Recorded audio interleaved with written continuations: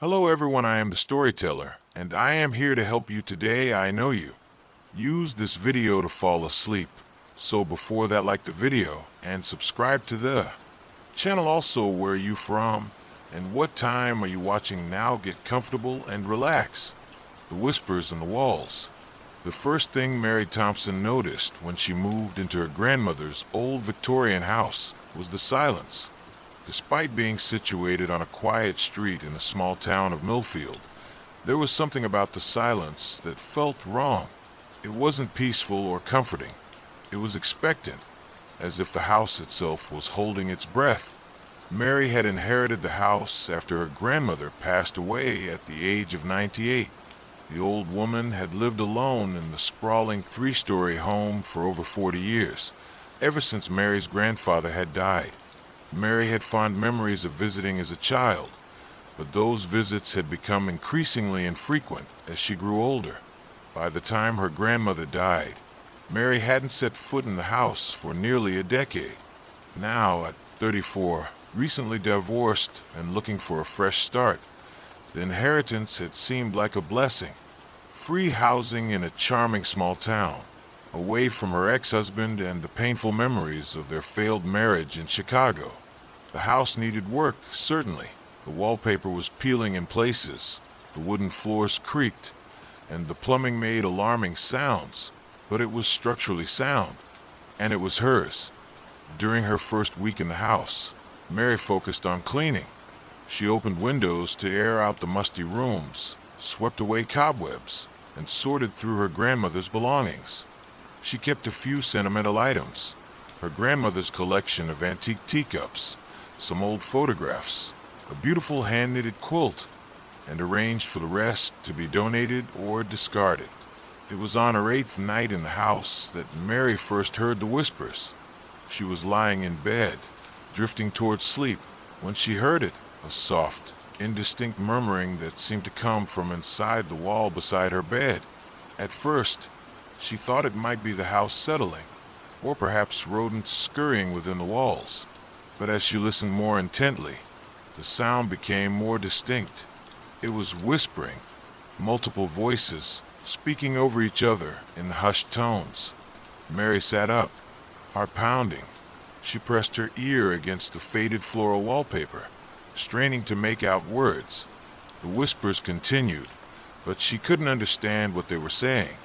After several minutes, the voices faded away. Sleep didn't come easily that night. Mary told herself it was just her imagination, or perhaps the neighbor's television bleeding through the old walls. But deep down, she knew neither explanation made sense. The neighbor's house was too far away, and the whispers had sounded as if they were right beside her. The next morning, in the bright light of day, Mary felt foolish about her fears. She decided to throw herself into renovations, starting with the bathroom that desperately needed updating. She spent the day shopping for supplies and began removing the old, cracked tiles around the tub. That night, the whispers returned. This time, they didn't come from the bedroom wall, but from the bathroom. Mary had been brushing her teeth when she first heard them, the same hushed, overlapping murmurs. She froze, toothbrush halfway to her mouth, as the whispers grew slightly louder. Again, she couldn't make out distinct words, but there was an urgency to the voices now, as if they were trying to tell her something important. "Hello," Mary called out, feeling ridiculous. "Is someone there?" The whispers immediately ceased. Over the next few days, Mary began to notice a pattern. The whispers would begin just as she was preparing for bed, always from different locations in the house.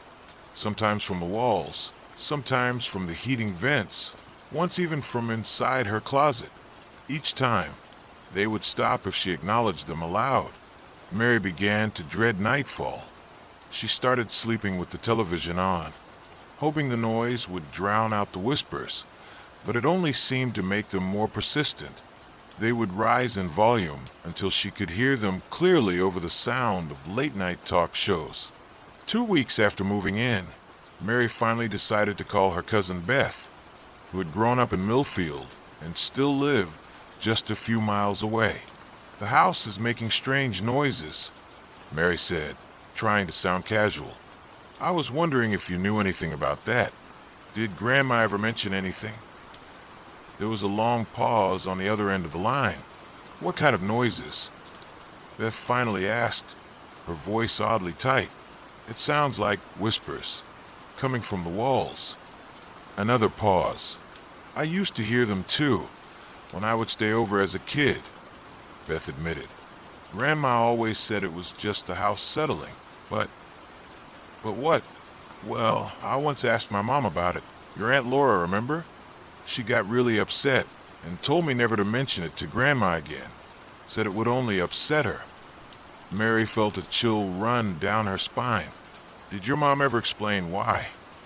No, Beth replied, but I did look into the history of the house once when I was in high school. Did you know the house was built in 1897 by a doctor? Dr. Elliot Blackwood. He ran a sort of, well, they called it a sanitarium back then, but really it was a mental asylum, right there in the house. Mary's hand tightened around the phone. Grandma never mentioned that. I don't think she knew. Or if she did, she chose not to think about it. Anyway, Dr. Blackwood had a theory that certain mental illnesses could be cured by isolation. He would keep patients in small rooms, basically cells, within the walls of the house. Within the walls, Mary repeated, her voice barely above a whisper. Yes, the house has unusually thick walls, haven't you noticed? That's because many of them have narrow chambers inside. Dr. Blackwood would keep his patients in these chambers for weeks, sometimes months at a time. Most of them eventually died in there. Mary thought she might be sick. How many patients? The records aren't clear. At least 12, but possibly many more. The practice was shut down in 1911 when one of Dr. Blackwood's colleagues reported him. By then, most of the patients were already dead. They say some of the bodies were never recovered from within the walls. Mary looked at the wall nearest to her, the one from which she had first heard the whispers. Had someone died within that very wall, inches from where she now stood? Why would Grandma and Grandpa buy this house, she asked. I don't think many people know its history. It changed hands several times after Dr. Blackwood died. The story was probably deliberately buried. It's not exactly a selling point. After hanging up with Beth, Mary sat in the living room, staring at the walls around her. Had she been hearing the whispers of Dr. Blackwood's victims, still trapped within the house where they had suffered and died? The thought made her skin crawl. That night, Mary couldn't bring herself to go upstairs to her bedroom. She made a makeshift bed on the couch in the living room and tried to sleep with all the lights on. But even there, as the house creaked and settled around her, she began to hear them. The whispers started faintly, then grew more insistent, and this time, sitting in the silent living room with nothing to distract her, Mary began to make out words. Help us. Still here. In the walls. Find us. Mary pressed her hands over her ears, but the voices continued, as if they were inside her head now. He's still here too. Doctor, don't let him find you. Mary's eyes snapped open. Who's still here? She asked aloud, her voice shaking. The whispers fell silent for a moment, then returned even more urgently. Blackwood. Never left. Watches. At night. Mary stood up, her heart racing. Where is he? The answer came not in whispers this time, but in a single, clear voice that seemed to emanate from the very air around her. Everywhere. Mary didn't sleep at all that night. She sat rigid on the couch, every muscle tense, watching the shadows on the walls. Several times, she thought she saw movement out of the corner of her eye, a dark figure passing from one room to another, or standing motionless in a doorway. But when she turned to look directly, there was never anything there. In the morning, Mary called a local contractor and arranged for him to come inspect the house. She didn't tell him about the whispers, of course. Instead, she mentioned concerns about the insulation and wondering if there might be spaces within the walls that needed to be filled. The contractor, a middle-aged man named Dave, arrived later that day. He walked through the house with Mary, occasionally tapping on walls and making notes. The construction is unusual, he admitted, frowning as he examined a wall in the upstairs hallway. These walls are much thicker than they need to be, especially for a house of this era. And listen to this. He knocked on the wall, and the sound was oddly hollow. Could we open up one of the walls? Mary asked hesitantly, just to see what's inside. Dave looked surprised but shrugged. Sure, I could cut a small inspection hole. Which wall did you have in mind? Mary led him to the wall beside her bed, the first place she had heard the whispers. Dave took measurements and then used a small power saw to cut a neat rectangle, about a foot square, in the wall. He carefully removed the section of drywall and shined a flashlight into the opening. Mary held her breath, half expecting to see human remains, but the beam of light revealed only an empty space about 2 feet wide between the outer and inner walls. Huh, Dave said, sounding puzzled. It's like they built a double wall here, with a space in between. Not sure why anyone would do that. It's inefficient and expensive. He moved the flashlight beam around. Wait, there's something.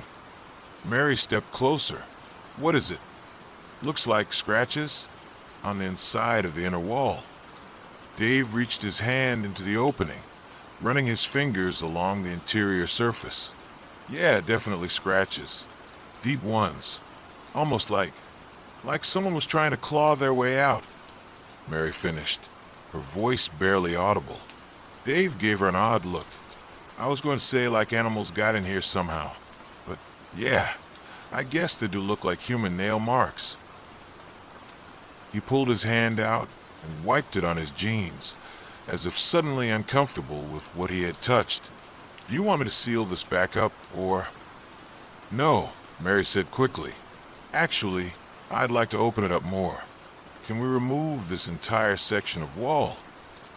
Dave hesitated.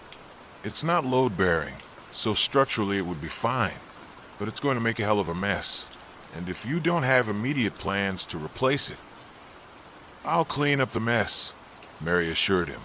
I need to see what's in there. It took Dave the better part of the afternoon to carefully remove the drywall, revealing the 2-foot-wide chamber that ran the entire height of the wall, from floor to ceiling. The inner surface was indeed covered with scratch marks, hundreds of them, overlapping and crisscrossing in desperate patterns. Jesus, Dave muttered, staring at the marks. What happened here? Mary didn't answer. She was looking at something on the floor of the chamber, a small, tarnished object partially buried in decades of dust. She reached in and picked it up, brushing off the grime.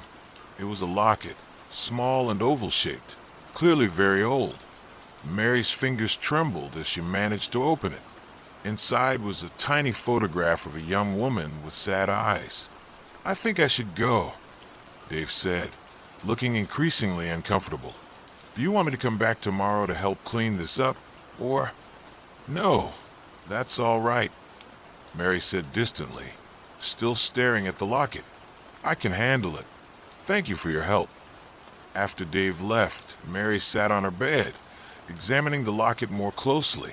The photograph was faded and yellowed with age, but the woman's features were still clear. She looked to be in her early 20s, with dark hair pulled back severely from her face. There was no name, no inscription, nothing to identify her. Was this one of Dr. Blackwood's patients? Had she been imprisoned within this very wall, scratching desperately to escape until her strength failed her? That night, Mary waited for the whispers to begin again. She sat on her bed, facing the now open wall, the locket clutched in her hand. I found this, she said to the empty room. Did it belong to one of you? Can you tell me who she was? For a long time, there was only silence. Then, Just as Mary was beginning to think the whispers might not come tonight, she heard it, a single voice, clearer than any she had heard before. Elizabeth. Mary's breath caught in her throat. Elizabeth? Is that her name? The woman in the locket? Yes. The voice was female, soft and sad. She was the first.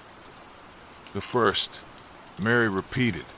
The first patient, the first wife. Mary felt a chill run down her spine. Dr. Blackwood's wife. He said she was sick. She wasn't. She just saw what he was, what he did. What did he do? The voice didn't answer directly. Instead, it said, there are more spaces, more walls. We're all still here. How many of you? 17. Mary swallowed hard. And Dr. Blackwood? Is he still here too, like you said last night? A different voice answered now, male and harsh. He never leaves. He watches. He waits. For what? For you to find us. He doesn't want that. Mary stood up, suddenly feeling exposed beside the open wall. What happens if I find you all? If I open all the walls? A chorus of whispers rose up, overlapping urgent. Freedom. Release. End. But he'll try to stop you. Mary looked around the room nervously. How? He's dead, isn't he? Like all of you. The harsh male voice returned. Death doesn't end everything. Mary spent the night researching Dr. Elliot Blackwood. She found several old newspaper articles about the scandal surrounding his sanitarium, including mentions of his unusual treatment methods involving isolation chambers built within the walls of his home.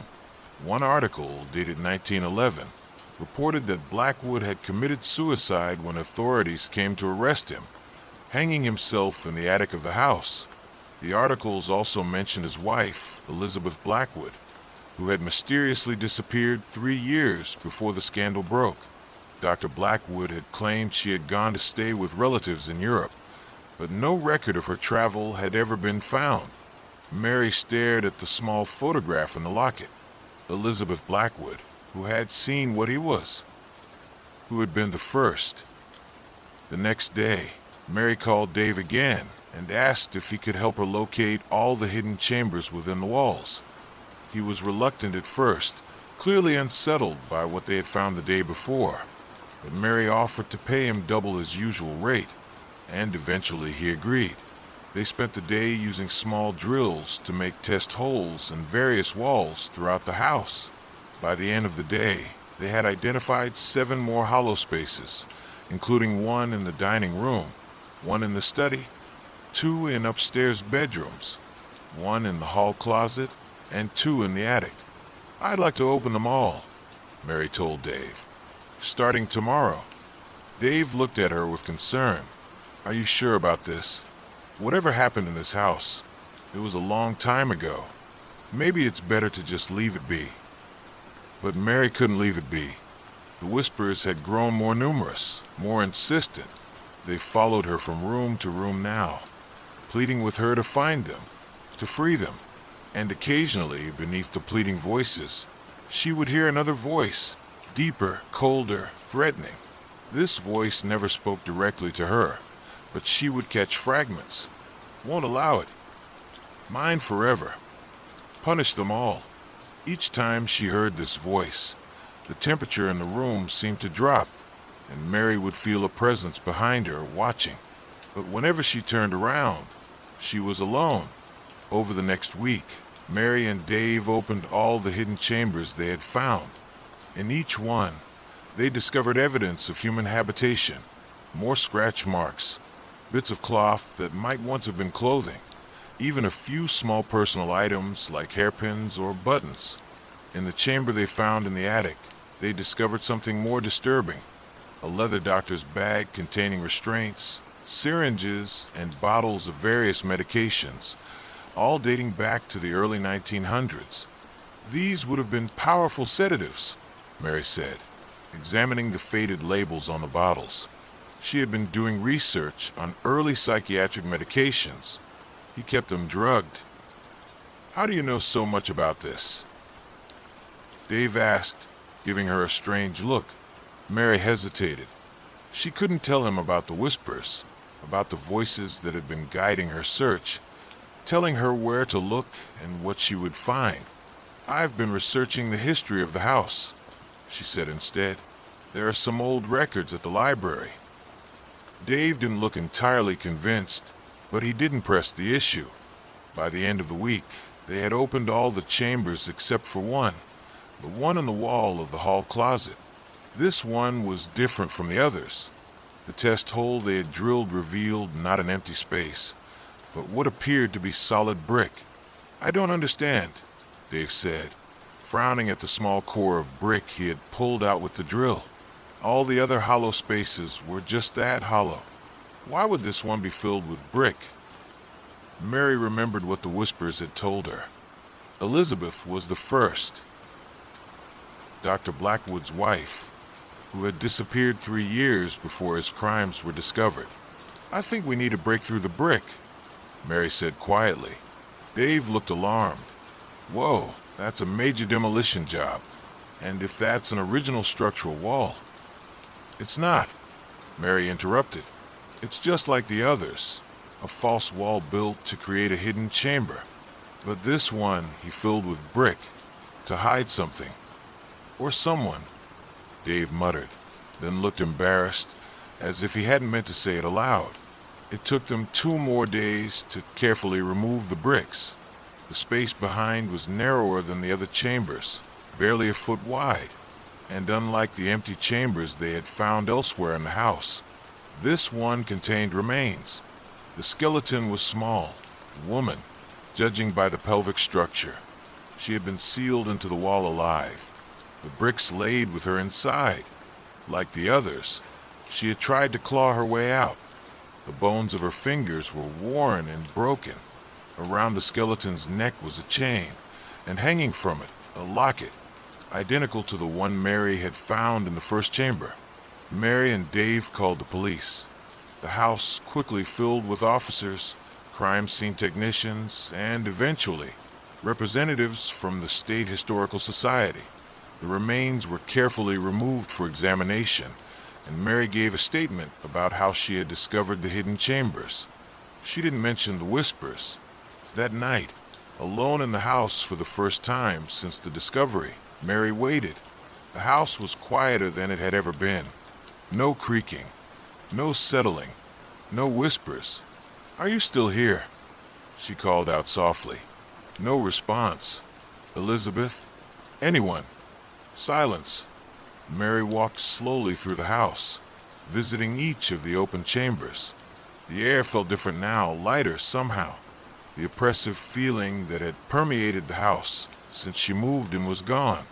In the attic, Mary found herself standing before the beam from which Dr. Blackwood had reportedly hanged himself. She stared up at it, wondering if his spirit had truly remained in the house all these years, keeping his victims trapped with him.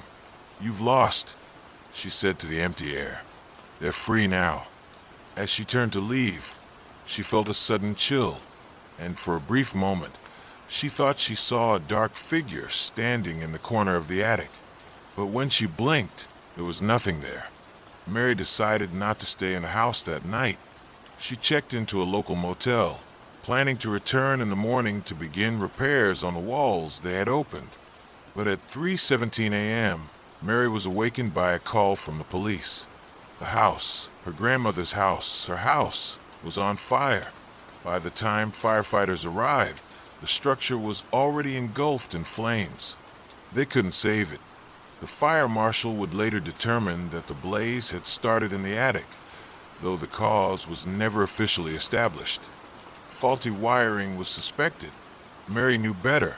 She stood across the street, watching as the house that had imprisoned 17 souls for over a century finally collapsed in on itself, taking with it the last traces of Dr. Elliot Blackwood. And as the flames reached their highest point, Mary thought she heard, one last time, the whispers, not pleading or frightened now, but peaceful, grateful, free. The long drive home. The windshield wipers squeaked across the glass, struggling to keep pace with the relentless downpour. David Mercer squinted through the blur of water, his knuckles white as he gripped the steering wheel. The rural highway stretched before him, a ribbon of dark asphalt disappearing into the night, illuminated only by his headlights and the occasional flash of lightning. He should have stayed in the city another night. The conference had ended early enough for him to get a head start on his journey, but the storm had been forecasted. Still, David had been eager to get home to his empty house, to sleep in his own bed after 3 nights in a hotel. Now, as rain hammered against the roof of his sedan and wind buffeted the vehicle, he was regretting his decision. His GPS had stopped working about 20 minutes ago, the signal lost somewhere along this remote stretch of highway. David wasn't particularly concerned. He knew the general direction, and there weren't many turns between here and home. Still about 2 hours away. Just stay on Highway 16 until it connected with the interstate. Simple enough, except nothing looked familiar. David had driven this route dozens of times over the years, but in the darkness and the rain, the landscape seemed altered, unfamiliar. The dense forest pressing in on both sides of the road felt more oppressive than he remembered, the trees taller and closer to the roadway. He glanced at his phone, resting in the cup holder. No service. Of course. A flash of lightning illuminated a road sign ahead. Highway 16, with an arrow pointing straight ahead.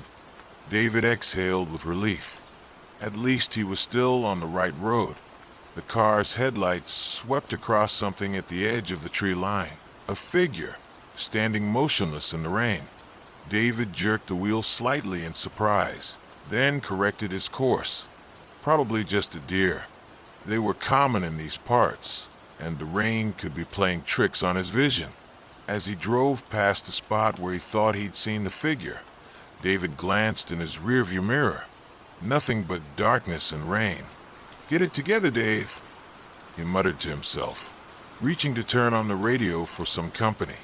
Static filled the car. David pressed the scan button, but every frequency yielded the same crackling white noise. He switched it off with a sigh and continued driving in silence, save for the rhythmic swish of the wipers and the drumming of rain. About 15 minutes later, David spotted lights up ahead, the warm yellow glow of windows from some roadside establishment. As he drew closer, he could make out a small diner, its neon, open sign glowing red against the night. A handful of cars and trucks were parked outside. David hadn't planned on stopping, but the prospect of a hot cup of coffee and a brief respite from the storm was suddenly appealing. He signaled, a pointless courtesy given there was no other traffic in sight, and pulled into the gravel parking lot. Lou's Diner read the weathered sign above the entrance. David didn't recall ever noticing this place before, but then again, he usually drove this route during daylight hours and often took the interstate instead of Highway 16. He made a dash from his car to the entrance, still getting soaked in the process. A bell jingled as he pushed open the door, and warm air enveloped him, carrying the scent of coffee and fried food. The diner was sparsely populated, an elderly couple in one booth, a solitary trucker at the counter, and a young woman with a laptop in the corner. Soft, old-fashioned country music played from unseen speakers. A middle-aged waitress looked up from behind the counter and smiled at David. Nasty night to be out driving, she observed as David took a seat at the counter, 2 stools down from the trucker. "You can say that again," David agreed, running a hand through his damp hair. "Coffee, please. And do you have any pie left?" "Apple and cherry," the waitress replied, already reaching for a mug. "Apple sounds perfect." As the waitress poured his coffee, David glanced at the trucker, who was staring into his own mug with a vacant expression. The man looked haggard, with several days' worth of stubble and dark circles under his eyes. "Highway 16 getting bad out there?" David asked, making conversation. The trucker looked up slowly, his bloodshot eyes focusing on David with an intensity that was slightly unnerving. Highway 16, he repeated, his voice a dry rasp. Yeah, the road right outside, David said, gesturing toward the door. The trucker and the waitress exchanged a glance that David couldn't interpret. This is Highway 43, honey, the waitress said, sliding a generous slice of apple pie in front of David. Highway 16 is about 30 miles east of here. David frowned. That can't be right. I've been on Highway 16 since I left Oak Ridge. I saw a sign for it just a while back. Well, you must have taken a wrong turn somewhere, the waitress said with a shrug. This has been Highway 43 for as long as I can remember. David pulled out his phone, intending to check a map, but there was still no service. Is there a map around here? Or could I use your phone to get my bearings? Phone line's down because of the storm, the waitress said, but there's a map over by the register. Help yourself. David took his coffee and walked over to where a state map was pinned to a corkboard, protected by a sheet of plastic that had yellowed with age. He located Oak Ridge, where he had started his journey, and traced Highway 16 with his finger. It didn't match the route he had taken at all, according to the map. If he was now on Highway 43, he had somehow driven almost 40 miles west of his intended route. That was impossible. He hadn't made any turns since leaving Oak Ridge, just followed the same highway straight as it wound through the countryside. David returned to his seat, confusion giving way to unease. Something wrong with your pie? The waitress asked, noticing he hadn't touched it. No, sorry, David said, picking up his fork. I'm just trying to figure out how I got so far off track. I could have sworn I was on Highway 16. Easy to get turned around out here, especially on a night like this, the trucker suddenly said, his voice slightly less raspy than before. Roads twist and turn. Signs get blown down or turned the wrong way. Happens all the time. I guess, David conceded, though he wasn't convinced. The pie was delicious, homemade, with a perfect balance of cinnamon and sweetness, but he found his appetite diminishing as he considered his situation. He was now significantly out of his way, and he would have to backtrack through the storm to find Highway 16 again. How do I get back to Highway 16 from here? He asked the waitress. She thought for a moment. Quickest way would be to continue north on 43 for about 15 miles, then take the exit for County Road 8. That'll run you east until it meets up with Highway 16. Adds about an hour to your trip, though. David nodded, resigned to the delay. And this is definitely Highway 43 out there? There's no chance the sign could be wrong. The trucker made a sound that might have been a laugh. Been Highway 43 since before I was born, he said, then added in a lower voice, though not everyone who drives it knows that's where they are. The waitress shot the trucker a warning look, which David caught but didn't understand. There was something off about this whole situation, but he couldn't put his finger on what it was. He finished his pie and coffee, paid the bill, and prepared to head back into the storm. As he was putting on his jacket, he noticed a bulletin board near the door covered with missing persons flyers. There were dozens of them, overlapping, some faded with age. All featured different individuals, men and women of various ages, though mostly young to middle-aged. The most recent-looking flyer showed a woman in her 30s with dark hair and a kind smile. That's a lot of missing people, David remarked to the waitress, who was wiping down a nearby table. She glanced at the board. People pass through here from all over. We put them up as a courtesy. Do they ever get found? The waitress paused in her wiping. Some do, she said after a moment. Some don't. David studied the faces on the flyers. What happens to them? The ones who don't get found? Who knows? The waitress said, resuming her task. Life can take unexpected turns. People disappear for all sorts of reasons. The trucker, who was now standing by the register paying his bill, snorted. Or the highway takes him. "Hush, Earl," the waitress said sharply. "Highway takes him." David repeated, looking between the two. "What does that mean?" "Earl's just being dramatic," the waitress said, giving the trucker another warning look. "He likes to spook visitors with local legends." "It's not a legend if it's true," Earl muttered, but he shuffled toward the door without elaborating. David watched him go, then turned back to the waitress. What was he talking about? She sighed, setting down her cleaning rag. "Just some nonsense about Highway 43.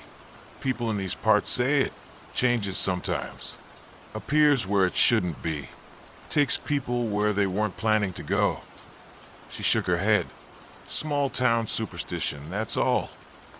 "Like I said," David insisted, "I was on Highway 16. I never turned onto Highway 43.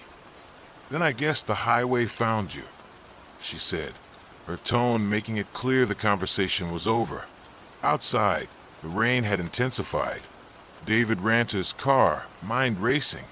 The waitress's words echoed in his head. "Then I guess the highway found you."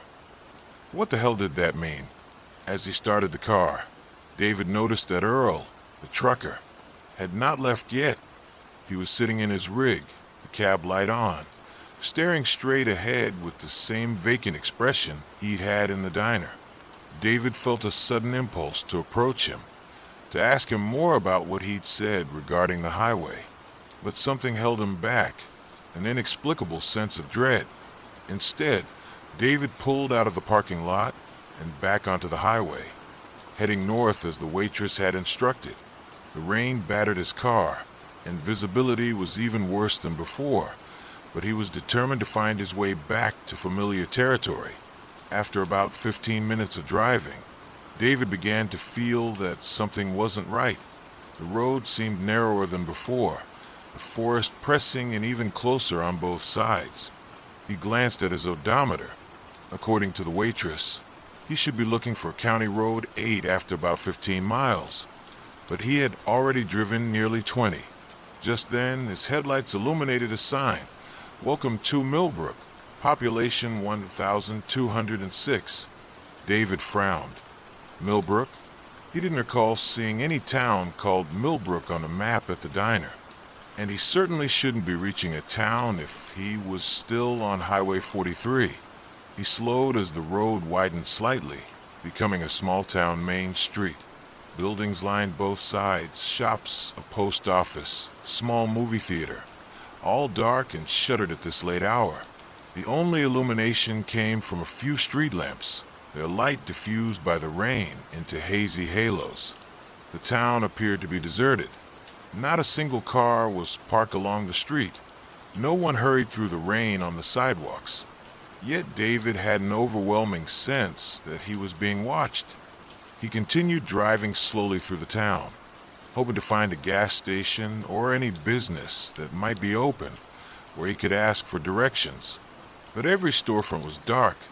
At the edge of town, David spotted another sign. "Thank you for visiting Millbrook. Come back soon." And below that, an arrow pointing straight ahead with the words, "Highway 16 to 5 miles." David nearly swerved off the road in surprise. Highway 16? How was that possible? According to the waitress and the map at the diner, he should have been heading east on County Road 8 to reach Highway 16, not continuing north on Highway 43 through this town he'd never heard of, unless he had already reached County Road 8 without noticing. And this was simply a more direct route back to Highway 16 than the waitress had known about. That had to be it. David felt a surge of relief. He was back on track, just 5 miles from Highway 16, which would take him straight home. The relief was short-lived, however, as David noticed something odd about the road ahead. Where there had been dense forest on both sides of the highway before, there was now only emptiness, a vast, open darkness that his headlights couldn't penetrate. It was as if the world simply ended beyond the reach of his lights. He slowed the car, anxiety returning. This didn't make sense. This whole area should be forested. Where were the trees? As he inched forward, the beam of his headlights finally caught something in the darkness. A figure standing at the edge of the pavement. David slammed on the brakes. It was a woman, wearing what appeared to be a light-colored dress, completely soaked through by the rain. She was facing away from him, staring out into the darkness beyond the road. David hesitated.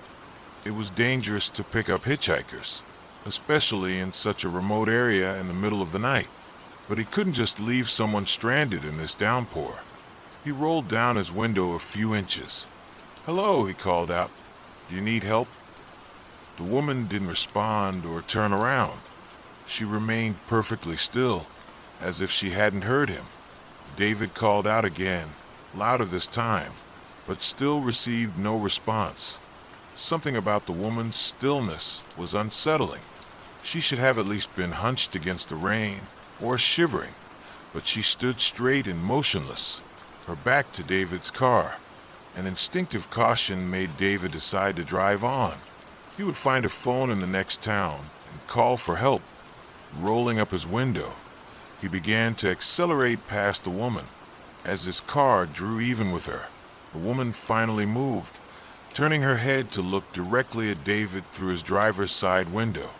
Her face was bone white, with hollow cheeks and dark-rimmed eyes that seemed to absorb rather than reflect the light from his headlights. Her lips moved, forming words he couldn't hear above the rain. David's heart hammered in his chest as he sped up, putting distance between himself and the unsettling figure. In his rearview mirror, he could see her turning fully now, watching his car recede, her pale form growing smaller until she disappeared into the darkness. The emptiness on either side of the road continued for several more minutes before the forest gradually returned. David's grip on the steering wheel had become so tight that his hands ached when he finally relaxed them. What he had just experienced was deeply wrong. The town that appeared on no map, the vanishing forest, the woman in the rain, none of it made sense. Unless what the trucker had said was true. The highway takes them. Could Highway 43 actually be changing somehow? Appearing where it shouldn't be, as the waitress had described? David shook his head. That was ridiculous. Roads didn't move or appear out of nowhere. He had simply gotten lost in the storm, taken a wrong turn somewhere without realizing it. Yet he couldn't shake the feeling that something unnatural was happening, that he had stumbled into something he didn't understand. The sign had said Highway 16 was 5 miles ahead. David watched his odometer carefully, waiting for those 5 miles to pass. But when they did, there was no sign, no intersection, just the same rain-slicked highway stretching endlessly before him. David continued driving, hoping to see some landmark or sign that would help him get his bearings. After another 10 miles with no change in scenery, he was beginning to panic. His gas gauge was dropping toward empty. He would need to find a station soon. As if in answer to his thoughts, lights appeared ahead, another roadside establishment. This time it was a gas station, a single island of pumps beneath a brightly lit overhang, and a small convenience store with windows glowing yellow against the night. David pulled in with relief. At the very least, he could refuel and ask for clearer directions. The station appeared to be self-service, with a pay-at-the-pump option that was thankfully working despite the remote location. As David filled his tank, he studied his surroundings. Beside the convenience store was a small garage, its bay doors closed. A sign above read Pete's Gas and Service. After filling up, David headed into the store to pay. His credit card had been declined at the pump, and to ask for directions. A bell jingled as he opened the door, similar to the one at Lou's Diner. Behind the counter stood an elderly man with thinning white hair and thick glasses, reading a paperback book. He looked up as David entered. "Evening," the old man said. Or I guess it's morning now. He nodded toward a clock on the wall showing 1:17 a.m. Hi, David replied. I just filled up at Pump 1. The man nodded and began ringing up the sale. Nasty night to be driving, he remarked, the exact same words the waitress at the diner had used. It is, David agreed, handing over cash. Look, I'm a bit lost. I'm trying to get to Highway 16. Can you tell me where I am exactly? The old man peered at David over his glasses. You're on Highway 16, he said, as if it were obvious. David stared at him. This is Highway 16? Are you sure? Been Highway 16 for as long as I can remember, the man replied, again, eerily similar to what the trucker had said about Highway 43. But I was just on Highway 43, David insisted. I stopped at a diner, Lou's Diner, and they told me I was on Highway 43, that Highway 16 was 30 miles east. The old man frowned. Lou's Diner? Haven't heard of any Lou's Diner around these parts. And Highway 43. He shook his head. Nearest Highway 43 is 2 counties over, more than 100 miles from here. David felt a chill that had nothing to do with his damp clothes. That's not possible. I was there less than an hour ago. The old man studied David for a long moment, then sighed. Son, I think you might have had an encounter with the Phantom Highway. The Phantom Highway? David repeated. Folks around here call it that anyway, the man said, leaning on the counter. It's Highway 43, except it ain't where Highway 43 should be. It appears to lost travelers, especially on nights like this. Those who find themselves on it ain't usually where they think they are, and they don't always end up where they're trying to go. David thought of the missing persons flyers at the diner. What happens to people who drive on it? The old man shrugged. Most just get turned around a bit like you. They find their way back eventually, with a strange story to tell. Others, he trailed off, then continued more soberly. Others never make it off. It's like the highway decides to keep them. That's insane, David said, but his voice lacked conviction. After what he had experienced tonight, he wasn't sure what to believe. Maybe so, the old man conceded. But I've lived in these parts for 73 years, and I've heard too many similar stories from too many sober, sensible folks to dismiss it entirely. The woman at the diner mentioned something similar, David said, and there was a trucker who said the highway takes them. The old man's expression darkened. Did you happen to catch the trucker's name? Earl, I think the waitress called him. The old man removed his glasses and rubbed his eyes. Earl Dawson, he murmured. Now that's a name I haven't heard in a while. You know him. Knew him, the old man corrected. Earl Dawson was a long-haul trucker who disappeared on Highway 43 about 15 years ago. His rig was found abandoned at a rest stop, but Earl was never seen again. He put his glasses back on and fixed David with a serious look. At least, not by anyone who made it back to tell about it. David felt as if the temperature in the store had suddenly dropped. You're saying I met a ghost? I'm not saying anything of the sort, the old man replied. I'm just telling you what I know. Earl Dawson disappeared 15 years ago, and his body was never found. David thought back to the trucker at the diner, his haggard appearance, his vacant stare, the intensity in his bloodshot eyes when he'd spoken about the highway. Had he imagined the whole thing? Was he more tired than he'd realized? Hallucinating from exhaustion? No, the diner had been real. The coffee and pie had been real. The waitress had been real. Hadn't they? How do I get home from here? David asked, his voice sounding distant to his own ears. The old man gave him directions that, according to his explanation, should take David straight home within an hour and a half.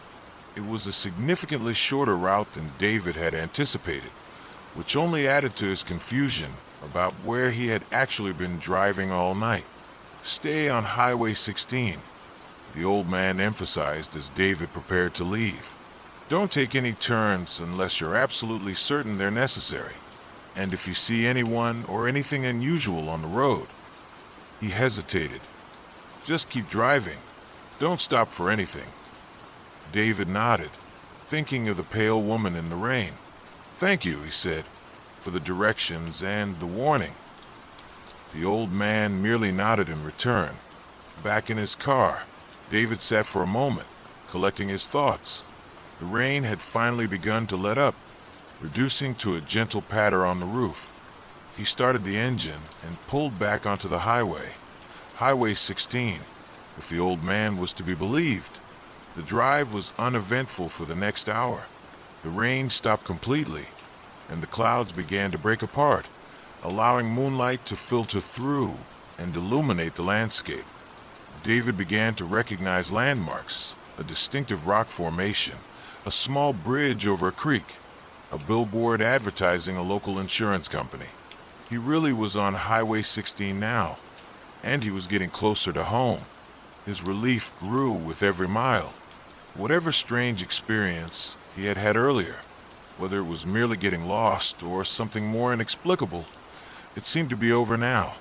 Then, without warning, the forest on either side of the road disappeared again, replaced by the same vast emptiness he had seen before. David's hands tightened on the steering wheel.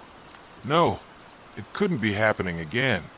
He pressed on the accelerator, hoping to quickly pass through whatever this anomaly was. But the emptiness continued, mile after mile, with nothing visible beyond the reach of his headlights. And then he saw her again, the woman in the white dress, standing at the edge of the pavement. This time, she was facing his approaching car, her pale face visible in his headlights.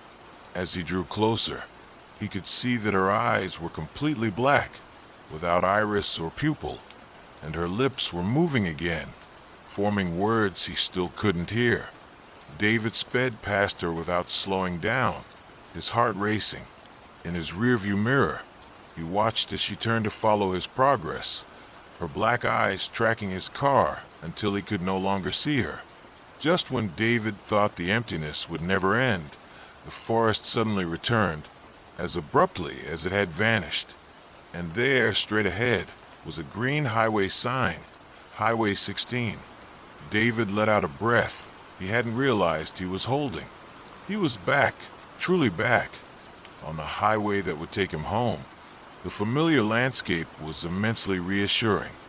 David recognized the gentle curve of the road, the arrangement of the trees, the occasional roadside mailbox marking the entrance to a rural home. This was his route, the one he had driven countless times. 20 minutes later, he was turning onto a street, relief washing over him as he pulled into his driveway. The house was dark and quiet, exactly as he had left it 3 days ago when he departed for the conference.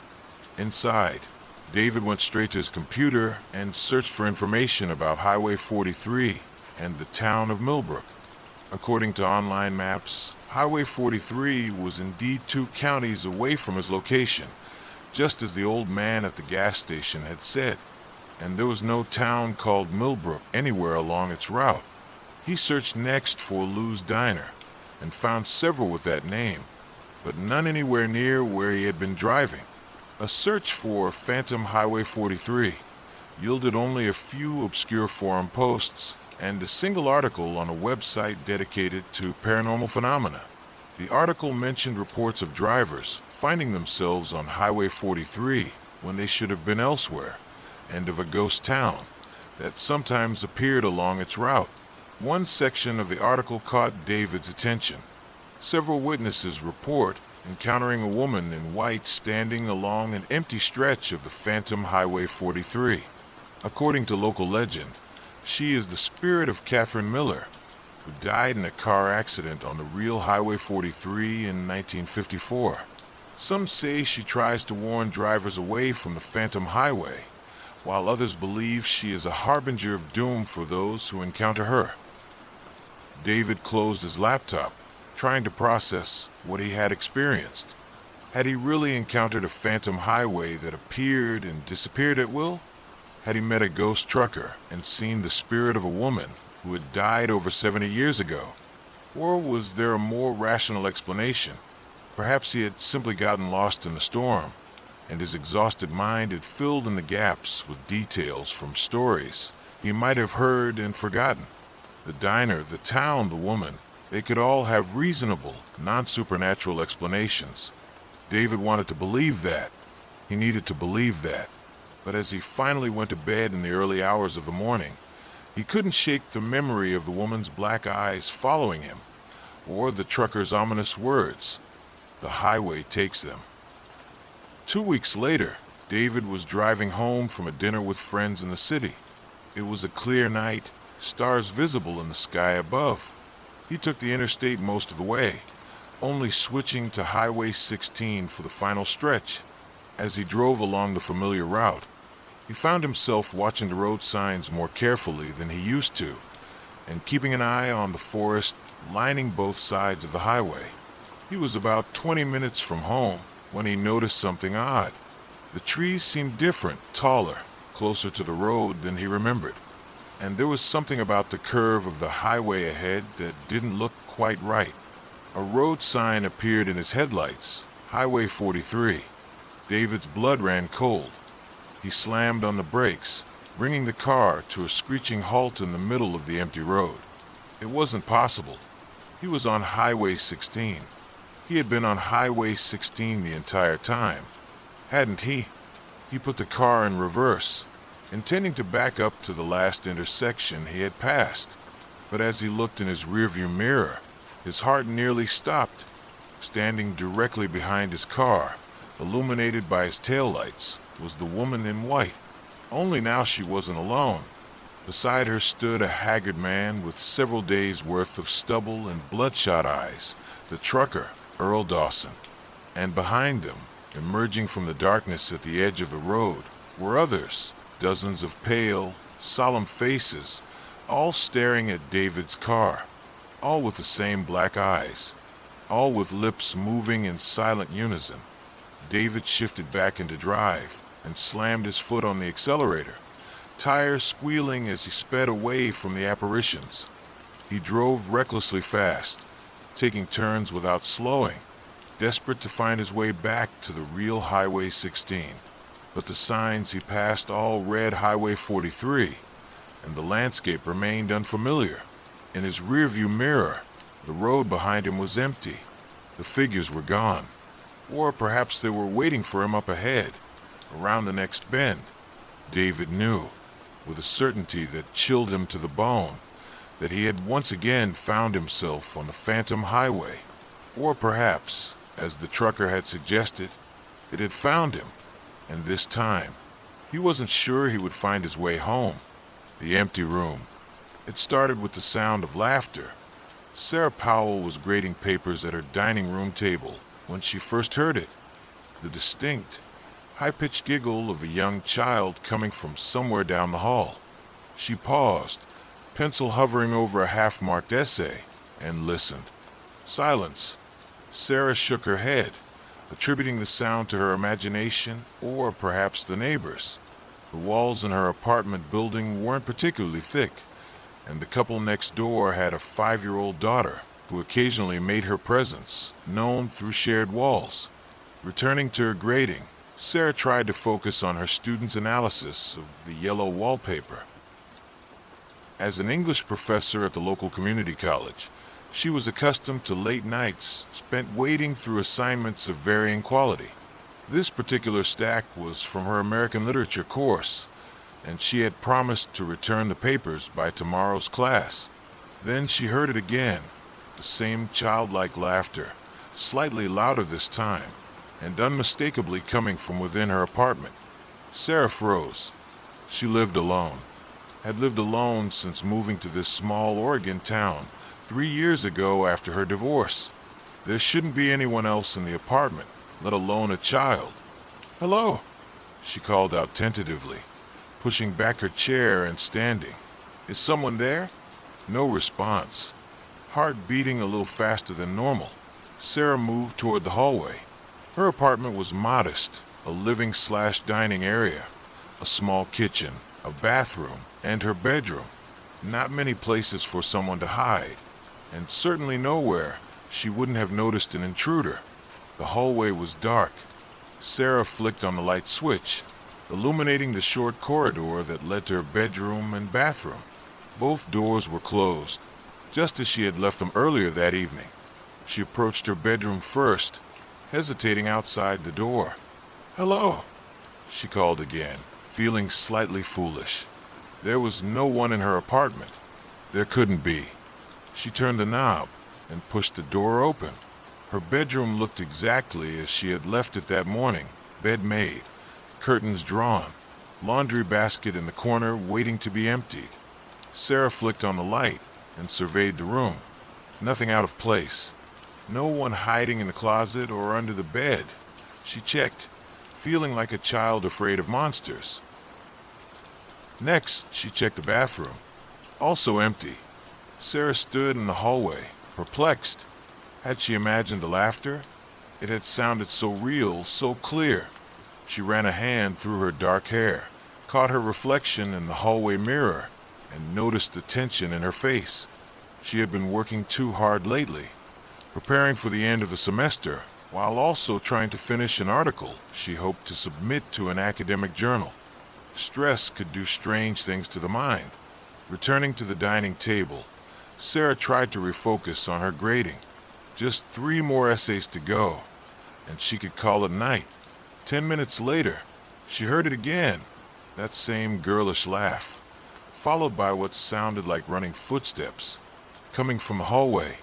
Sarah stood up so quickly that her chair tipped over behind her. This was no longer just her imagination playing tricks.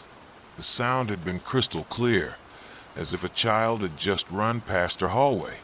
"Who's there?" she called, her voice sharper now, edged with fear and confusion. "This isn't funny." Silence again, moving with more caution this time. Sarah approached the hallway. The light was still on from her earlier investigation, but something looked different. It took her a moment to realize what it was. Her bedroom door, which she had left open after checking inside, was now closed. A chill ran down her spine. She was certain she had left that door open. Sarah stood still, listening. The apartment was quiet except for the soft hum of the refrigerator from the kitchen and the occasional car passing on the street below. She considered calling someone, a neighbor, perhaps, or even the police. But what would she say? That she heard a child laughing in her empty apartment? That a door she thought she had left open was now closed? Instead, she took a deep breath and approached her bedroom door again. This time, when she turned the knob, the door seemed to resist slightly, as if something on the other side was pushing back. But after a moment of pressure, it swung open. The room was different. Sarah blinked, unable to process what she was seeing. This was her bedroom. She recognized the dimensions, the window, the closet door, but the furnishings were all wrong. Instead of her queen-sized bed with its navy blue comforter, there was a small twin bed with the pink canopy. Where her dresser should have been stood a child-sized vanity table with a heart-shaped mirror. The walls, which Sarah had painted a soft gray when she moved in, were now a pale yellow decorated with butterfly decals. It was a little girl's bedroom. Sarah stepped back into the hallway, convinced she had somehow opened the wrong door, entered the wrong room. But that was impossible. Her apartment had only one bedroom. She looked down the hall. There was only the bathroom door and the entrance to the living room, both exactly where they should be. She looked back into the transformed room, half expecting it to have returned to normal. It hadn't. The child's bedroom remained, every detail vivid and solid. Sarah closed the door and leaned against the wall, heart pounding. This couldn't be happening. Rooms didn't just transform themselves. Was she hallucinating? Having some kind of breakdown? She closed her eyes tightly, then opened them again, expecting, hoping that when she next opened the bedroom door, everything would be back to normal. It wasn't. The little girl's room was still there, looking exactly as it had moments ago. Sarah forced herself to enter the room this time, to touch the furniture, to confirm its reality. The vanity table felt solid beneath her fingertips, the pink bedspread soft when she pressed her hand against it. And then she spotted something on the vanity table, a framed photograph. With shaking hands, Sarah picked it up. It showed a smiling man and woman with a little girl between them, perhaps 6 or 7 years old, with blonde pigtails and a missing front tooth. They looked happy, an ordinary family portrait, but Sarah had never seen these people before. She set the photograph down and continued investigating the room. The closet was filled with little girls' clothing, dresses, t-shirts, tiny jeans. A bookshelf in the corner held children's books and a collection of stuffed animals. Everything looked recent, well-maintained, not like artifacts from decades past, but like belongings that had been used this very day. Something caught Sarah's eye, a backpack hanging on the back of a door, bright purple with the unicorn design. A name was embroidered on the front, Emma. As if on cue, Sarah heard the laughter again, directly behind her. She whirled around, but the room was empty. "Emma," she said softly, her voice quavering. "Is that your name? Are you here?" No response. Just the eerie silence of a child's bedroom that shouldn't exist. Sarah backed out of the room and closed the door firmly. She needed to talk to someone. Her first thought was a landlord, Mr. Chun. He had owned the building for decades. If anyone knew something strange about this apartment, it would be him. Despite the late hour, it was now past 10 p.m., Sarah found herself dialing Mr. Chen's number. He answered after several rings, sounding groggy. "Miss Powell, is everything okay?" "I'm sorry to call so late, Mr. Chun," Sarah began, aware of how strange her question would sound. "But I need to ask you something about my apartment. Has there ever been? I mean, do you know if a family with a little girl named Emma ever lived here?" There was a pause on the other end of the line. "Why do you ask?" Mr. Chen's voice had lost its sleepiness, taking on a cautious tone. "I know this sounds crazy, but my bedroom has changed. It's turned into a child's bedroom, a little girl's room. There's a backpack with the name Emma on it, and I've been hearing a child laughing." Another long pause. "Miss Powell," Mr. Chen finally said, "are you feeling unwell? Perhaps you've been working too hard? I could recommend a doctor." "I'm not sick, and I'm not hallucinating," Sarah interrupted, frustration creeping into her voice. "Please, just answer the question. Did a family with a daughter named Emma ever live in this apartment before me?" Mr. Chun sighed. "Yes," he admitted reluctantly. "The Nelsons, Thomas, Rebecca, and their daughter Emma. They lived in your apartment about 4 years ago, before you moved in. There was a tenant between them and you, a young man named Mark something. What happened to them? The Nelsons?" "They moved out," Mr. Chen said, but there was something in his tone that made Sarah think he wasn't telling the whole truth. "Mr. Chun, please. I need to know what happened." Another sigh, heavier this time. "There was an accident. Emma was playing near the window in her bedroom. Somehow she fell. The window wasn't supposed to open as wide as it did. There was a safety mechanism, but it failed. She fell 3 stories. Sarah felt her blood run cold. "Did she die?" "No," Mr. Chen said quickly. "She was badly injured, in a coma for a while, but she survived. The family moved away shortly after she returned from the hospital. They said they couldn't stay in the same apartment where it happened." "And Emma, is she okay now?" "I don't know, Miss Powell. I haven't heard from the Nelsons since they moved. Now, if there's nothing else, it's quite late." "Just one more thing," Sarah interjected. "The tenant after them, Mark, did he ever mention anything strange about the apartment?" A hesitation. He did say something once about hearing sounds at night, but the young man had issues, drug problems. He moved out without notice, leaving 2 months' rent unpaid. Sarah thanked Mr. Chun and hung up. She stood in her living room, looking down the hallway toward her bedroom door. The Nelson's daughter had nearly died in that room 4 years ago. Was it possible that some trace of her remained? Not a ghost exactly, but some kind of imprint? The concept wasn't entirely foreign to Sarah. Her ex-husband had been obsessed with paranormal phenomena, always dragging her to allegedly haunted locations, watching endless documentary series about ghost hunters. Sarah had always been a skeptic, finding logical explanations for the strange sounds and cold spots that delighted her ex. But now, faced with her own inexplicable experience, she found herself reconsidering. She decided to sleep on the couch that night. There was no way she was going back into that transformed bedroom, not until she understood what was happening. She retrieved her comforter and pillow. When she opened the bedroom door this time, the child's room remained, made up the sofa as best she could, and tried to get some rest. Sleep came fitfully, interrupted by strange dreams. In one particularly vivid sequence, Sarah found herself standing by the window in her bedroom, except it was Emma's bedroom now, with the yellow walls and butterfly decals.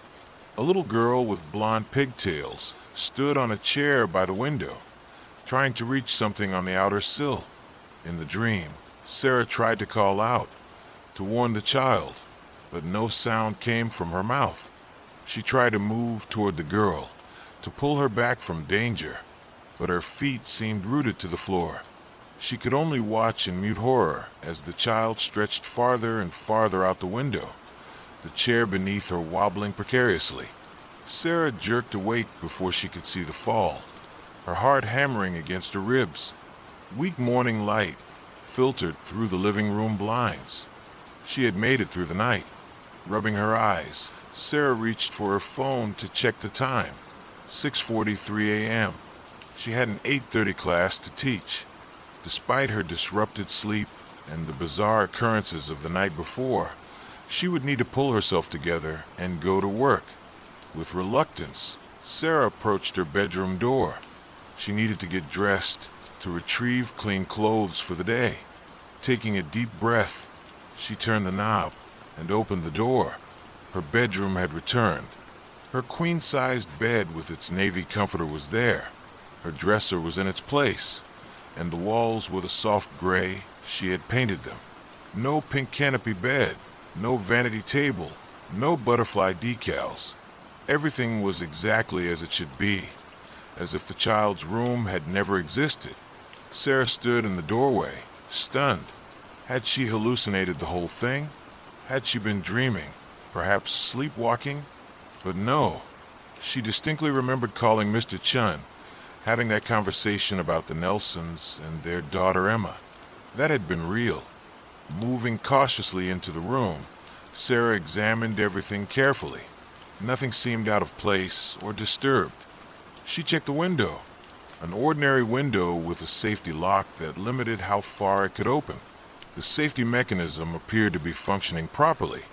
She went through her morning routine in a daze, showering, dressing, gathering her teaching materials. As she was about to leave the apartment, Sarah hesitated, then returned to the bedroom. On impulse, she took out her phone and snapped several photos of the room. If anything strange happened again, she wanted evidence. Throughout her day at the community college, Sarah found it difficult to concentrate. She taught her classes mechanically, going through the motions while her mind kept returning to the transformed bedroom and the laughing child. Between classes, she searched online for information about the Nelson family and their daughter Emma. It didn't take long to find news articles about the accident. 4 years ago, 7-year-old Emma Nelson had fallen from a third-floor window at the Pinewood Apartments, Sarah's building. The articles confirmed what Mr. Chen had told her. Emma had survived but had been seriously injured, spending weeks in a coma. The last article Sarah could find, dated about 3 months after the accident, mentioned that Emma had regained consciousness but faced a long recovery. The family had indeed moved away shortly thereafter to stay with relatives in another state. One detail caught Sarah's attention. According to the article, Emma had been trying to retrieve a butterfly decoration that had fallen onto the outer windowsill when she lost her balance. In Sarah's dream, the little girl had been reaching for something outside the window. By the time Sarah returned to her apartment that evening, she had convinced herself that she'd experienced some kind of stress-induced hallucination the night before.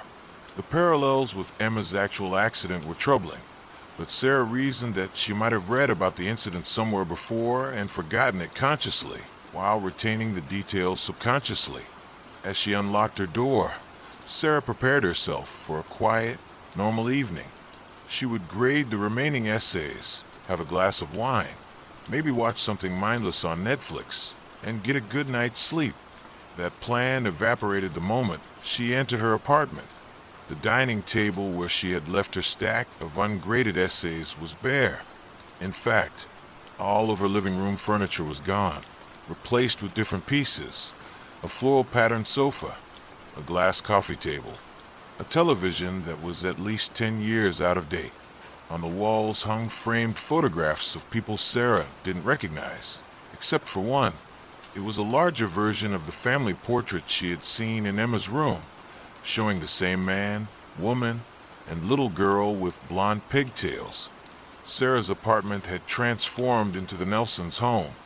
She staggered back against the door, her mind reeling. This was far beyond a single room changing.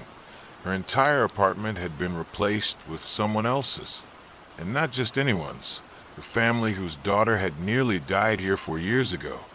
"Hello," Sarah called out, her voice shaking. "Is anyone here?" As if in response, the television flickered on by itself, showing only static. A child's laugh, now hauntingly familiar, echoed from down the hall. Sarah considered fleeing the apartment, running to a neighbor for help, or even calling the police. But what would she say? How could she explain this? And a deeper, more unsettling thought occurred to her. What if she left the apartment and couldn't get back to her own reality? Instead, she forced herself to walk further into the unfamiliar living room, examining her surroundings more carefully. The decor was tasteful, but clearly dated to 5 or 6 years earlier.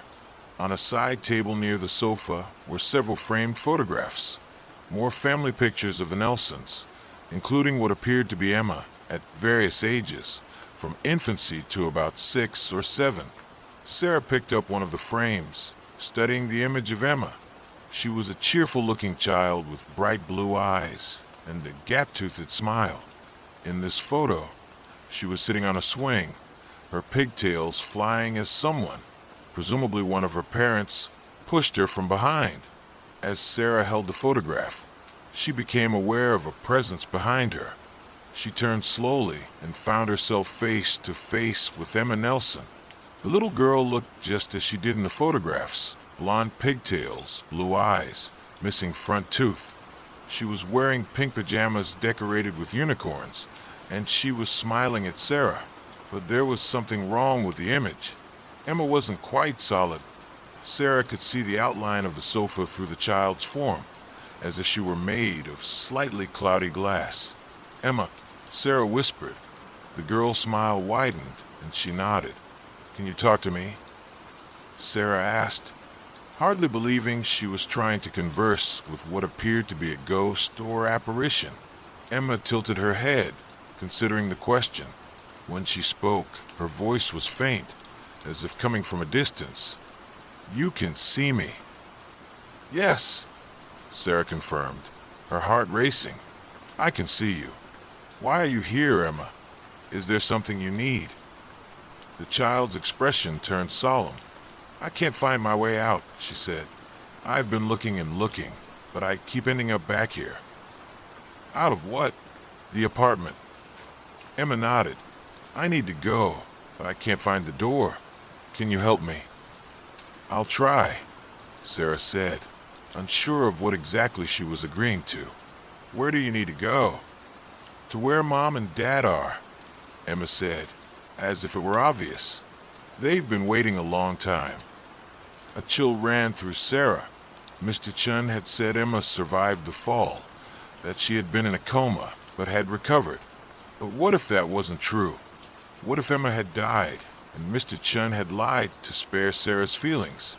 Emma, Sarah said carefully, do you remember what happened? With the window, the girl's translucent form flickered slightly. I was trying to get my butterfly. It flew outside. Your butterfly? My paper butterfly. I made it in school. Emma looked toward the hallway. It's still here, in my room. Do you want to see? Before Sarah could respond, Emma turned and walked down the hallway, her form passing through a small side table in the process. Sarah followed, her legs feeling strangely weak. The hallway looked much like it did in Sarah's apartment, except the walls were painted a warm beige instead of white, and there were small framed drawings, childish artwork, hanging at intervals. Emma stopped at the door that would be Sarah's bedroom and passed straight through it. Sarah hesitated, then turned the knob and opened the door. Inside was Emma's bedroom, exactly as Sarah had seen it the night before. Pink canopy bed, child-sized vanity, yellow walls with butterfly decals. Emma was standing by the window, pointing to the sill. My butterfly was right there, on the outside. I was trying to reach it. Sarah approached the window cautiously. From this angle, she could see how easy it would have been for a child to lose her balance. The window was big, taking up much of the wall, and the sill was wide enough that something light, like a paper butterfly, could have landed there without falling to the ground below. I leaned too far, Emma continued, her voice even fainter now. I thought I could grab it, but I fell. And then everything was different. Different how? Sarah asked. Like I was here, but not here. I could see Mom and Dad, but they couldn't see me. They were crying all the time. And then they left, and other people came. But no one could see me. Until you. Sarah felt a profound sadness well up inside her. Oh, Emma, I'm so sorry. The child shrugged, the gesture heartbreakingly casual. It's okay. I just want to find a way out now. I'm tired of being stuck. And you think I can help you find a way out? Emma nodded. You can see me. And you can see both places, your place and my place. Maybe you can find the door. What door? Sarah asked, feeling increasingly out of her depth. The door to where Mom and Dad are, Emma said, her patience clearly wearing thin. I've looked everywhere, but I can't find it. A thought occurred to Sarah. Emma, your parents, where do you think they are? Emma's translucent form flickered again. In the other place, where people go when they're not here anymore. The implication hit Sarah like a physical blow. Emma didn't understand that she was the one who had died, not her parents. She thought she was still alive, trying to find her way to some other realm where her deceased parents waited for her. But that couldn't be right. Mr. Chun had specifically said Emma had survived the fall, unless he had lied, or perhaps he himself had been misinformed. Sarah needed to know the truth. Emma, will you be okay here for a little while by yourself? I need to check something. The child nodded. I'm used to being by myself, but you'll come back, right? To help me find the door. I promise, Sarah said, meaning it despite her confusion and fear. Sarah left the apartment, and as soon as she stepped outside, everything returned to normal. The hallway of her apartment building looked as it always did. She took out her phone and immediately searched for more information about the Nelson family and Emma's accident. What she found shocked her. According to several news sources, Emma Nelson had indeed fallen from a third-story window at Pinewood Apartments 4 years ago. And initially, she had survived, just as Mr. Chin had said. She had been in a coma for several weeks. But then complications had arisen, brain swelling that the doctors couldn't control, and Emma had died, 6 weeks after her fall. Her parents had moved away shortly after the funeral. Sarah sat down heavily on the stairs, trying to process this information. Emma's ghost, or spirit, or whatever she was trapped in the apartment, unaware that she had died. She thought her parents were the ones who had passed on, and she was trying to find a way to join them. And somehow Sarah could see both realities, her own apartment and the Nelsons' home as it had existed 4 years ago. Was it possible that the boundaries between these realities became thinner at certain times? Or had Emma's presence grown stronger, allowing her to pull the past into the present? Whatever the explanation, one thing was clear. Emma needed help finding peace. And for some reason, she had chosen Sarah to provide that help. Taking a deep breath, Sarah returned to her apartment. When she opened the door, she was back in her own living room, with her own furniture and belongings. No sign of the Nelsons' home or Emma. "Emma," Sarah called out softly. "Are you still here?" No response. Sarah walked down the hall to her bedroom. The door was closed. When she opened it, the room was her own. Gray walls, queen-sized bed, her dresser and belongings. No pink canopy bed, no child's vanity, no butterfly decals. Disappointed and somewhat relieved, Sarah sat on the edge of her bed.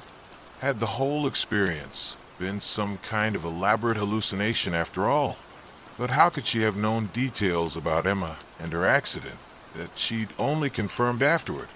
As Sarah pondered these questions, she noticed something on her bedside table that hadn't been there before. A small, delicate object made of colored paper. She picked it up carefully. It was a paper butterfly, skillfully folded and colored in bright blues and purples. Clearly the work of a child, but done with care and attention to detail. On one wing, written in crayon in a childish scrawl, was the name Emma. Sarah stared at the butterfly, her mind racing. This was real.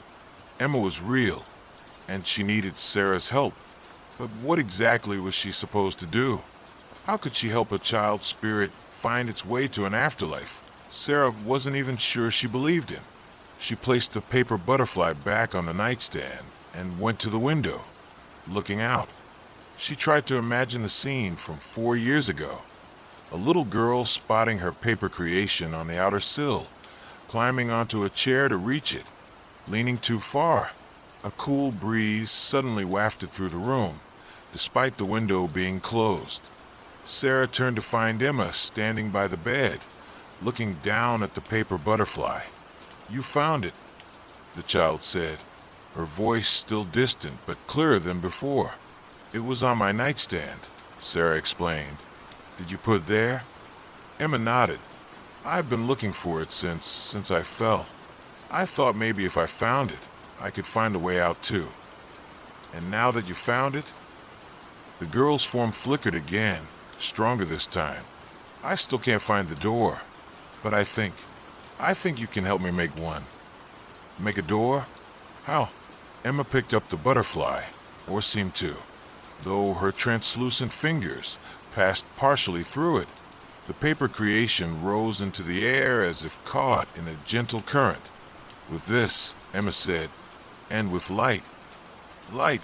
The light that's out there," Emma clarified, pointing toward the window. "Beyond everything." Sarah wasn't sure what Emma meant, but she approached the window again. Outside, the sun was setting, casting long shadows across the apartment building's courtyard. "What do we need to do?" Sarah asked. Emma guided the floating butterfly to the window. "Open it," she instructed. Hesitantly, Sarah unlatched the window and pushed it open. The evening air flowed in, cool and fragrant with approaching autumn. "Now what?" Sarah asked.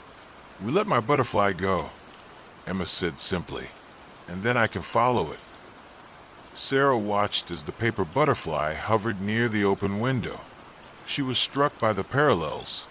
This was how the tragedy had begun 4 years ago, with a paper butterfly at a window. Would releasing it now somehow bring closure to the event? "Are you sure this will work?" Sarah asked. Emma nodded, her translucent form seeming more substantial now, her blue eyes bright with anticipation. The butterfly knows the way. It's been waiting to show me. But how do you know your parents are, where the butterfly is going? Sarah couldn't bring herself to tell Emma that her parents were likely still alive, that it was Emma herself who had died. I just know, Emma said with the simple certainty of a child. I can feel them waiting. They've been waiting a long time for me to find the way. Sarah thought about this. Perhaps Emma sensed something she couldn't articulate. Not her parents literally, but whatever awaited her beyond this earthly existence. Whatever it was, the child seemed certain, and Sarah felt she had no right to question that certainty. Okay, Sarah said. Let's do it. Emma smiled, a bright, joyful expression that transformed her ghostly features.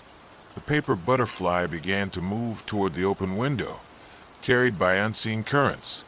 As it reached the window frame, a beam of setting sunlight caught it, illuminating the bright colors of its wings. For a moment, the butterfly seemed to glow with an inner light. Then it passed through the window and was gone, carried away on the evening breeze.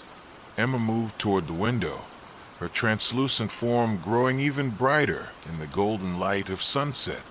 I can see it, she whispered. I can see the way now. And indeed, something strange was happening at the window. The space beyond it no longer showed the apartment building's courtyard, but seemed to open into a vast, golden expanse, as if the window frame had become a portal to somewhere else entirely. It's beautiful, Emma said, her voice filled with wonder.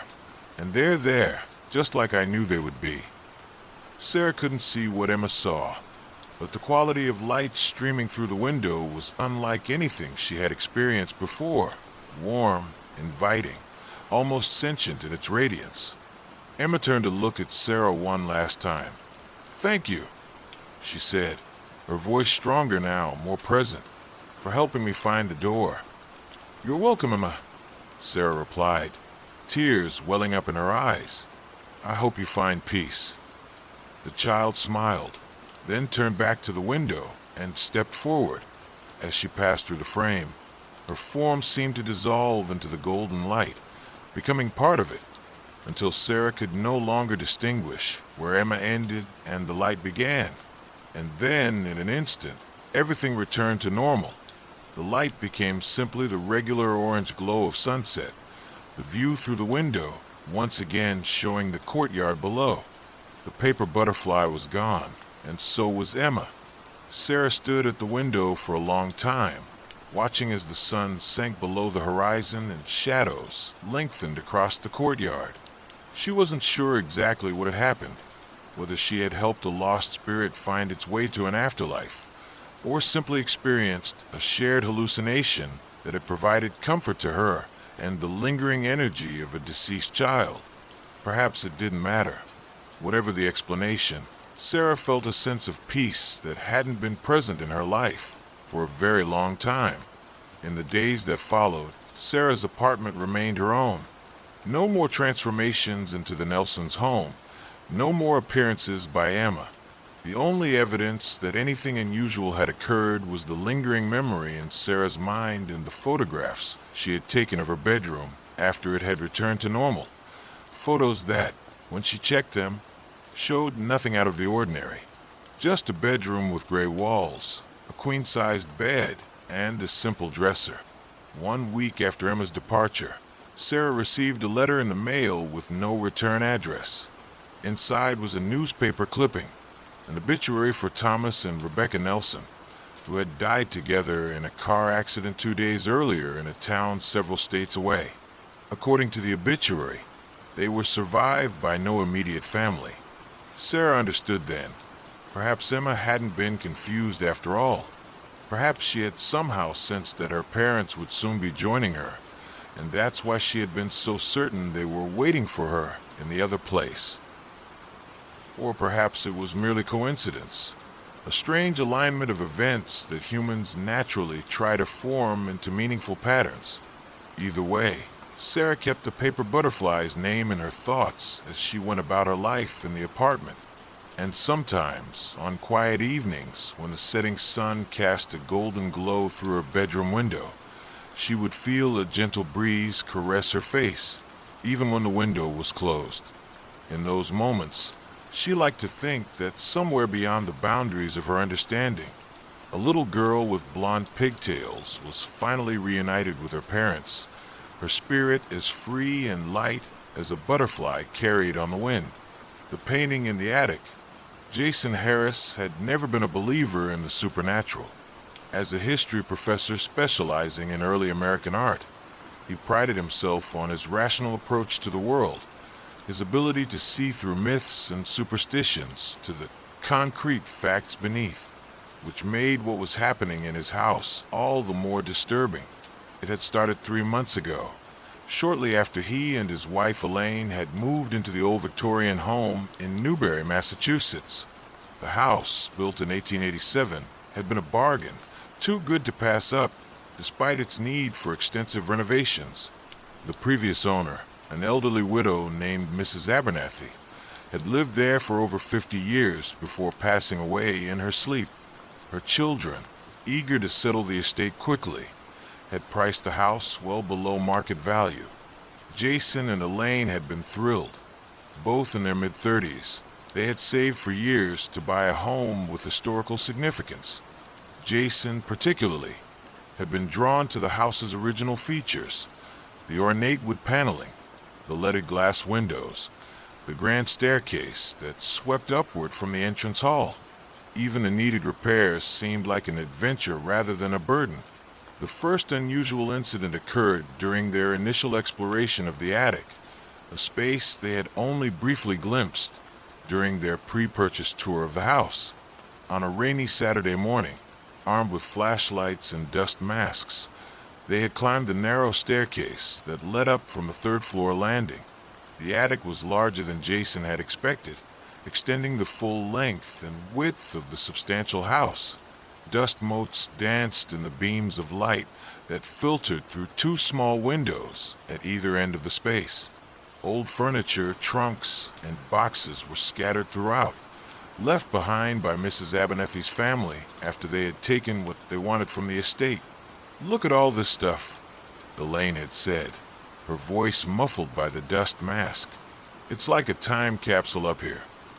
Jason had nodded, already mentally cataloging the items he could see: a Victorian fainting couch with worn upholstery, a steamer trunk with brass fittings, stacks of hat boxes, and several pieces of artwork leaning against the walls. It was one of these paintings that caught his attention. Propped against a chimney stack that ran through the center of the attic was a large canvas, approximately 3 feet by 4 feet, covered with the yellowed sheet.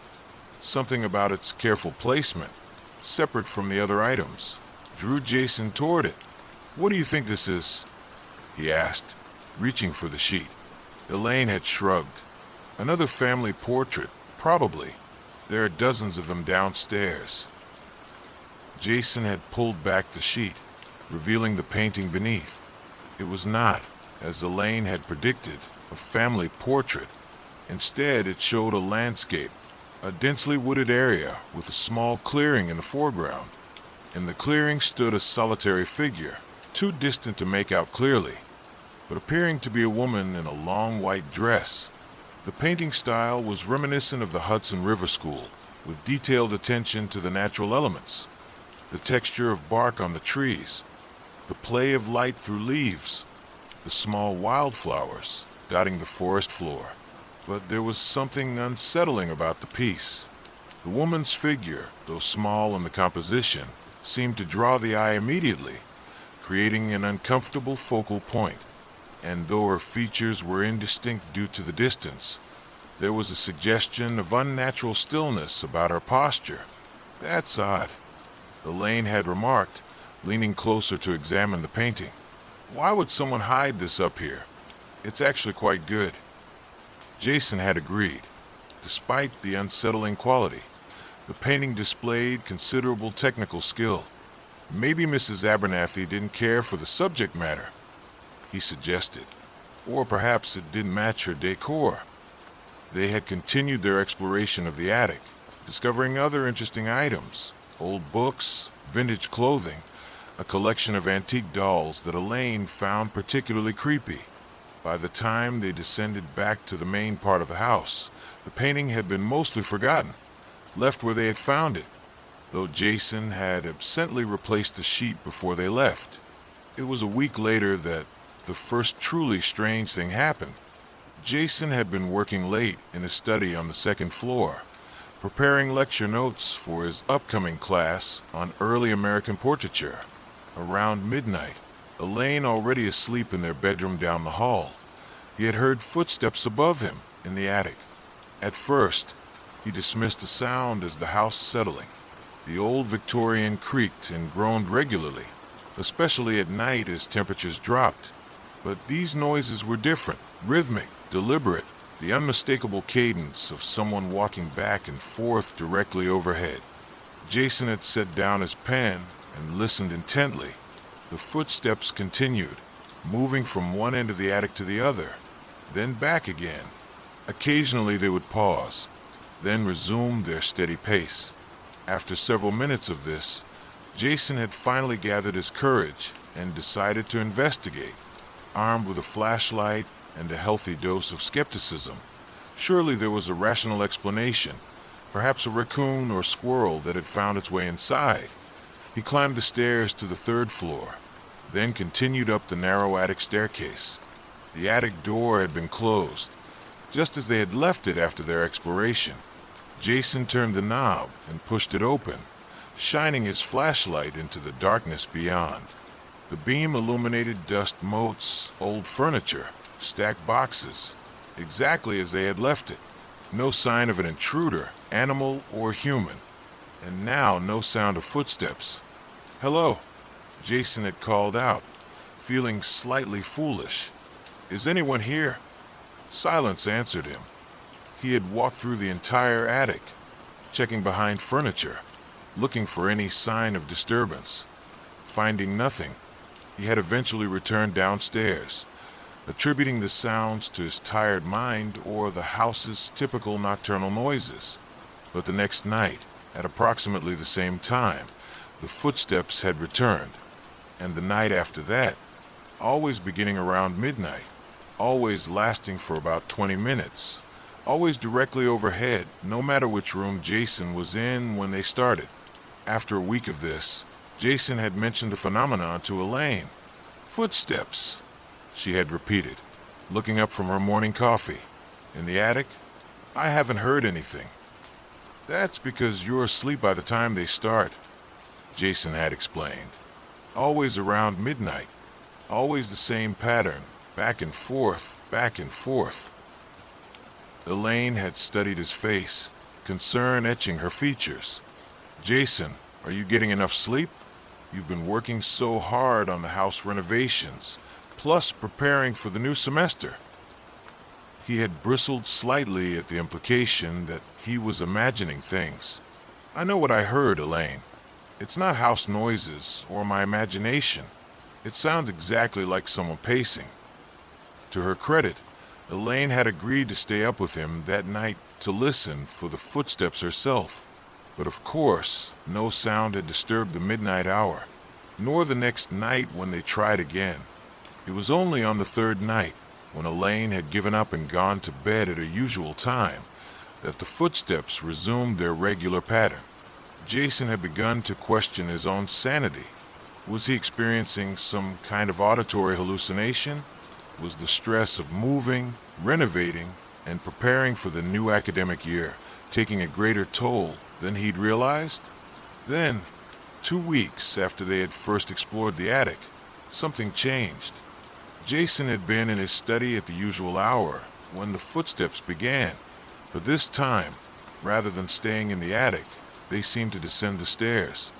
He could hear the distinct creak of each step as the unseen presence made its way down to the third floor, then continued down the main staircase to the second floor, the floor where Jason's study was located.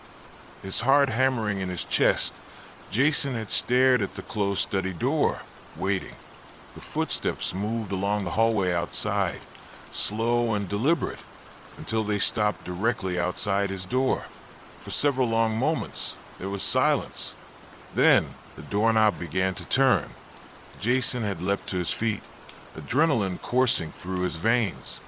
"Who's there?" he demanded, his voice sounding far braver than he felt. The doorknob stopped turning. Another long moment of silence followed. Then, to Jason's horror, the footsteps began again, this time moving away from the study, back toward the staircase. He could hear them ascending to the third floor, then continuing up to the attic. The attic door opened. He heard the distinctive creak, and then closed with a soft click. After that night, Jason had insisted that Elaine sleep in the guest bedroom on the second floor, while he kept vigil in their third-floor master bedroom, determined to catch whoever or whatever was moving through their house at night. But despite his vigilance, he never saw anyone. The footsteps would begin in the attic, sometimes descending as far as the second floor before returning upstairs. But no matter how quickly Jason moved to intercept them, he found only empty hallways and staircases. After a month of disturbed sleep and increasing tension, Elaine had suggested they have the house blessed. Neither of them was particularly religious, but Elaine's mother had connections to a local Episcopalian church, and the elderly priest had been kind enough to perform the ritual without asking too many questions.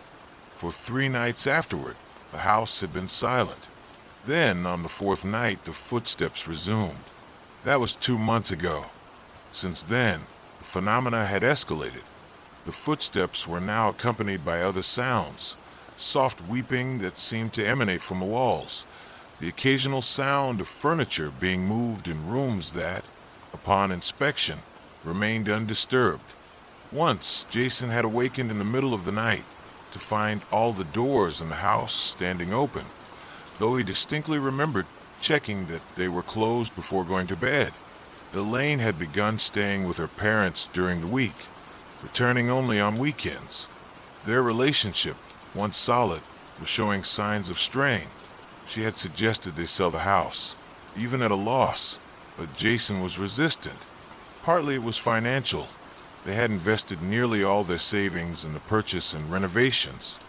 But there was something else too, a growing obsession with understanding what was happening. And then, last night, there had been a new development.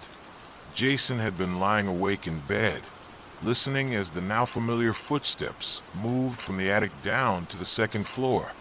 He had become almost accustomed to their nightly journey, no longer bothering to get up and investigate. But this time, something different happened. The footsteps entered his study, and he heard the distinct sound of paper rustling. Overcome with curiosity, Jason had quietly made his way downstairs. The door to his study was ajar, soft lamplight spilling into the hallway. Heart pounding, he had approached the door and gently pushed it open. Inside, the room appeared empty at first glance, but as Jason's eyes adjusted to the dim light, he noticed something on his desk, a sheet of paper that hadn't been there when he'd left the room earlier. Moving closer, he saw that it was actually an old photograph, brown with age, its corners curled and brittle. The photograph showed a young woman, perhaps in her early 20s, standing in front of a wooded area that looked strikingly similar to the forest depicted in the painting from the attic. She wore a long white dress, her dark hair pulled back from her face in the style of the late 19th century. Her expression was solemn, her eyes staring directly into the camera with an intensity that made Jason uncomfortable. He had picked up the photograph, turning it over. On the back, in faded ink, someone had written, Catherine Abernathy, 1891. Abernathy, the same surname as the elderly woman who had owned the house before them. This must be an ancestor of hers. But where had the photograph come from? Jason was certain he had never seen it before, yet here it was on his desk in the middle of the night. Unable to sleep after this discovery, Jason had spent the early morning hours researching the Abernathy family history. Through online genealogical records and the local historical society's digital archives, he had pieced together some basic facts. Catherine Abernathy had indeed lived in this house, the daughter of the original owner, Samuel Abernathy, a successful merchant who had built the house in 1887. Catherine had died young, at the age of 24, in 1893. The cause of death was listed simply as unknown illness, a common euphemism in that era for everything from tuberculosis to suicide. Now, as evening approached once more, Jason sat in his study staring at the photograph of Catherine Abernathy. The resemblance to the distant figure in the attic painting was unmistakable. Same white dress, same stance. But why would a painting of her be hidden away in the attic? And what was happening in this house? The ringing of his phone interrupted his thoughts. It was Elaine. "How are things?" she asked, her voice tentative. They hadn't spoken much since her decision to stay with her parents. "Interesting, actually," Jason replied, deciding to share his discovery. "I found an old photograph last night, or rather, it found me. I think it might be connected to what's been happening in the house." He could almost hear Elaine's weariness through the phone. "Jason, please don't tell me you are still trying to rationalize this. Whatever is happening there isn't normal." "I know that, Elaine. But don't you want to understand why it's happening?" "No, I want it to stop happening. I want us to sell this house and find somewhere normal to live. Somewhere without footsteps in the night and mysterious photographs appearing out of nowhere." Yes, on sight. They'd had this conversation before. "I've been researching the original family who lived here," he continued, changing the subject slightly. "The Abernathy's. The daughter, Catherine, died young, just 24. And get this, she looks exactly like the figure in that painting we found in the attic." There was a pause on the other end of the line. So I think there's a connection between Catherine, the painting, and what's happening in the house. Even if there is, what difference does it make? Are you planning to perform an exorcism or something? Jason hesitated. The truth was, he wasn't sure what he was planning to do with this information. He just felt compelled to understand. "I'm going to take another look at the painting," he said finally. "There might be clues in it that I missed before." "Jason," Elaine's voice was pleading now, "please be careful. And think about what I said about selling the house. We could start fresh somewhere else." "I'll think about it," he promised, though they both knew he had no intention of giving up on the house. Not yet. Not until he understood. After they hung up, Jason sat in silence for a few moments, contemplating his next steps. It was still early evening, only about 7 p.m., hours before the usual nocturnal activities began. He decided to examine the painting again to see if it might offer any insights into Catherine Abernathy and her connection to the strange occurrences in the house. Armed with a flashlight and the photograph, Jason climbed the stairs to the attic. The late summer sun was just beginning to set, casting long shadows through the small attic windows. He made his way to where they had found the painting, against the central chimney stack. The sheet was still draped over it, just as he had left it 3 months ago. Or was it? As Jason approached, he noticed that the sheet seemed to be arranged differently, as if someone had removed and then replaced it. He reached out and pulled the covering away. The painting was as he remembered it. The detailed forest, the clearing, the distant figure in white. But now, with the photograph in hand, he could see the resemblance more clearly. The woman in the painting was indeed Catherine Abernathy. Even at a distance, the stance, the dress, the dark hair were unmistakable. Jason leaned closer, examining the painting in detail. The artist had signed it in the lower right corner. E. Thompson, 1893. The same year Catherine had died. As he studied the canvas, Jason began to notice details he had missed during his first cursory examination. The woman's posture, which he had initially read as unnatural stillness, now seemed to suggest tension, as if she were poised to flee. Her head was turned slightly, looking back over her shoulder toward the deeper forest behind her. And there, almost hidden among the trees, was a second figure, barely more than a shadow, but distinctly human-shaped. Someone watching Catherine from the edge of the clearing. A chill ran down Jason's spine. He hadn't noticed this second figure before. Who was it? And why were they lurking in the shadows, observing the young woman? As these questions formed in his mind, Jason became aware of a change in the atmosphere of the attic. The air seemed to grow heavier, more charged, as if a thunderstorm were approaching. The temperature dropped noticeably, his breath now visible as small clouds of condensation. And then he heard it, a soft sound behind him, like the rustle of fabric. Slowly, heart pounding, Jason turned.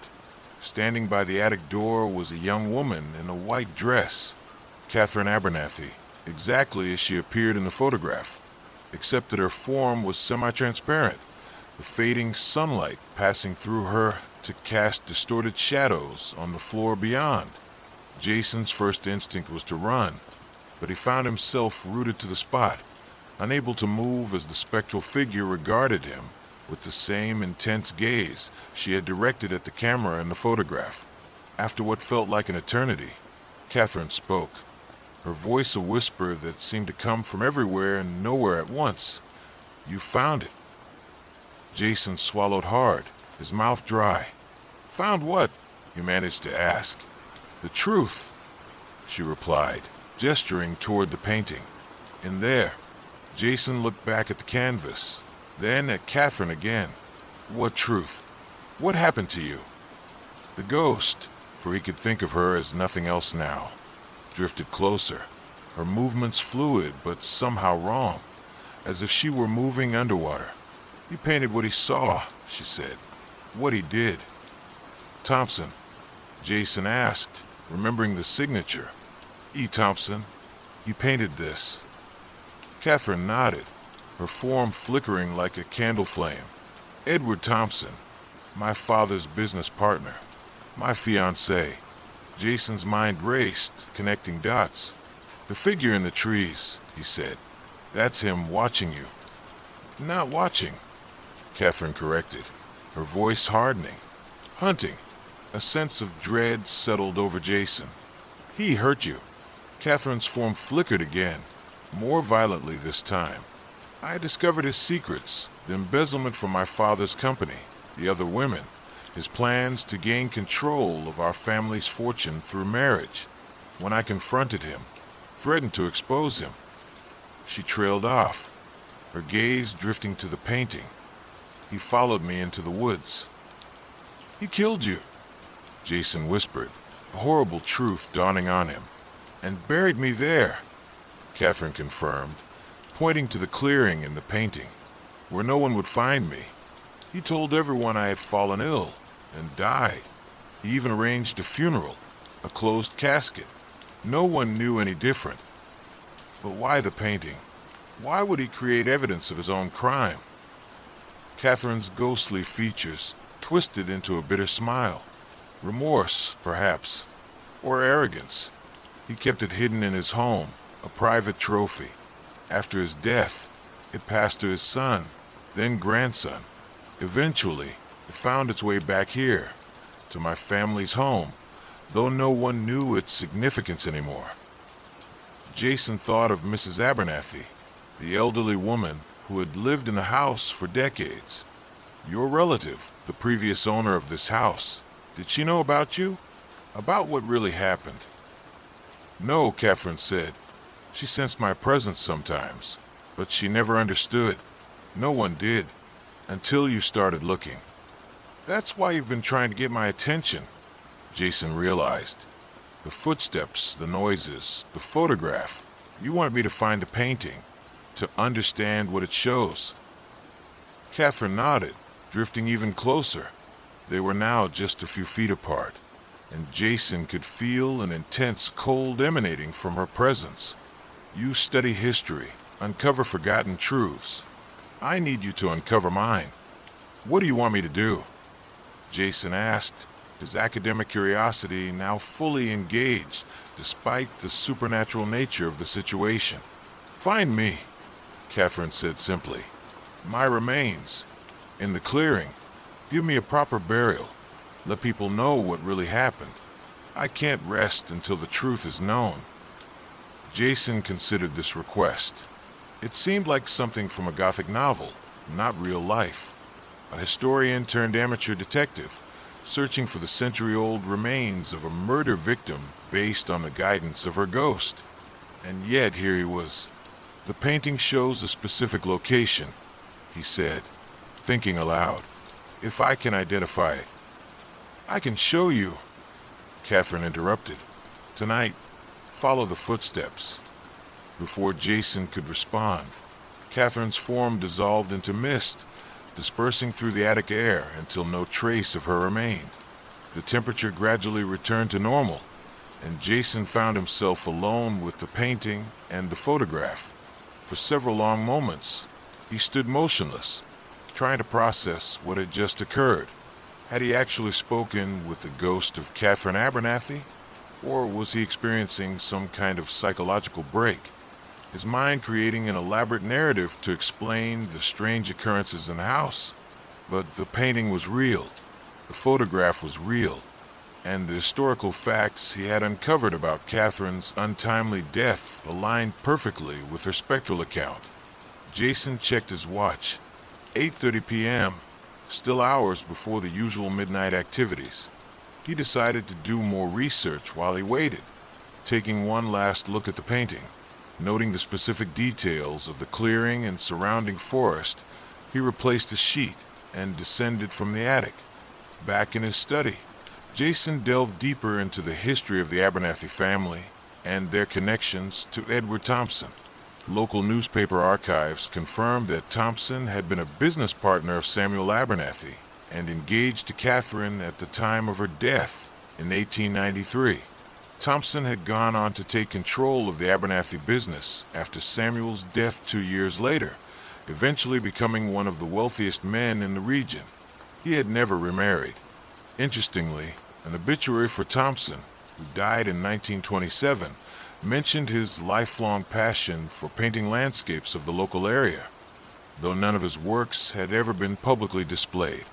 By 11:30 p.m., Jason had compiled a significant amount of circumstantial evidence supporting Catherine's account of her murder, but physical evidence, her remains, would be necessary to prove what had actually happened, and for that, he needed to find the clearing shown in the painting. As midnight approached, Jason made a decision that would have seemed insane to him just months earlier. He would follow a ghost's instructions to locate a murder victim's remains from the 19th century. He gathered a few supplies, a flashlight, his phone, the photograph of Catherine, and waited in his study for the familiar sound of footsteps. At exactly midnight, they began, the rhythmic tread of someone walking across the attic floor above. But this time, instead of their usual pattern, the footsteps immediately moved toward the attic stairs and began descending. Jason stood, his heart racing as he listened to the footsteps moving down to the 3rd floor, then the 2nd, passing by his study door and continuing to the ground floor. Taking a deep breath, Jason opened his study door and stepped into the hallway. Though he could see no one, he could hear the footsteps moving toward the front door of the house. He followed the sound, down the stairs and across the entrance hall, arriving at the front door just as it swung open of its own accord. Outside, the night was clear and cool, a half-moon providing enough light to see by. Jason stepped onto the porch, watching as the front gate and the picket fence surrounding the property opened and closed, marking the passage of his invisible guide. "I'm following," he said aloud, feeling slightly ridiculous but determined. He moved down the garden path and through the gate, entering the quiet residential street beyond. The footsteps continued ahead of him, leading him away from the neighborhood and toward the outskirts of town, where newer developments gave way to older properties and eventually to undeveloped woodland. After about 20 minutes of walking, Jason found himself at the edge of a forest preserve, a protected area of old-growth trees that had somehow survived the town's expansion. A narrow hiking trail led into the woods, barely visible in the moonlight. The footsteps continued along this path, and Jason followed, using his flashlight to avoid roots and stones that might trip him. They walked for another 15 minutes, moving deeper into the forest. Jason began to notice landmarks from the painting, a distinctive arrangement of boulders, a large oak tree with a lightning-scarred trunk, a small stream cutting across the path. They were getting close. Suddenly, the footsteps stopped. Jason paused, shining his flashlight around. They had reached a small clearing, surrounded by dense trees, exactly like the one depicted in the painting.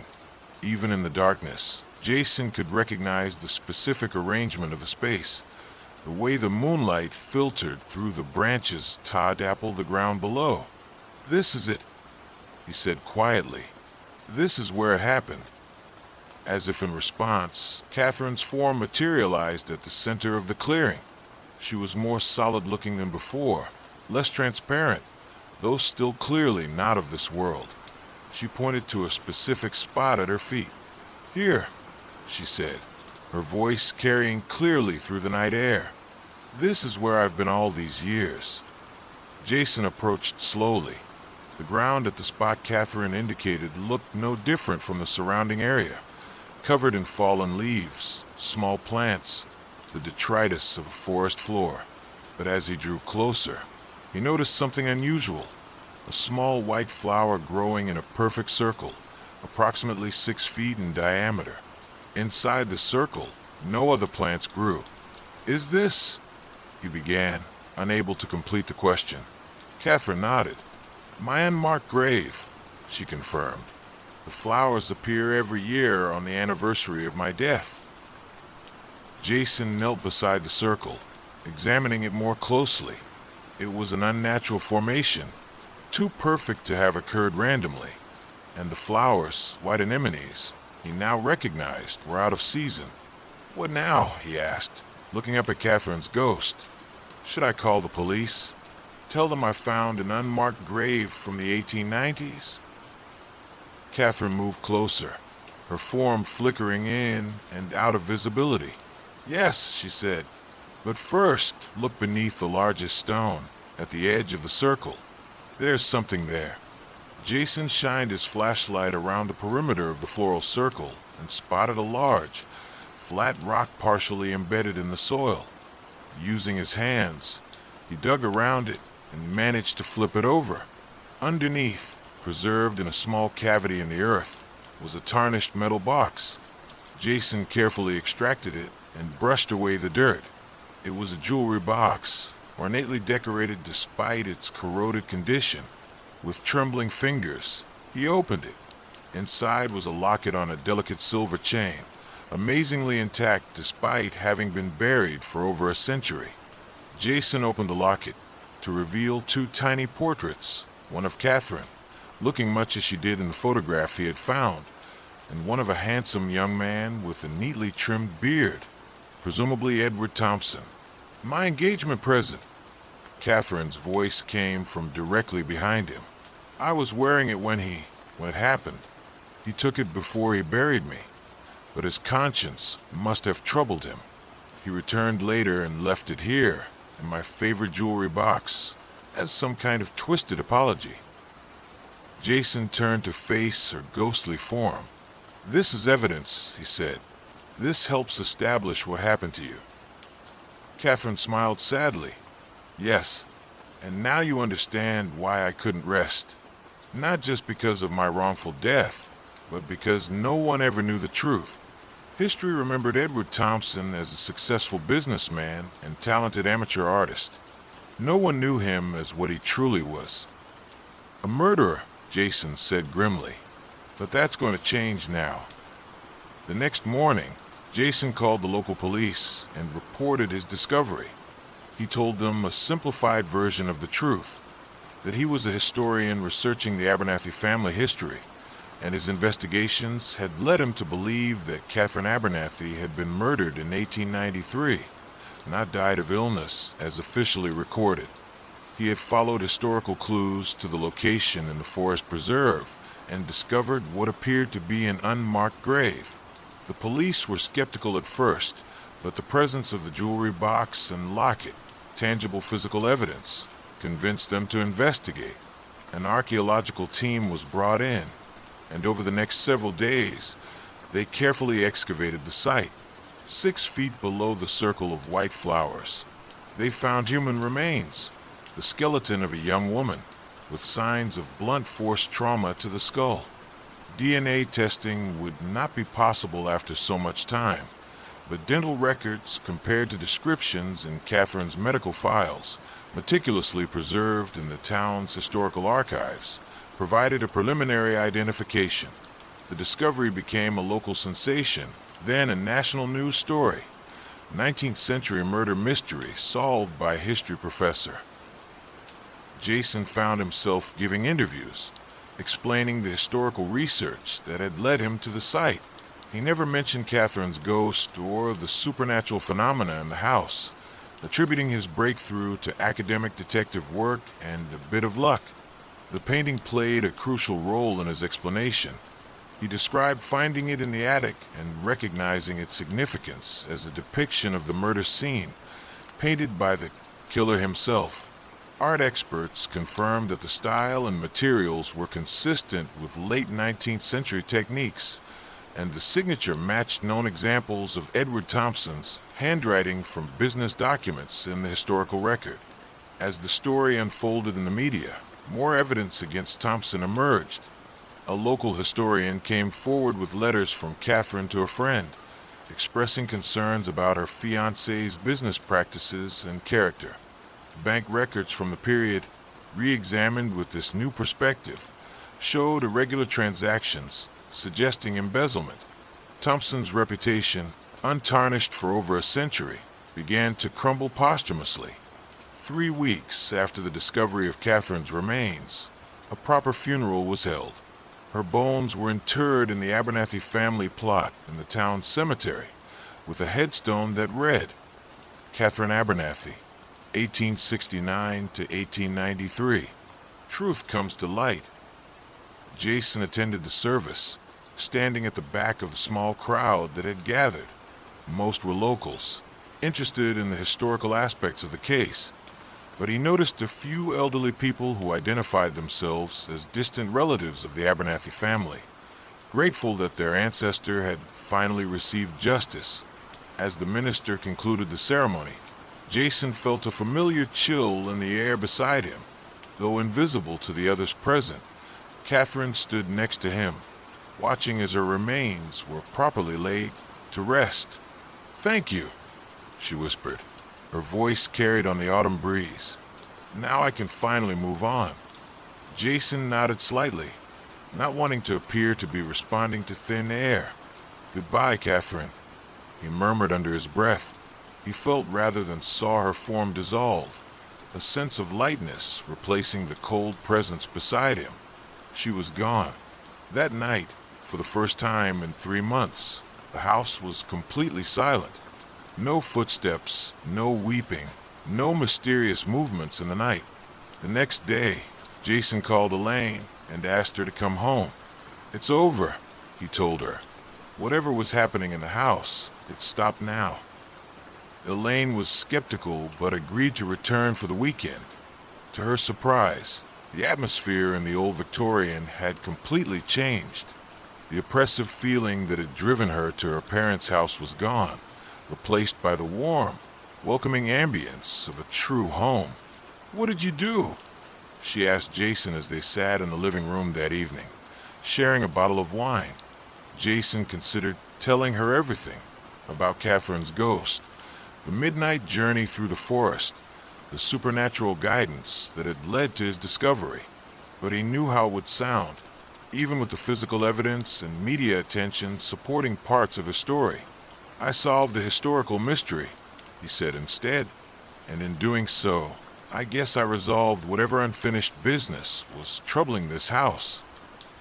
Elaine studied his face, sensing there was more to the story than he was sharing, but she didn't press. The important thing was that their home felt right now. The strange occurrences had ceased, and they could move forward together. After she went up to bed, Jason remained in the living room, contemplating the events of the past 3 months. On the mantelpiece sat a small silver frame containing the photograph of Catherine Abernathy, no longer mysteriously appearing on his desk in the middle of the night, but openly displayed as part of their home's history. Next to it stood another frame, this one containing a newspaper clipping about the discovery of Catherine's remains and the solving of the century-old murder case. The article included a photograph of Jason standing in the forest clearing, captioned, "Professor Jason Harris, whose historical research led to the discovery." What the article didn't mention, what no one would ever know except Jason himself, was the true nature of his research. Not dry academic study, but a personal interaction with the supernatural, a collaboration with the victim herself to uncover the truth. As a historian, Jason had always believed that understanding the past was crucial to making sense of the present, but his experience with Catherine had taught him something else, that sometimes the past reaches into the present in ways that defy rational explanation, that history isn't always confined to documents and artifacts, but can manifest in more direct, more unsettling ways. The painting from the attic now hung in Jason's study, not hidden away, but displayed as a reminder of Catherine's story and his role in bringing it to light. Sometimes, when he was working late, he would look up at it and remember that night in the forest clearing, the circle of white flowers, the ghostly figure guiding him to the truth. And occasionally, very occasionally, he would feel a slight chill in the air, a gentle presence at his shoulder, as if Catherine were checking in on him, not haunting him anymore, but acknowledging their strange connection across time, a bond formed between historian and subject that had transcended the usual boundaries of academic research. In those moments, Jason would whisper a quiet greeting to the empty room, content in the knowledge that some mysteries were meant to be solved, while others, like the true nature of life, death, and what lies beyond, would remain just beyond our understanding, glimpsed only in rare moments when the veil between worlds grows thin. The voice on the radio. The rain pelted against Marcus Wright's windshield with such ferocity that even at the highest speed, his wipers could barely keep up. The lonely stretch of highway before him disappeared into darkness, his headlights seeming to penetrate only a few yards ahead before the wall of water swallowed the light. He squinted, leaning forward in his seat, hands gripping the steering wheel tightly as he tried to make out the road markings. He should have stayed at the motel for the night. The weather forecast had predicted severe thunderstorms, and now, 3 hours into his drive home, he was caught in what felt like a biblical deluge. But after 5 days on the road for business, Marcus had been desperate to get back to his empty apartment, empty since Sarah had left 6 months ago, taking half the furniture and all the photographs. Still, it was home, and it was only another 2 hours away, assuming he could navigate through the storm. The radio had been cutting in and out for the past 30 minutes as he drove deeper into rural Oregon, the sounds of contemporary pop music occasionally giving way to bursts of static. Now, as a particularly violent gust of wind rocked a sedan, the station disappeared entirely, replaced by a wash of white noise. Marcus reached for the tuner, eyes still fixed on the nearly invisible road ahead, and began scanning for a clearer signal. The static persisted across most of the dial, but about halfway through, he picked up what sounded like a voice. He stopped scanning and tried to fine-tune the frequency. The voice became clearer, a woman speaking in a calm, measured tone, though occasional bursts of static still interrupted her words. 5 miles to Jenkins Creek Road. Turn right and proceed with caution. The bridge is static interjected then. Repeat, 5 miles to Jenkins Creek Road. Alternative route to Highway 42. Avoid main roads due to flooding. Marcus frowned. Was this some kind of emergency broadcast system? He hadn't seen any signs for Jenkins Creek Road. But then again, he could barely see anything in this downpour. He checked his GPS, but the screen showed signal lost, which wasn't surprising given the remote location and the severity of the storm. As if sensing his hesitation, the woman's voice continued through the speakers, clearer now. Driver in the blue sedan, yes, this message is for you. Conditions ahead are deteriorating rapidly. Highway 42 is flooded at the valley crossing. Take Jenkins Creek Road to bypass the danger zone. Marcus's hands tightened on the steering wheel, a chill running down his spine that had nothing to do with the air conditioning. How did the radio announcer know he was in a blue sedan? And how could a broadcast be directed specifically at him? He was still processing these questions when his headlights illuminated a small green sign on the right side of the road. Jenkins Creek Road, 1 mile. Coincidence, he told himself. This had to be a standard emergency broadcast for all drivers in the area, and he had simply caught the specifics about his car model in a moment of anxiety-induced paranoia. The announcer had probably listed several vehicle types, and he had only heard the part relevant to him. The rational explanation calmed him slightly, and he focused again on the treacherous driving conditions. If Highway 42 was indeed flooded ahead, taking an alternative route made sense. He didn't relish the idea of detouring onto what was likely a small country road in this weather, but neither did he want to risk driving into a flooded section of highway. Jenkins Creek Road approaching on right. The woman's voice came through again, remarkably clear now despite the storm's intensity. Turn right and proceed at reduced speed. Be aware of fallen branches. As if on cue, the sign for Jenkins Creek Road appeared in his headlights. Marcus slowed and made the turn, finding himself on a narrower, tree-lined road that wound into dense forest. The canopy provided some shelter from the rain, and visibility improved slightly. Marcus allowed himself to relax a fraction, rolling his tense shoulders. "You made the right choice," the radio voice said, as if responding to his thoughts. "Continue straight for 3 miles. The road will narrow, but remain passable." Marcus glanced at the radio display, looking for some indication of what station he was tuned to, but the screen showed only static, no frequency or station identification. His uneasiness returned, stronger than before. "Who are you?" he asked aloud, feeling foolish even as the words left his mouth. "How do you know where I am?" To his shock, the voice answered promptly. "I'm here to help you reach your destination safely, Marcus. I know these roads well." The use of his name sent another chill through him. This couldn't be a standard broadcast. Was he picking up some kind of two-way radio communication? But that didn't explain how the woman knew his name or could see him. "How do you know my name?" he demanded, an edge of fear creeping into his voice. "Are you tracking my phone or something?" Static hissed through the speakers for a moment before the woman replied, her voice softening. "There's no need for concern. I'm simply guiding you through the storm. Focus on your driving, Marcus. The road ahead becomes tricky." As if to emphasize her point, Marcus's headlights revealed a fallen branch partially blocking the road. He swerved carefully around it, heart racing at the near miss. "Thanks for the warning," he muttered, unsure if he was being sarcastic or genuinely grateful. The situation was bizarre, unsettling, but so far the mysterious voice had been accurate in its guidance. "You're welcome," the voice responded, again giving the uncanny impression that this was a two-way conversation. "In half a mile, there will be a fork in the road. Take the left path.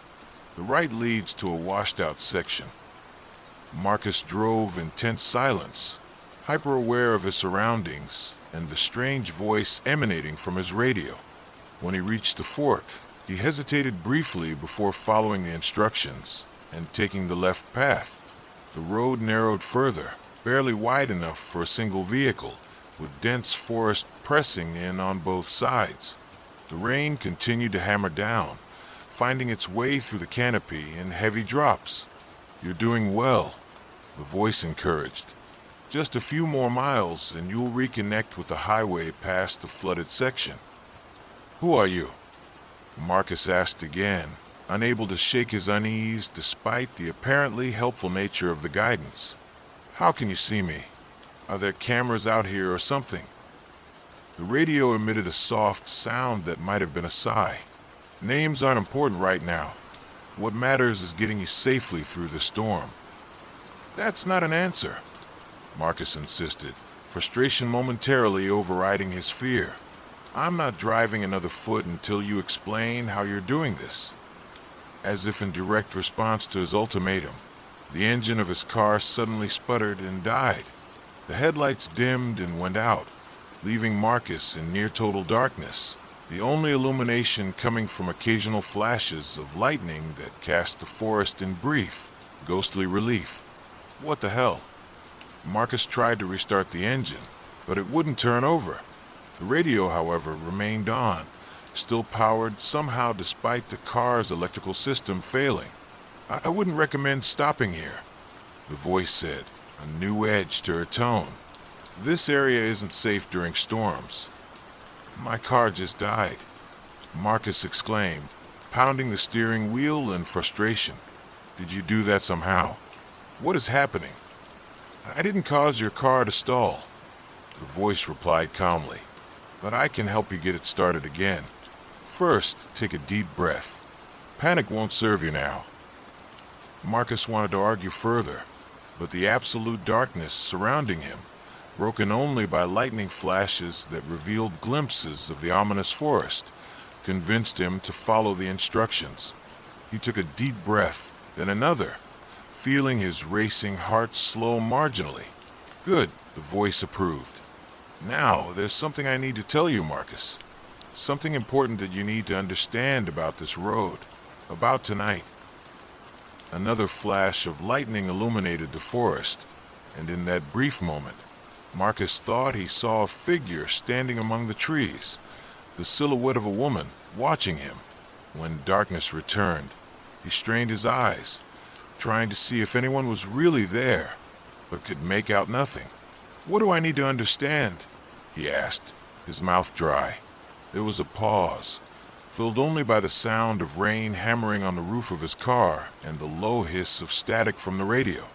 "Jenkins Creek Road doesn't exist on most maps," the voice finally said. "It appears only to those who need it on nights like tonight." Marcus let out a short, humorless laugh. "That's ridiculous. I saw the sign. I turned onto a physical road. I'm driving on it right now, or I was, until my car died." "Yes, the road is physical while you're on it," the voice agreed. "But it exists outside of normal geography. It's a path between, you might say." "A path between what?" Marcus demanded, his skepticism warring with the undeniable strangeness of his situation. Another lightning flash, another glimpse of the woman among the trees, closer now, and Marcus could see that she was wearing what appeared to be clothing from another era, a long dress that reached to her ankles. "Between choices," the voice on the radio answered softly. "Between paths your life could take. Between what is and what might be." Marcus shook his head, though there was no one physically present to see the gesture. "That makes no sense. I was driving home from a business trip. I got caught in a storm, and I followed directions from some weird radio broadcast. There's nothing metaphysical about that." "Try to start your car again," the voice instructed, ignoring his protests. Sighing in frustration, Marcus turned the key in the ignition. To his surprise, the engine immediately roared to life, headlights blazing back into the darkness, illuminating the wet road ahead. "See?" the voice said, smile evident in her tone. "Everything works out if you're willing to listen." "Great, my car's running again," Marcus acknowledged grudgingly. Now can I get some straight answers? Who are you? And what is this path between nonsense? Drive forward, the voice instructed. There's a clearing about a quarter mile ahead. Pull over there, and I'll explain everything. Marcus hesitated, then put the car in gear and began moving forward slowly. The road twisted through the forest, rainwater running in rivulets across its surface. After a few minutes, the trees thinned, and he found himself entering a small clearing. On one side was what appeared to be an old, abandoned gas station, its weathered sign illegible, pumps rusty, and clearly long out of service. Pull in beside the building, the radio voice instructed. Marcus did as he was told, bringing his car to a stop next to the derelict structure. He turned off the engine but left the radio on, waiting for the promised explanation. "Look at your phone," the voice said. Marcus picked up his smartphone from the passenger seat. The screen showed no service, as expected in this remote area, but what caught his attention was the date displayed, November 17th, 2025. But that was impossible. Today was November 17th, 2023. His phone was showing a date exactly 2 years in the future. "What is this?" he asked, his voice barely above a whisper. "Some kind of prank? Did someone hack my phone?" "No hack, no prank," the voice assured him. "Jenkins Creek Road doesn't just connect different physical locations, Marcus. Sometimes it connects different times as well." Marcus shook his head vigorously. "That's impossible. Time travel isn't real." "Not time travel exactly," the voice corrected. "More like a glimpse, a window into what might be 2 years from now. That's why I know your name, Marcus. That's how I can see you. Because from my perspective, this night already happened 2 years ago." A chill ran down Marcus's spine as another flash of lightning illuminated the clearing, and he saw the woman again. She was standing by the abandoned gas station, looking directly at him. In the brief illumination, he could make out her features. Dark hair gathered in a loose bun, a face that might have been pretty once, but now looked weary, eyes that seemed to hold a profound sadness.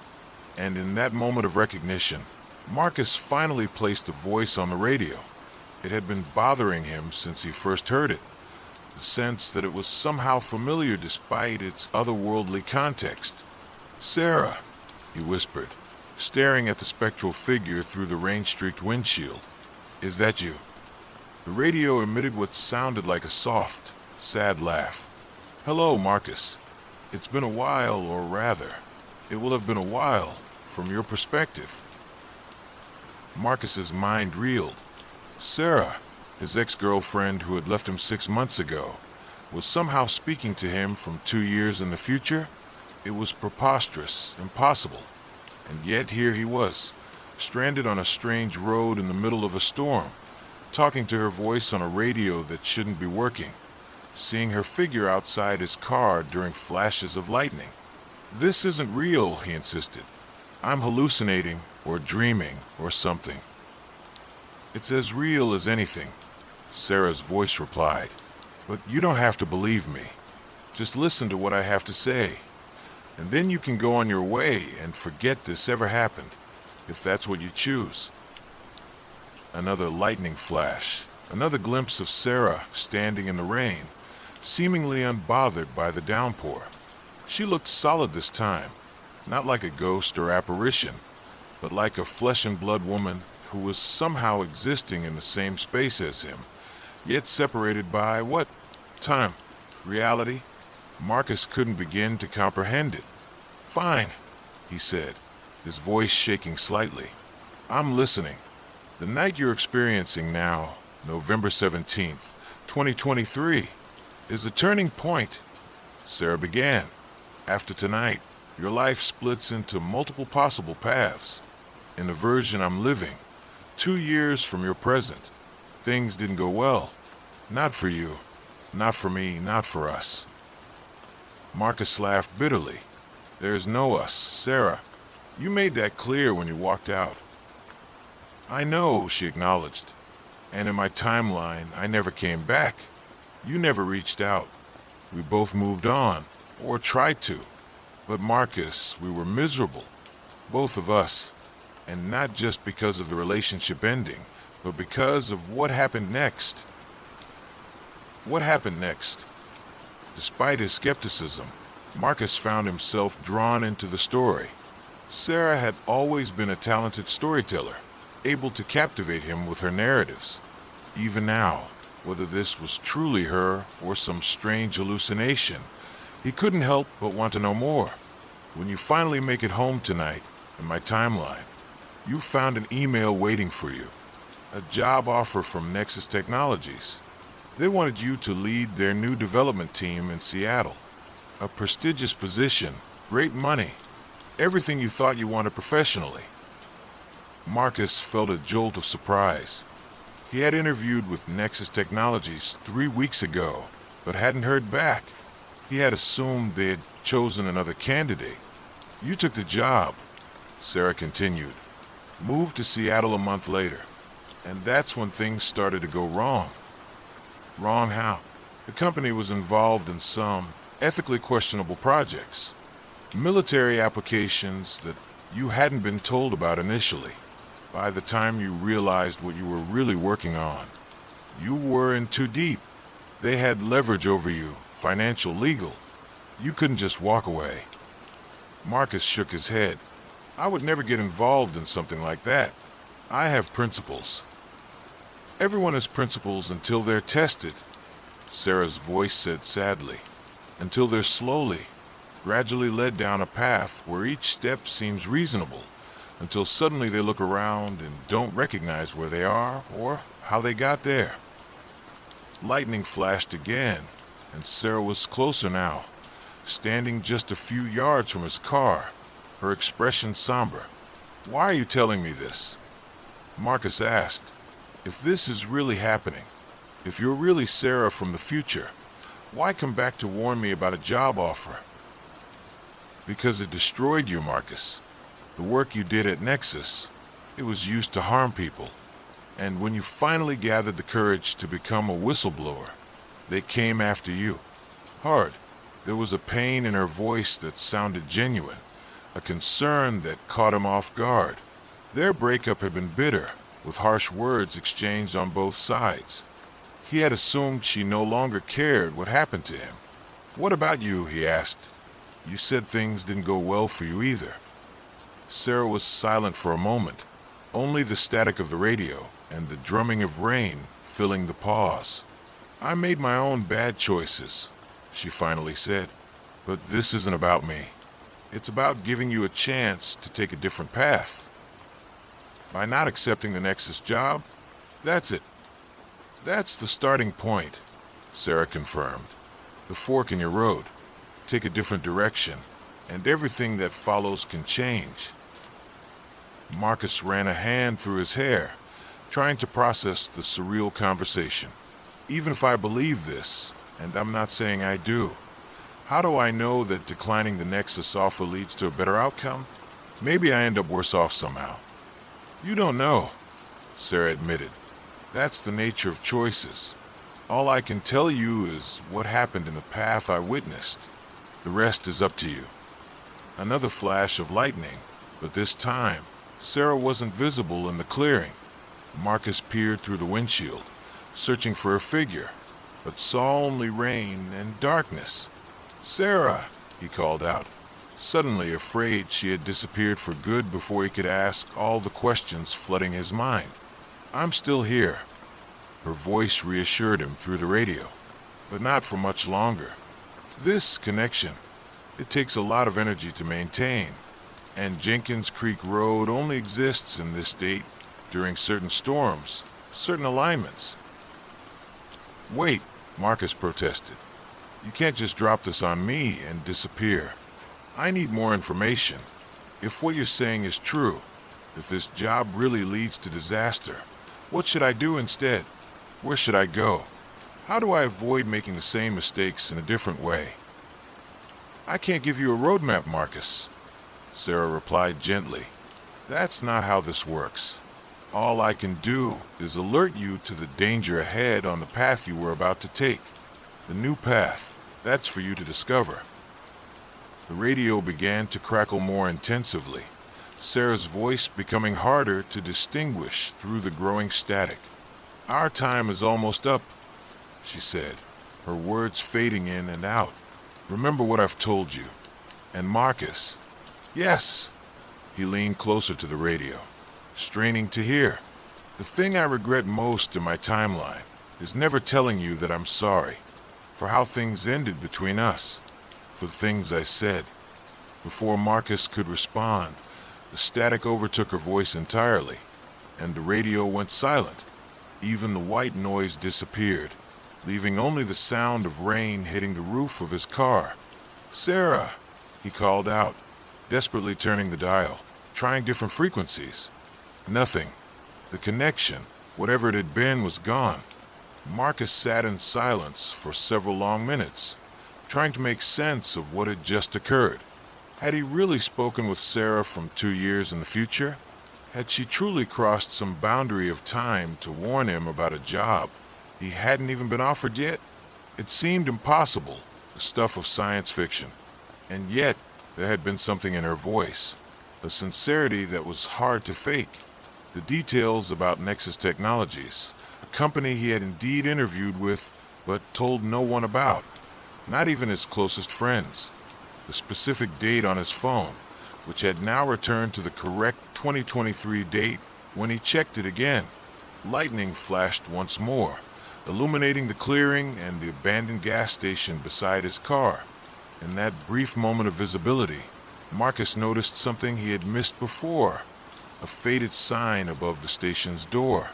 The paint was peeling, barely legible, but he could just make out the words: Jenkins Creek General Store and Gas, the ST 1953. The same name as the road he had turned onto, a road that, according to future Sarah, didn't exist on most maps and appeared only to those who need it on nights like tonight. A sudden urgency seized him. He needed to get back to the main highway, back to familiar territory. Marcus started his car, relieved when the engine turned over without hesitation. He carefully maneuvered out of the clearing and back onto the narrow road, heading in what he hoped was the direction that would reconnect with Highway 42. The forest seemed less oppressive now, the rain lightening slightly as he drove. After about 10 minutes, Marcus saw headlights ahead, another vehicle on this supposedly non-existent road. As he drew closer, he realized it was a tow truck, moving slowly in his direction. The truck flashed its lights and pulled to a stop, the driver rolling down his window as Marcus did the same. "You lost," the tow truck driver called out, a middle-aged man with a thick beard and a concerned expression. "This road doesn't go through anymore. Washed out about a mile ahead." "I'm trying to get back to Highway 42, Marcus explained. The radio said this was a detour around flooding. The tow truck driver gave him an odd look.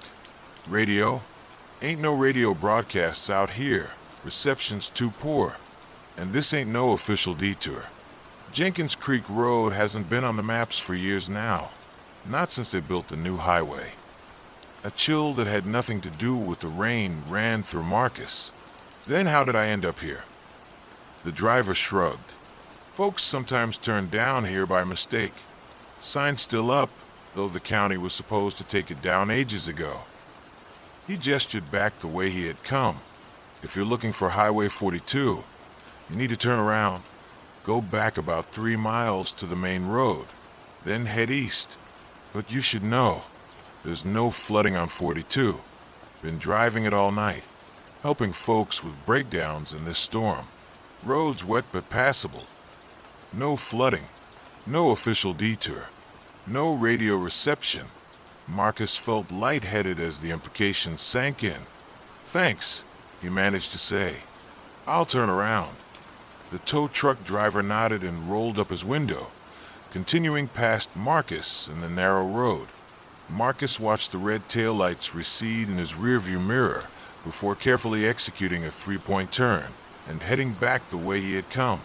As he drove, Marcus found himself searching for the landmarks Sarah's voice had guided him through: the fallen branch, the fork in the road, the clearing with the abandoned gas station. But in the darkness and rain, everything looked different, unfamiliar. He wasn't even sure he was on the same road anymore. After what seemed like both an eternity and no time at all, Marcus found himself approaching the intersection with the main highway. The green sign for Jenkins Creek Road was still there, though now he noticed how faded and weathered it looked, as if it had been neglected for decades rather than years. He turned onto the highway, relieved to be back on a well-maintained, clearly marked road. His GPS signal returned almost immediately, confirming he was indeed on Highway 42, heading in the correct direction toward home. The rain began to ease as he drove, the storm moving off to the east. Marcus turned on the radio, half expecting, half hoping, to hear Sarah's voice again. But there was only ordinary programming, a late-night talk show discussing the day's news. No mention of road conditions or detours. By the time Marcus reached his apartment building, it was just after 2 a.m. The storm had passed completely, leaving puddles on the pavement that reflected the street lights. He parked in his usual spot and sat for a moment, trying to process the night's events. Had any of it been real? The mysterious radio broadcast, Sarah's voice guiding him, her warnings about a future job offer? Or had he simply been overtired, perhaps even momentarily falling asleep at the wheel and dreaming the entire bizarre episode? There was one way to find out, at least partially. If Sarah's story was true, there would be an email from Nexus Technologies waiting for him. With a mix of trepidation and curiosity, Marcus entered his apartment and immediately went to his laptop. He opened his email client and held his breath as it refreshed, downloading new messages. There, at the top of his inbox, was an email from Nexus Technologies, received at 9:17 p.m. that evening while he had been driving through the storm. The subject line read, "Job offer, senior development lead position." Marcus's hands trembled slightly as he opened the email. It was exactly as Sarah had described. An offer to lead a new development team at their Seattle headquarters, with an impressive salary and benefits package. The position would start in January, giving him time to relocate. They requested a response within the week. He closed the laptop slowly, mind racing. If Sarah had been right about the job offer, could she also be right about what would follow if he accepted it? The ethically questionable projects, the legal troubles, the apparent destruction of his career and reputation? Marcus walked to the window, looking out at the rain-washed city below. Two possible futures stretched before him, diverging from this moment, this choice. Accept the prestigious position and the path that might lead to professional and personal ruin, or decline it and step into an unknown alternative. He thought about Sarah, about her voice on the radio, the sadness and regret it had carried. The thing I regret most in my timeline is never telling you that I'm sorry. In the 6 months since their breakup, Marcus had cycled through anger, hurt, and eventually a numb acceptance. He had deleted Sarah's number from his phone, removed her from his social media, tried to excise her from his life as completely as she had removed herself. But despite his efforts, he had never stopped wondering what might have been if things had gone differently. Now, faced with this impossible encounter on an impossible road, Marcus found himself wondering anew, not just about the job offer and its potential consequences, but about Sarah herself. Had she reached out across time not just to warn him about Nexus Technologies, but to reopen a door that both of them had thought permanently closed? Jenkins Creek Road, a path between choices, between what is and what might be. Perhaps it had shown him more than one possible detour tonight. Marcus picked up his phone, scrolling through his contacts until he reached the entry he hadn't been able to delete despite his best intentions. Sarah, do not call. His finger hovered over the name. It was the middle of the night. Calling now would be inappropriate, possibly unwelcome. And what would he even say? Hey, I think I just spoke to your future self on a haunted road during a thunderstorm. He set the phone down. Tomorrow would be soon enough to make decisions, both about the job offer and about whether to reach out to Sarah. For now, he needed rest, needed time to process the night's events. As Marcus prepared for bed, he couldn't shake the feeling that something fundamental had shifted in his reality. Whether Jenkins Creek Road had been a supernatural experience or merely an elaborate hallucination born of exhaustion and a storm-addled mind, it had forced him to confront choices he might otherwise have made without sufficient consideration. And perhaps that was the point. Perhaps roads like Jenkins Creek, whether they existed physically or metaphorically, served as waypoints, opportunities to pause and reconsider the direction one's life was taking before continuing on. Marcus fell asleep wondering if, 2 years from now, on another stormy night, he might find himself on a different version of Jenkins Creek Road, speaking to a different version of himself, offering guidance at another crucial crossroads. And he wondered if, in that possible future, both he and Sarah would have found their way to happier paths, whether together or apart. In his dreams that night, Marcus drove down endless winding roads in the rain, always guided by a familiar voice on the radio, always searching for a clearing that remained just out of reach. And when morning came, he woke with the certainty that some choices, once presented, must be faced head-on, not out of fear of what might happen if we choose wrong, but out of hope for what might be possible if we choose right. The email from Nexus Technologies still waited for his response. But now, instead of seeing only the opportunity it presented, Marcus also saw the warning that had been delivered through impossible means. And that, perhaps, was the greatest gift the strange road had given him. Not certainty, but awareness. The understanding that at every crossroads, we carry both our past and our possible futures with us. And the road we choose shapes not just where we go, but who we become along the way.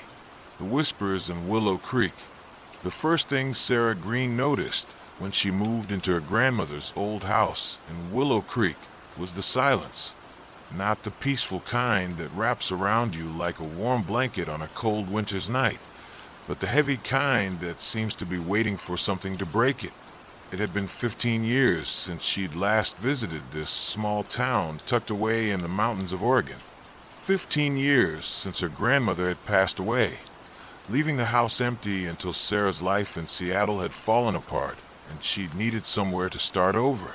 The house stood at the end of a long gravel driveway, partially hidden by ancient willow trees that swayed in the constant breeze coming down from the mountains. 2 stories of weathered clapboard painted a faded blue, with a wraparound porch that creaked underfoot no matter how carefully you stepped.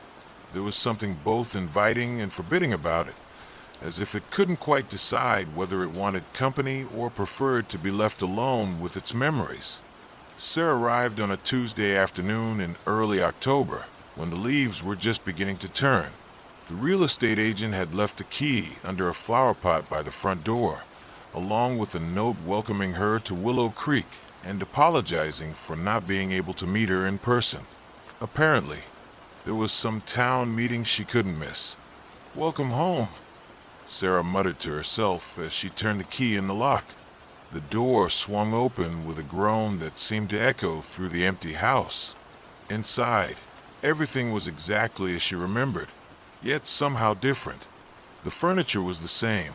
Her grandmother's floral sofa and armchairs, the oak dining table with its 6 matching chairs, even the grandfather clock in the hallway that had always given Sarah the creeps as a child. But there was a weight to the air, a heaviness that made it difficult to breathe. She told herself it was just dust and neglect. The house had been cleaned periodically over the years by a local service, but no one had actually lived in it since her grandmother died. Of course it would feel stale and unwelcoming at first. Sarah spent the rest of the day opening windows and wiping down surfaces, trying to breathe some life back into the place. By the time evening came, she was exhausted but satisfied.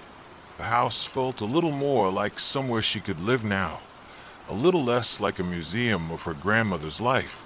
She heated up some soup she'd bought at the last gas station before Willow Creek. The town was too small for a proper supermarket, and took it out to the porch to eat as the sun set behind the mountains. The cooling air brought with it scent of pine and something else, something sweeter that she couldn't quite identify. As darkness fell, the silence that had bothered her earlier seemed to deepen. No cars passed on the road beyond her driveway. No planes flew overhead. Even the insects seemed subdued, their usual evening chorus reduced to an occasional chirp. Sarah was used to the constant background noise of Seattle. Traffic, neighbors, the hum of civilization. Here there was none of that. Just the sound of the wind in the willows and, occasionally, the creak of the house settling. She was about to go back inside when she heard it. A whisper, so faint she might have imagined it, carried on the breeze. "Sarah." She sat up straighter, soup forgotten in her hands. "Hello," she called, immediately feeling foolish. It was just the wind, of course. Just the wind playing tricks on her. But then she heard it again, a little louder this time. "Sarah, welcome home." The voice was neither male nor female, neither young nor old.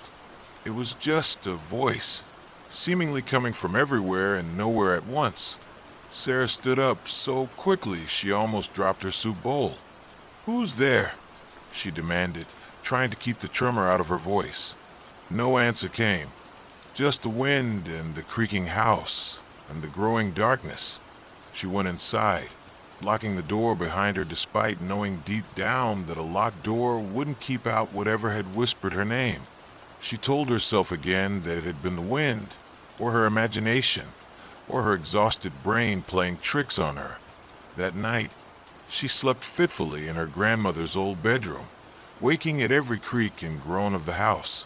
Each time, she would lie still, listening intently, but she never heard the whisper again. Morning came with blessed normalcy. Sunlight streamed through the curtains she hadn't bothered to close, and birds sang cheerfully outside her window. Sarah felt almost embarrassed by her fear the night before. Of course, there had been no whispers. She was overtired in a strange place, and her mind had conjured up something to be afraid of. That was all. She spent the day unpacking and arranging her meager belongings. She hadn't brought much from Seattle. Most of her things had been sold to pay off debts or left behind in her rush to escape, but she had enough to make the house feel a little more like her own. Around noon, there was a knock at the door. Sarah opened it to find an elderly man standing on her porch, holding a casserole dish. "Miss Green? I'm Walter Jenkins. I live about a half-mile down the road. Thought I'd bring you something to welcome you to the neighborhood." Sarah accepted the dish gratefully. "Thank you, Mr. Jenkins. That's very kind of you. Call me Walt, please. Everyone does." He smiled, but there was something in his eyes that made Sarah uneasy. "How are you finding the house?" "It's fine," Sarah said, not wanting to mention the whispers. "Needs a little work, but it's good to be here." Walt nodded slowly. "Good, good. Your grandmother would be pleased." He hesitated, then added, "If you need anything, anything at all, don't hesitate to call. My number's in the phone book." "Do people still use phone books?" Sarah asked, trying to lighten the mood. Walt chuckled, but again, there was something off about it. "In Willow Creek, Wedo, not much cell service out here, as you've probably noticed." He was right. Sarah had barely been able to get one bar since she arrived. Another thing to get used to. "Well, thanks again for the casserole," she said, wanting to end the conversation. "You're welcome. And Miss Green." Walt's face grew serious. "If you hear anything unusual, anything at all, call me." Before Sarah could ask what he meant, he had turned and was walking back down her driveway. She watched him go, a cold feeling settling in her stomach, despite the warmth of the sun. That night, the whispers came again. Sarah had gone to bed early, exhausted from 2 days of cleaning and organizing. She fell asleep almost as soon as her head hit the pillow, but something woke her just after midnight. She knew because she checked her phone, squinting at the bright screen in the darkness. At first, she couldn't identify what had disturbed her sleep. The house was quiet, the night still. But then she heard it, a whisper, right beside her ear. "Sarah, we've been waiting for you." She sat bolt upright, fumbling for the lamp on the bedside table. Light flooded the room, revealing nothing. She was alone. Of course she was alone. "This isn't funny," she said aloud, trying to keep her voice steady. "If someone's playing a trick on me, just stop it." Silence answered her. She got out of bed and checked every room in the house, turning on all the lights as she went. There was no one there, and no sign that anyone had been there. All the doors and windows were still locked. When she returned to her bedroom, she was trembling. She didn't want to turn off the light, but she didn't want to waste electricity either. Her savings wouldn't last forever, and she needed to find a job in town soon. In the end, she compromised by leaving the hallway light on and her bedroom door open. She lay back down, but sleep was a long time coming. In the morning, exhaustion and embarrassment once again replaced fear. She must have dreamed it. Or maybe there was some sort of acoustical quirk in the house that made the wind sound like whispers. There had to be a rational explanation, but deep down, Sarah knew there wasn't. She drove into town that day, partly to look for job opportunities, partly just to be around other people. Willow Creek wasn't much. A single main street lined with small businesses, most of them looking like they'd been there for decades. There was a diner, a hardware store, a small library, a general store that seemed to sell a bit of everything, and not much else. Sarah stopped at the diner for lunch. It was called Maggie's, and the interior looked like it hadn't been updated since the 1950s. Red vinyl booths, chrome-edged tables, black and white checkerboard floor. There were only a few other customers, all of whom looked up when she entered, examined her openly for a moment, then returned to their meals. A waitress who looked to be in her 60s approached with a coffee pot. "You must be Sarah Green," she said, filling the empty cup in front of Sarah without asking. "I'm Maggie. This is my place."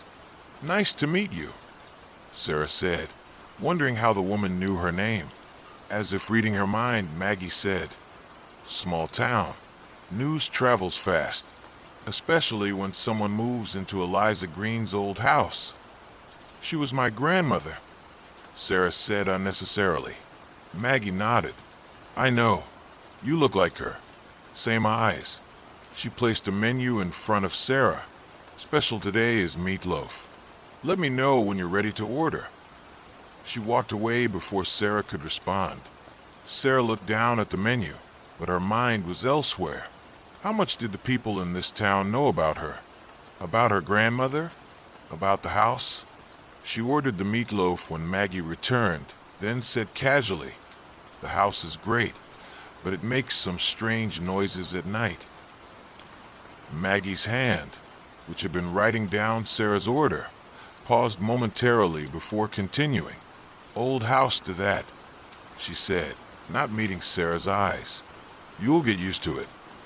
It almost sounds like whispers sometimes." This time, Maggie looked directly at her, and Sarah saw something that might have been fear flash across her face before it was replaced by a neutral expression.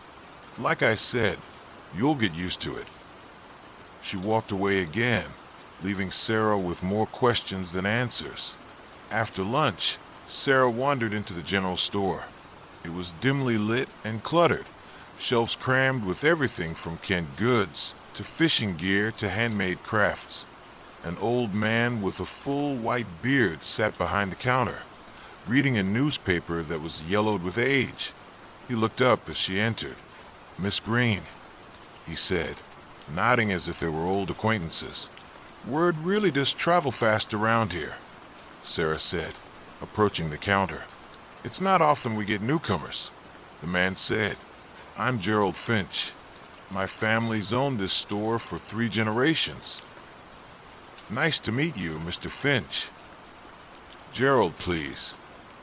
He folded his newspaper and set it aside. "What can I help you with today?" "I'm just looking for now," Sarah said. "But I might have a question for you." "Ask away." "Do you know anything about strange occurrences at my grandmother's house?" Gerald's expression didn't change, but his eyes became guarded. "What kind of strange occurrences?" "I don't know, maybe voices? Whispers." For a long moment, Gerald said nothing.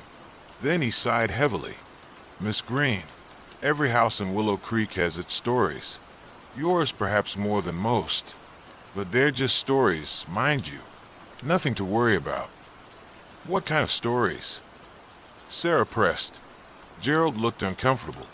"I'm not one for gossip, Miss Green. If you're having trouble sleeping in that house, I can recommend some excellent herbal tea." He reached under the counter and pulled out a small burlap bag. "My wife makes it herself. Chamomile, lavender, and a few other things. Best sleep aid you'll ever find." Sarah wanted to push him for more information about the stories, but something in his expression told her it would be futile.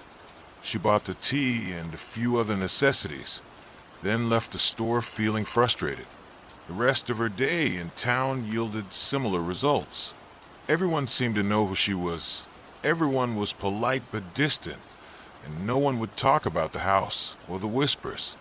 By the time she headed home in the late afternoon, Sarah was beginning to feel like she'd stumbled into a conspiracy of silence. That night, after drinking a cup of Gerald's wife's tea, Sarah slept deeply and dreamlessly. No whispers disturbed her slumber. She woke feeling refreshed and almost convinced herself that she'd imagined the whole thing. But when she went downstairs to make breakfast, she found words written in the dust on the dining room table. Dust that she was certain she'd wiped away the day before. "Welcome home, Sarah, we've missed you." She stood staring at the message for a long time, a cold weight settling in her stomach. This wasn't her imagination. This wasn't the wind or strange acoustics. Someone or something was in her house, had been in her house while she slept. Sarah's first instinct was to run, to get in her car and drive away from Willow Creek and never look back. But where would she go? She had no money, no job prospects, no friends or family who could take her in. This house was all she had left. So instead of running, she did the only other thing she could think of. She went to the phone book, looked up Walter Jenkins' number, and called him. He answered on the second ring. "Hello, Mr. Jenkins, Walt, it's Sarah Green." There was a pause then. "You've seen something." It wasn't a question. Sarah swallowed hard.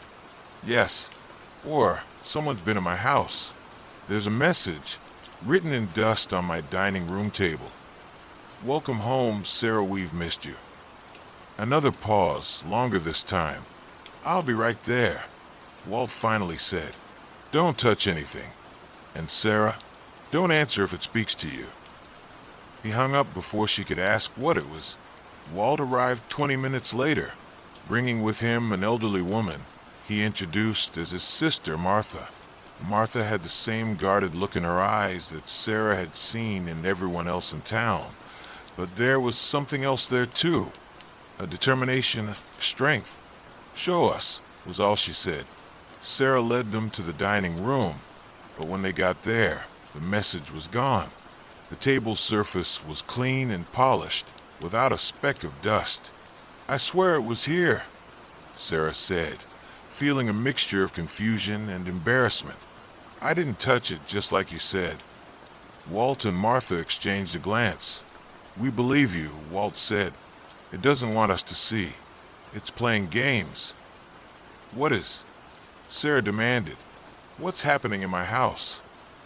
Martha sighed and sat down at the table. "You'd better sit too, dear. This might take a while to explain." Sarah sat, and Walt joined them, his face grim. Your grandmother never told you about this house, did she? Martha began. Told me what? That it's not just a house. It's something else.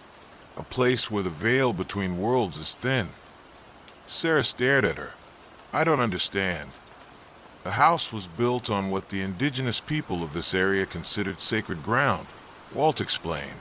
A place where spirits could communicate with the living. When the first settlers came and built this house, they disturbed something, woke something up. You're saying my house is haunted? Sarah couldn't keep the skepticism out of her voice. Not haunted exactly, Martha said. More like inhabited by something that was here long before the house was. Something that doesn't belong in our world, but can't quite leave it either. And this thing is what's been whispering to me, writing messages. They both nodded. It's been dormant for years, Walt said, since your grandmother died at least. But now you're here, and you're waking it up again. Why me? Why not anyone else who's been in the house over the years? Martha reached across the table and took Sarah's hand. Her skin was paper-thin and cool to the touch. Because you're her granddaughter. You share her blood. The entity, it forms attachments to certain bloodlines. Your grandmother knew how to control it, to keep it quiet. She was supposed to teach you when you were old enough. But then she died suddenly, and you never came back until now. Sarah pulled her hand away. This is crazy. You're telling me my grandmother was some kind of what? Witch? Exorcist? And I'm supposed to be one too. Not a witch, Walt said firmly. A guardian. Someone who maintains the balance. Keeps the entity from gaining too much power, from breaking through completely into our world. Sarah stood up. I'm sorry, but this is insane. There's no such thing as entities or sacred ground or any of that. There has to be a rational explanation for what's happening. Martha looked at her sadly. We understand your disbelief. We really do. But you'll come to see the truth, Sarah. The entity won't give you a choice. I think you should leave, Sarah said, suddenly angry. She had expected help, not some supernatural nonsense that sounded like it belonged in a bad horror movie.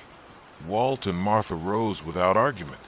When you're ready to talk again, you know where to find me. Walt said, day or night, whatever happens will help you. But Sarah, be careful what you say in this house. It's always listening. After they left, Sarah paced the dining room, trying to make sense of their outlandish story. Sacred ground? Entities? Her grandmother as some kind of supernatural guardian? It was ridiculous. They were either crazy or playing an elaborate prank on her. And yet, the whispers were real. The message had been real, even if it had mysteriously disappeared. And there was something about this house, something she'd felt from the moment she arrived. A presence, a weight, a sense that she wasn't alone. Sarah spent the rest of the day trying to distract herself. She cleaned, organized, made lists of jobs to apply for and repairs the house needed. Anything to keep her mind off Walt and Martha's bizarre warnings. As evening fell, she made another cup of Gerald's herbal tea, hoping for another night of dreamless sleep. But as she was drinking it, sitting at the kitchen table with a book she couldn't focus on, she heard it again. Sarah, we need to talk. The whisper came from right beside her ear, so close she could almost feel breath on her skin. But when she jerked around, there was nothing there. Leave me alone, she said firmly, trying to sound braver than she felt. Whatever you are, whatever game you're playing, I want no part of it. Not a game, the whisper replied, now seeming to come from across the table. We've been waiting for you, Sarah, waiting for so long. A chill ran down her spine. We? Who's we? Those who dwell between. Those who were here before. Those who will remain after. Sarah stood up, knocking over her teacup in the process. Stop it. You're not real. We are more real than you know. more real than you yourself. The voice was getting louder, more distinct. It still had that strange quality of being neither male nor female, neither young nor old, but now there was an edge to it, a hint of many voices speaking as one. "What do you want from me?" Sarah demanded, backing toward the door. "We want what we've always wanted, what we had with Eliza. Partnership, guardianship, balance. My grandmother? You talked to her too. Eliza understood us, respected us, fed us."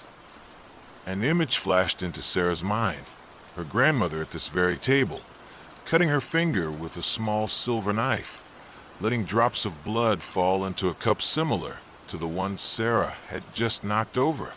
She shook her head, trying to dispel the vision. It wasn't a memory. She'd never seen her Grandma Thurdo, such a thing. So why did it feel so familiar? "I'm not my grandmother," Sarah said, her voice shaking. "I don't know anything about guardianship or balance or whatever you're talking about." "You will learn," as she learned, as all the green women have learned since this house was built. "It is your birthright, your duty. And if I refuse, if I leave," the whisper became a chorus, a multitude of voices speaking in unison. "You won't. You can't. This is your home now, Sarah Green, and we are your legacy."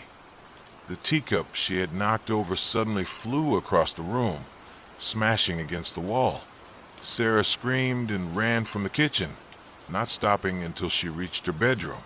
She slammed the door shut and leaned against it, breathing hard. "This isn't happening," she muttered to herself. "This can't be happening." But it was, and deep down, in some part of her she'd never acknowledged, she'd always known there was something different about her family, about her grandmother, about this house. She'd felt it as a child, during those summer visits, a strangeness, a secrecy, moments when her grandmother would go very still and seem to be listening to something no one else could hear. Sarah spent that night huddled in her bed, lights on, jumping at every creak and groan of the house. The whispers didn't return, but she could feel a presence, a watchfulness, as if the very walls had eyes. When morning finally came, she made a decision. She would talk to Walt and Martha again, even if they were crazy. Their craziness aligned with what she was experiencing, and that made them her best hope for understanding what was happening. She drove to Walt's house without calling first, afraid that he might not be home or that he'd refuse to see her. It was another old house, smaller than her grandmother's, but similar in style, with the same sense of age and permanence. Walt opened the door before she could knock, as if he'd been waiting for her. "Come in," he said simply, standing aside. Sarah entered a living room that could have been a museum exhibit on early 20th century rural America. Everything was old but immaculately maintained. Horsehair sofa, oil lamps converted to electricity, braided wool rugs on hardwood floors. Martha was there too, sitting in a rocking chair by the window, knitting something that looked like a complex pattern of symbols rather than a traditional design. "You've spoken with it," she said, not looking up from her work. "Yes," Sarah admitted, sinking onto the sofa. "Last night, they said they'd been waiting for me, that I had some kind of duty, some birthright, that my grandmother was their guardian or something." Walt nodded solemnly. "That's the truth of it. Your family line has been bound to the entity since the house was built. Your grandmother was the latest guardian. Now it falls to you." "But what does that even mean? What am I supposed to do?" Martha set her knitting aside. "The entity requires certain observances, rituals, offerings. In return, it provides protection, knowledge, sometimes even certain abilities." Offerings. Sarah remembered the vision of her grandmother cutting her finger, dripping blood into a cup. "You mean blood?" "Among other things," Walt said. "The details would have been in your grandmother's grimoire, her book of rituals and observations. It should be somewhere in the house. And if I don't do these rituals, these offerings... Martha's expression grew grim. Then the entity grows hungry, restless. It may seek nourishment elsewhere, from the town, from unsuspecting visitors. When that happens, people get hurt. People die. That's why everyone in town knows about me, isn't it? They know about the house, about what lives there. Those of us who have been here for generations, yes, Walt confirmed. Not everyone believes, of course, but enough do. Enough remember the bad times, when there was no guardian, or when a guardian failed in their duties. Sarah stood up and began pacing, trying to process everything they were telling her. This is insane. You're asking me to believe that some kind of supernatural entity lives in my house, that my family has been offering it blood for generations, and that if I don't continue this tradition, people will die. We're not asking you to believe, Martha said quietly. We're telling you the truth. Whether you believe it or not won't change what happens next. Which is what exactly? The entity will grow stronger. Its whispers will become shouts. Its presence will become more physical.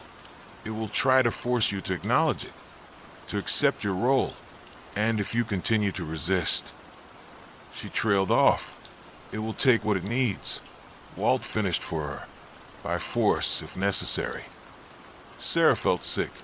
Part of her still wanted to dismiss all this as superstitious nonsense, but another part, the part that had heard the whispers, seen the message written in dust, watched a teacup fly across the room, knew there was truth in what they were saying. So what do I do? She asked, her voice small. Find your grandmother's grimoire, Martha said. Learn what she knew. Begin the rituals as soon as possible. We'll help you as much as we can, but in the end, this is between you and the entity. Only you can be its guardian. Sarah left Walt and Martha's house with a heaviness in her heart. She drove back to her grandmother's, no, her house now, feeling as if she were heading toward an execution rather than a home. The house seemed to be waiting for her when she arrived, its presence more palpable than ever. As she stepped onto the porch, the front door swung open of its own accord. Very dramatic, Sarah muttered, trying to mask her fear with sarcasm. Inside, the house was quiet, but it was a different kind of quiet than before, expectant rather than oppressive. Sarah stood in the hallway, not sure where to begin her search for the grimoire. If you're so eager for me to find this book, she said aloud, you could just show me where it is. For a moment, nothing happened. Then Sarah felt a gentle tug, as if someone had taken her hand, though there was no one visible. The tugging sensation led her toward the stairs. Okay, upstairs it is, she said, trying to sound nonchalant while her heart pounded in her chest. The invisible force guided her to a small room at the back of the house that had once been her grandmother's sewing room. Sarah hadn't spent much time in here since arriving. It was cluttered with fabric, old sewing machines, and boxes of notions. The tugging led her to an antique chest in the corner. It was made of dark wood, banded with iron, with an intricate lock on the front. Sarah had assumed it was just another container for sewing supplies, but now she approached it with a growing sense of trepidation. It's locked, she said. I don't have the key. In response, she heard a tinkling sound as something small and metallic fell to the floor near her feet. A small iron key. Of course, Sarah said, picking it up. How convenient. The key fit the lock perfectly. Sarah turned it, hearing the mechanism click, then lifted the lid of the chest. Inside was a single item, a large leather-bound book, its cover worn smooth with age and use. Burned into the leather was a symbol Sarah didn't recognize, a complex spiral pattern that seemed to shift and change as she looked at it. With trembling hands, she lifted the book out of the chest. It was heavy, the pages thick and uneven. She carried it over to the small desk by the window and set it down carefully. As she opened the cover, a slip of paper fell out. It was a letter, written in a spidery hand that Sarah recognized as her grandmother's. My dearest Sarah, if you are reading this, then I am gone, and you have returned to the house. I had hoped to be here when you were ready, to guide you through what comes next, but fate has other plans. The entity that dwells in this house is ancient and powerful, but not malevolent, at least not inherently. It simply is what it is, as a storm or a fire simply is. It can nurture or destroy, depending on how it is managed. Our family has been its caretakers for generations. We provide it with what it needs to remain stable and contained. In return, it grants us certain gifts, knowledge, insights, sometimes more tangible benefits. The grimoire contains everything you need to know. The rituals, the offerings, the words of power. The entity will guide you as well, in its own way. It knows you are my granddaughter. It has been waiting for you. I know this must seem frightening and strange. I remember how I felt when my own grandmother passed these duties to me. But in time, you will come to understand. Perhaps even to appreciate the relationship, as I have. Be strong, my Sarah. Be wise. And remember that though the entity is powerful, you are its guardian, not its servant. Never forget that distinction. With all my love, grandmother. Sarah read the letter twice, tears pricking at her eyes. It was confirmation of everything Walt and Martha had told her, but somehow hearing it in her grandmother's voice, even just through her written words, made it more real, more undeniable. She turned to the first page of the grimoire and began to read. Hours passed as Sarah immersed herself in her grandmother's book. It was part diary, part ritual manual, part scientific observation of the entity and its behaviors. Some passages were written in English, others in languages Sarah didn't recognize. There were drawings and diagrams, pressed flowers and herbs, even what looked like drops of dried blood staining certain pages. The story it told was both more and less fantastic than what Walt and Martha had described. The entity, or entities, for her grandmother sometimes wrote of it as a singular being and sometimes as a collective, had indeed been disturbed when the house was built. But it wasn't some ancient evil or vengeful spirit, as Sarah had feared. It was something older, something that existed before human concepts of good and evil, a force of nature in a way, but one with consciousness, with desires, with needs. And yes, those needs included blood, specifically, the blood of the Green Women, but not in large quantities, and not as some demonic sacrifice. Just a few drops, offered willingly as part of regular rituals that help maintain the balance between the entity's world and our own. In return, the entity offered protection to the house and its occupants, knowledge of things beyond normal human perception, and occasionally what could only be described as magical abilities, healing, foresight, influence over others' thoughts and actions. There were warnings too. The entity could become dangerous if neglected, if the rituals were not performed. It could reach out beyond the house, affecting the town and its people. There had been incidents in the past, deaths, disappearances, periods of madness affecting multiple residents. By the time Sarah reached the end of the grimoire, night had fallen. Her eyes were tired from straining to read the sometimes faded handwriting, and her mind was overwhelmed with information. But she also felt a strange sense of acceptance beginning to take root. This was her heritage, her birthright. As bizarre and frightening as it seemed, it was also somehow right. "I know you're there," she said aloud to the empty room. "I know what you are now, what you need from me." The whispers came immediately, as if they'd been waiting just below the threshold of hearing. "Sarah, you understand now. You accept." "I'm beginning to," she admitted, "but I need time. This is all very new to me. Time is short. We hunger. It has been too long since we were properly fed." Sarah opened the grimoire again, turning to the section that described the most basic ritual, the one her grandmother had performed weekly to maintain the entity's stability. "Tonight," she said, tracing the diagram on the page with her fingertip. "I'll do this tonight, but you have to help me. Show me how to do it correctly. We will show you. We will guide you," as we guided Eliza and her mother before her, and all the green women since the beginning. Sarah spent the next hour gathering what she needed for the ritual. Some items were easy to find: salt, water, candles. Others required more searching: specific herbs in her grandmother's carefully preserved collection, small stones that had been kept in a pouch in the bedside table, a silver bowl that was hidden in a compartment beneath the kitchen floorboards. Finally, everything was arranged on the dining room table according to the diagram in the grimoire. Sarah sat before it, the small silver knife her grandmother had used in her hand. "I'm ready," she said, though her voice trembled. The whispers surrounded her, guiding her through each step.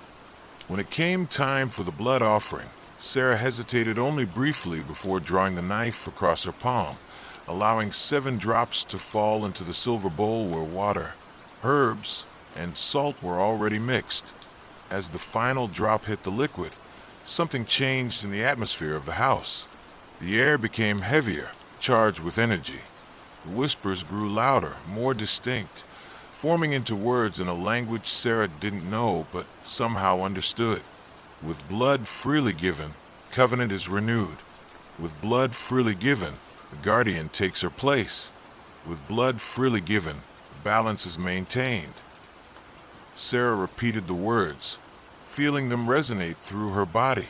As she spoke the final syllable, the mixture in the bowl began to glow with a soft blue light. She watched, transfixed, as the light spread outward, flowing across the table, up the walls, throughout the house. And then, suddenly, she could see them. The entities weren't ghosts or monsters or anything she could have imagined. They were like shifting patterns of light and shadow, constantly changing form but always maintaining a sense of consciousness, of presence. They filled the house, from basement to attic, moving through walls and floors as if they were no more substantial than air. And they were beautiful in a strange, otherworldly way that made Sarah's heart ache with emotions she couldn't name. "You see us now," they whispered in unison, "as Eliza saw us, as all true guardians see us." "Yes," Sarah breathed. "I see you." The entities swirled around her in what felt like jubilation, their movements creating patterns that seemed meaningful though Sarah couldn't interpret them yet. "The covenant is renewed," they said. "The guardian is established. The balance is maintained."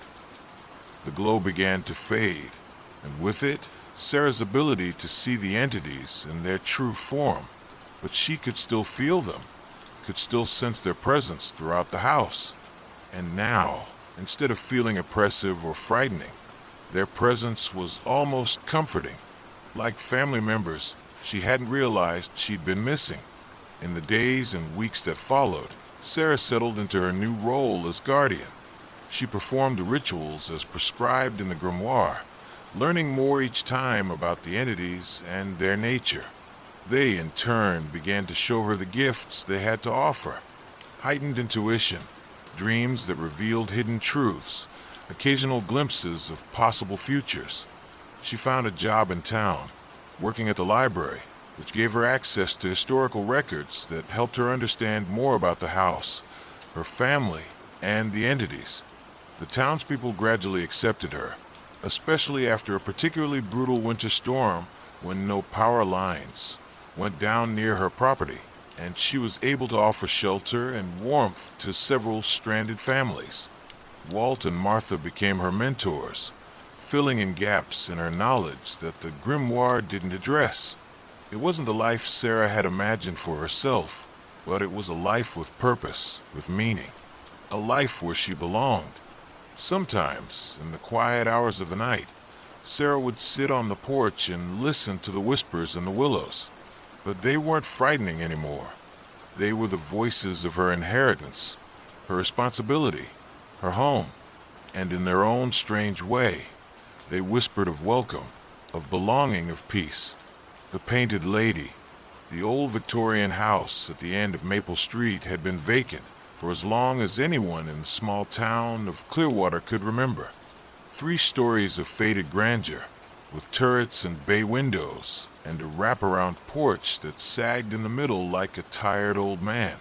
The locals called it the Painted Lady, though any paint it once had was long since weathered away, leaving bare with the color of old bones exposed to the elements. For decades, children dared each other to approach the house, to touch the peeling front door, to peer through grimy windows into the darkness within. Real estate agents tried periodically to sell the property, but prospective buyers always backed out at the last minute, citing structural concerns or financial issues, though the townspeople suspected other reasons. The unnatural coldness that seemed to emanate from the house even on the hottest summer days, the sounds of weeping that sometimes floated from the open attic windows on still nights, the shadows that moved behind curtains when no one was supposed to be inside. Then, in the spring of 2021, a moving truck appeared in the driveway. The town buzzed with speculation. Who would buy the Painted Lady? Who would be brave enough or foolish enough to live there? The answer was Eleanor Blackwood, a woman in her early 30s with dark hair always pulled back in a severe bun and eyes that seemed to look through people rather than at them. She was an artist. She told the curious neighbors who found excuses to pass by as she directed the movers. A painter looking for inspiration and solitude. "Well, you'll certainly find solitude in that old place," said Mrs. Abernathy, the town gossip who had appointed herself the unofficial welcoming committee. "It's been empty since before I was born." "Not empty," Eleanor said with a small, strange smile. "Just waiting." Mrs. Abernathy later reported to the Saturday morning crowd at the local diner that there was something not quite right about the new resident of the Painted Lady. "Mark my words," she declared, stirring her coffee with unnecessary vigor. "That woman's going to bring trouble. I could see it in her eyes." For the first few weeks after Eleanor moved in, the town watched and waited. There were no strange occurrences, no screams in the night, no fleeing in terror, just the occasional glimpse of Eleanor in her front garden, planting flowers with single-minded focus, or walking to the small art supply store downtown, her posture always straight as a ruler, her eyes always distant. Slowly, the town's interest waned. There were other things to gossip about: the mayor's indiscretion with his secretary, the high school principal's drinking problem, the strange lights some claimed to have seen over Miller's Pond. And so, when the paintings began to appear in Eleanor's front yard, it took several days for anyone to really notice. They were typical garden decorations at first: concrete gnomes, small animal statues, a bird bath. But one morning, Mrs. Abernathy noticed something odd as she took her daily constitutional past the Painted Lady. The gnome in the front garden.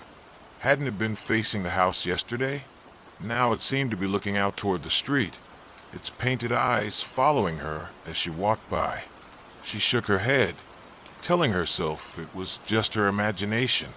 Someone, Eleanor obviously, had simply turned the gnome around. Nothing supernatural about that. But the next day, the gnome had moved again, and not just turned. It was now 3 feet from its original position, closer to the sidewalk, its painted smile seeming wider, more knowing. Mrs. Abernathy mentioned it to her friend Gladys over tea that afternoon. "Maybe kids moved it," Gladys suggested. "You know how they are, always playing pranks."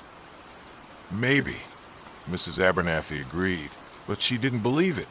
The children of Clearwater gave the Painted Lady a wide berth, even now that it was occupied. No child would willingly set foot on that property, not even for a prank. Over the next few weeks, more garden decorations appeared in Eleanor's yard, and all of them seemed to shift position overnight. The bird bath moved closer to the gate. A stone rabbit hopped from one side of the garden path to the other. A ceramic angel rotated to face different directions, its blank eyes seeming to follow passers-by. People began to talk. Some said it was Eleanor moving the statues as some sort of avant-garde art project or social experiment. Others suggested neighborhood cats or raccoons might be knocking the decorations over, and Eleanor simply set them upright in different positions without paying attention to where they'd been before. But there were those who whispered of other explanations, that the house itself was somehow animating the statues, that Eleanor was practicing some form of witchcraft, that the whole situation was an omen of darker things to come. Thomas Green, the local handyman who had been hired by Eleanor to fix various issues in the old house, added fuel to the fire with his observations. "She's got paintings all over the inside," he told a rapt audience at the diner one morning. "Not the kind you'd expect from an artist, either. They're all of people, realistic portraits, like photographs almost. Men, women, children, all of them staring out of the canvas with these sad, haunted eyes." "Did she paint them herself?" someone asked. Thomas shrugged. "She says she did, but they look old, like antique old. And here's the weird thing, I swear they change." "Change how?" Mrs. Abernathy leaned forward eagerly. "I was fixing a leaky pipe in the upstairs bathroom last week. Had to go into a bedroom to access the plumbing. There was a painting in there of an old man sitting in a chair. When I went back the next day to finish the job, the same painting was hanging there, but the old man was standing by a window instead of sitting in the chair. Everything else was the same. The room background, the clothing, the man's face. Just his position had changed." A murmur ran through the diner.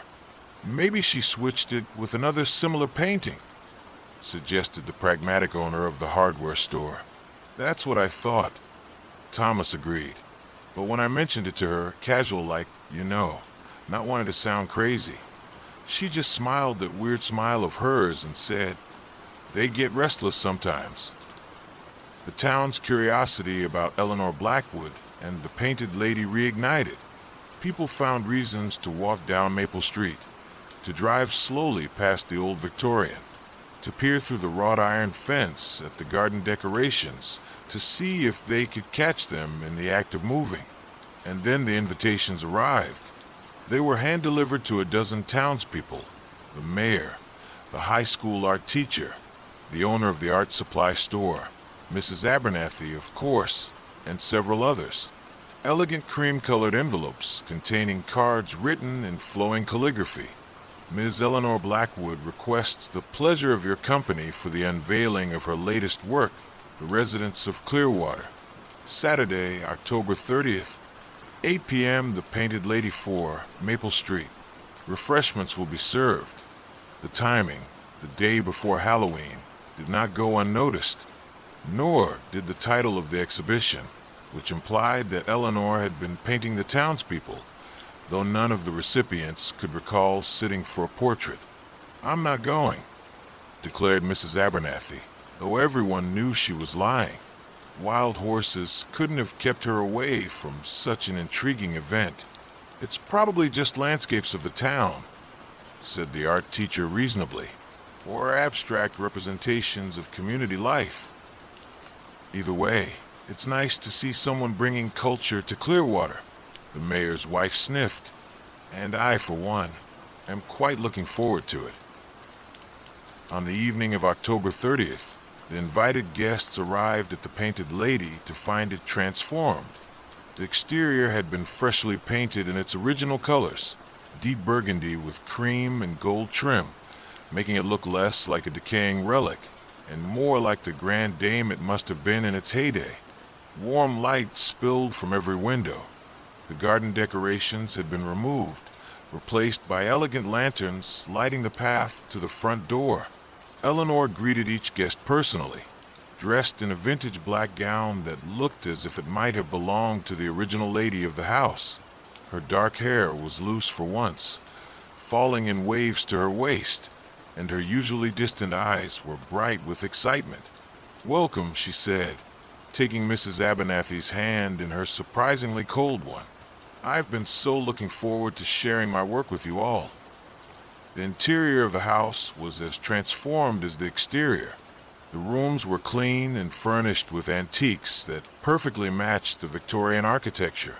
Candles provided most of the illumination, casting a golden glow over polished wood and rich fabrics. In the large parlor, champagne and hors d'oeuvres were being served by waiters who seemed to appear and disappear with ghostly efficiency. But the food and drink went largely ignored as the guests focused on what hung on the walls: paintings, dozens of them, all portraits of Clearwater residents. There was the mayor, depicted in his office with sunlight streaming through the window behind him. There was the art teacher, shown in her classroom surrounded by student works. Mrs. Abernathy was portrayed sitting in her front garden with her cat on her lap. The hardware store owner stood proudly before his shop. Each portrait was incredibly lifelike, capturing not just the physical appearance of the subject, but somehow their essence, their personality, their soul. And each portrait subject was looking directly out of the canvas, their eyes following viewers as they moved around the room. "These are remarkable, Miss Blackwood," the art teacher said, studying the brushwork with professional interest. "The technique is reminiscent of the old masters, but there's something modern in the psychological depth. How did you manage to capture us all so accurately without sittings?" Eleanor smiled her enigmatic smile. "I observe, I absorb, and then I release what I've absorbed onto the canvas." But some of these moments, the mayor gestured to his portrait, which showed him at his desk reviewing documents that he recognized as a confidential town planning proposal. "These are private moments. How could you have observed them?" "Art has its mysteries," Eleanor said lightly. "More champagne, anyone?" As the evening progressed, the guests moved from painting to painting, alternately flattered and disturbed by the accuracy of their portrayals. Some showed them in public settings, others in the privacy of their homes, still others in moments they were certain no one could have witnessed. "Is it just me?" Mrs. Abernathy whispered to Gladys. "Or do the people in the painting seem to be moving slightly?" Gladys squinted at a nearby portrait of the diner owner. "It's the candlelight playing tricks on our eyes," she said, but she didn't sound convinced. By 10 o'clock, most of the guests had viewed all the paintings in the parlor and were milling about, discussing the artwork in hushed, slightly uncomfortable tones. Eleanor, who had been circulating among her guests, suddenly clapped her hands for attention. "Thank you all for coming tonight," she said, her voice carrying easily through the room. "I hope you've enjoyed the exhibition so far, but I've saved the most special piece for last. If you'll follow me to the attic studio, I'd like to unveil my masterpiece, the residence of Clearwater itself." There was a moment of hesitation. Something about the way she said it sent collective shiver through the group. But curiosity won out, led by Eleanor. The guests climbed a grand staircase to the second floor, then up a narrower staircase to the third, and finally up a steep set of steps to the attic. The attic had been converted into a large studio space, with skylights and the pitched roof allowing moonlight to supplement the candles placed around the perimeter. In the center of the room stood a large canvas covered with a velvet cloth, easily 8 feet tall and 10 feet wide. "Before I unveil this," Eleanor said, standing beside the covered canvas, "I want to thank you all for your inspiration. Clearwater has been exactly what I needed to complete my life's work." She pulled the cloth away with a flourish. The gasps were audible. The painting was of Clearwater itself, a panoramic view of the town as if seen from above, with every street, every building, every landmark rendered in perfect detail. And populating this miniature Clearwater were hundreds of tiny figures, each one recognizable as a resident of the town. But unlike the individual portraits downstairs, these figures were in motion, walking, driving, working, talking, captured in mid-action like a freeze frame of daily life. The level of detail was impossible, beyond what any human artist could achieve. Each tiny face was perfect, each gesture precisely rendered. How? The art teacher began, then stopped, unable to formulate the question properly. Do you like it? Eleanor asked, her eyes gleaming in the candlelight. It's taken me years to develop the technique. Decades, really. But I think I've finally perfected it.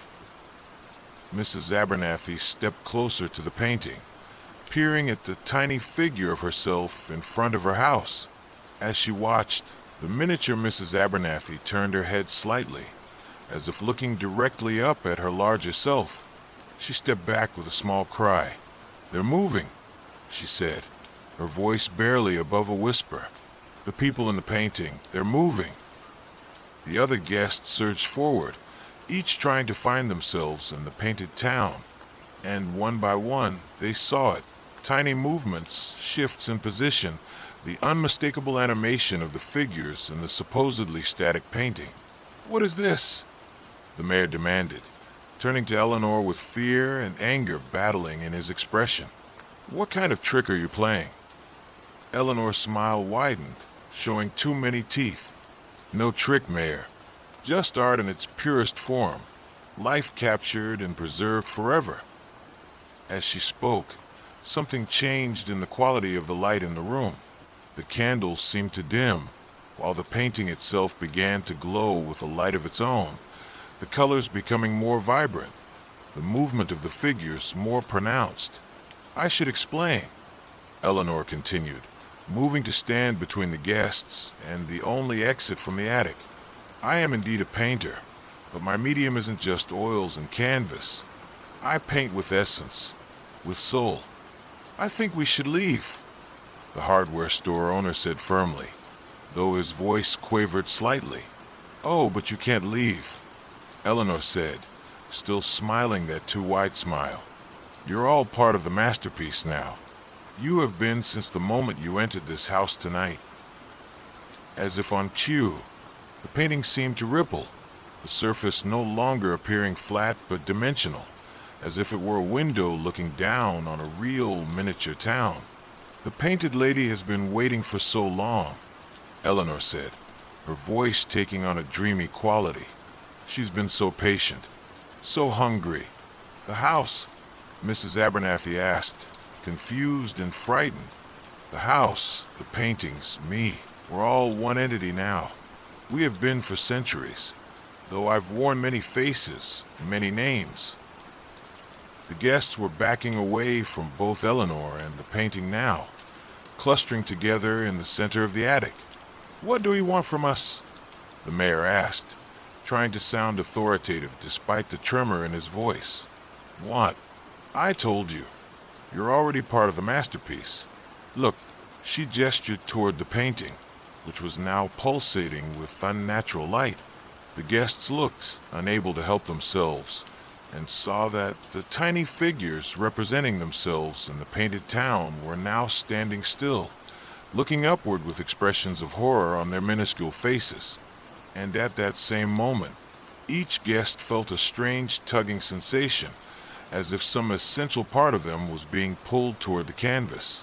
Mrs. Abernathy was the first to understand. "You're trapping us in there," she gasped. "In the painting." Eleanor's smile never faltered.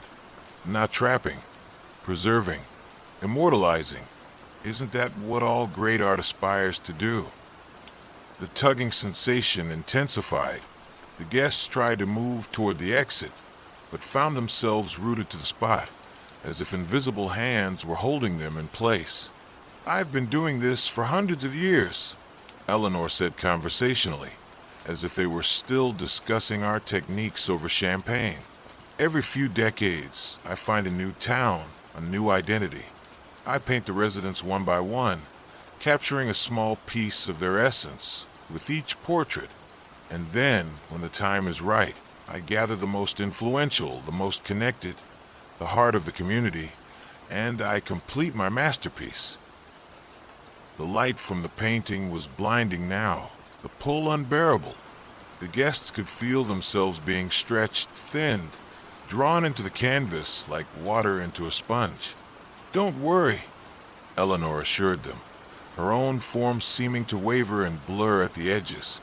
"It doesn't hurt, not really, and you'll be together, all of Clearwater, preserved in perfect harmony for eternity, or at least until I get hungry again." The last thing Mrs. Abernathy saw before her consciousness was fully absorbed into the painting was Eleanor herself beginning to dissolve, her features running like wet paint, revealing something ancient and inhuman beneath the human disguise. And then she was small, so small, standing in a painted street in a painted town, looking up at the attic ceiling of the painted lady with painted eyes that somehow still saw, still understood, still feared.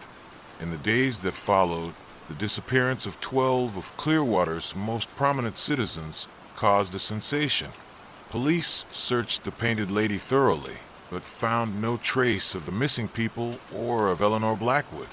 The house was empty, the walls bare, no sign of the portraits or the grand masterpiece the guests had been invited to view. Eventually, the case went cold. Some theorized a mass kidnapping, others occult suicide, still others that the missing 12 had planned their own disappearances for reasons unknown. The painted lady stood vacant once more, its brief restoration fading as quickly as it had appeared, the house returning to its former decrepit state.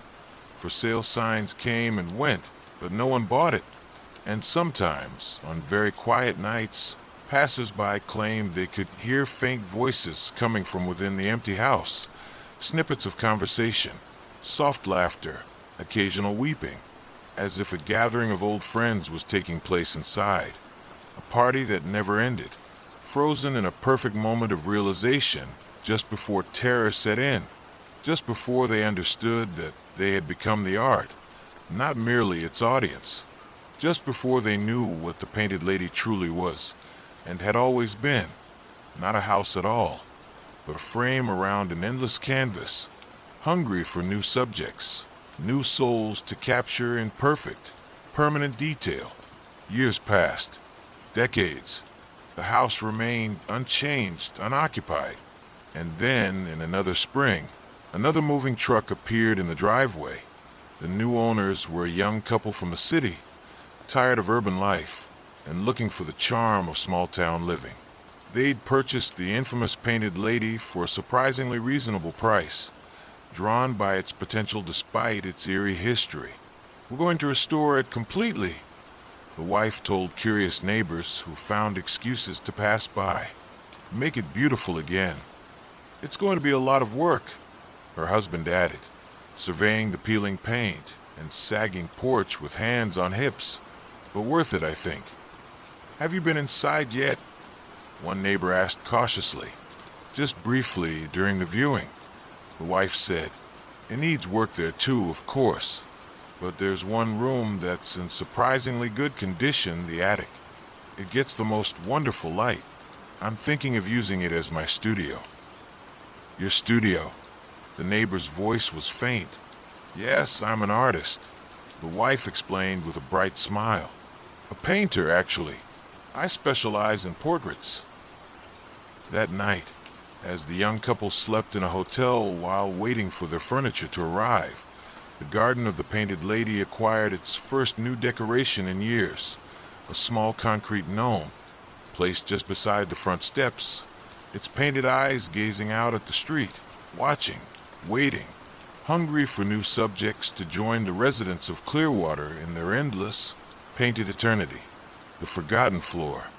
The Westfield Grand Hotel had stood at the corner of 5th and Main for nearly a century, a 12-story testament to a time when travel was elegant and luxurious rather than merely functional.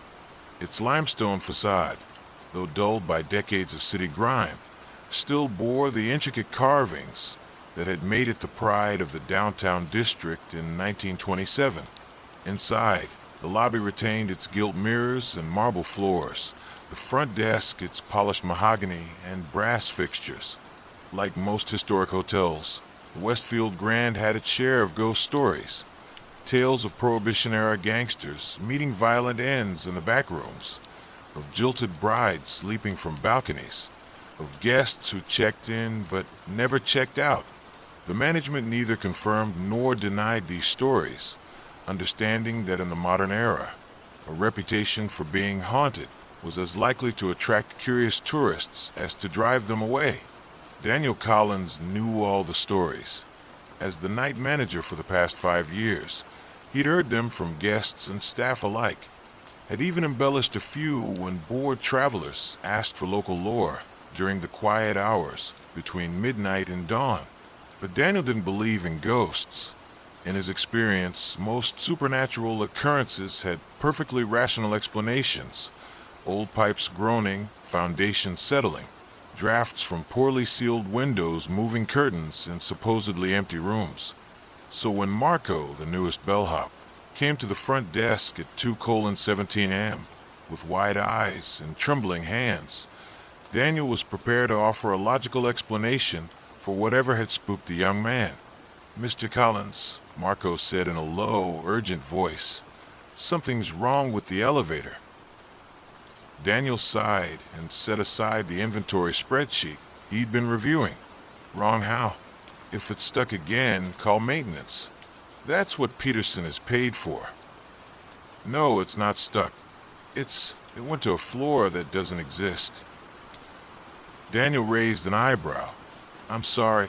I was taking the service elevator up to deliver these extra towels to 802, Marco explained, gesturing to the cart of linens beside him. "I pressed 8, but the elevator went past it. It kept going up, past 12, and stopped at 14. "Marco, there's no 14th floor," Daniel said patiently. "The hotel is 12 stories. You know that." "I know. That's what I'm trying to tell you. But the indicator panel showed 14, clear as day. And when the doors opened..." Marco swallowed hard. It looked like a normal hotel corridor, but wrong somehow. The wallpaper pattern was different, older looking. And it was cold, really cold. And I heard music. Old music, like from a gramophone or something. Daniel studied the young man's face. Marco had been at the Westfield for only 3 months, but he'd proven to be reliable and level-headed. Not the type to make up stories or play pranks. "Did you step out of the elevator?" Daniel asked. Marco shook his head emphatically. "No way. I hit the closed door button right away, but it took forever to respond, like something was holding the doors open. When they finally closed, the elevator didn't move for a few seconds. Then it dropped fast, like it was falling. I thought I was going to die, but it stopped at the lobby, and here I am." Daniel frowned.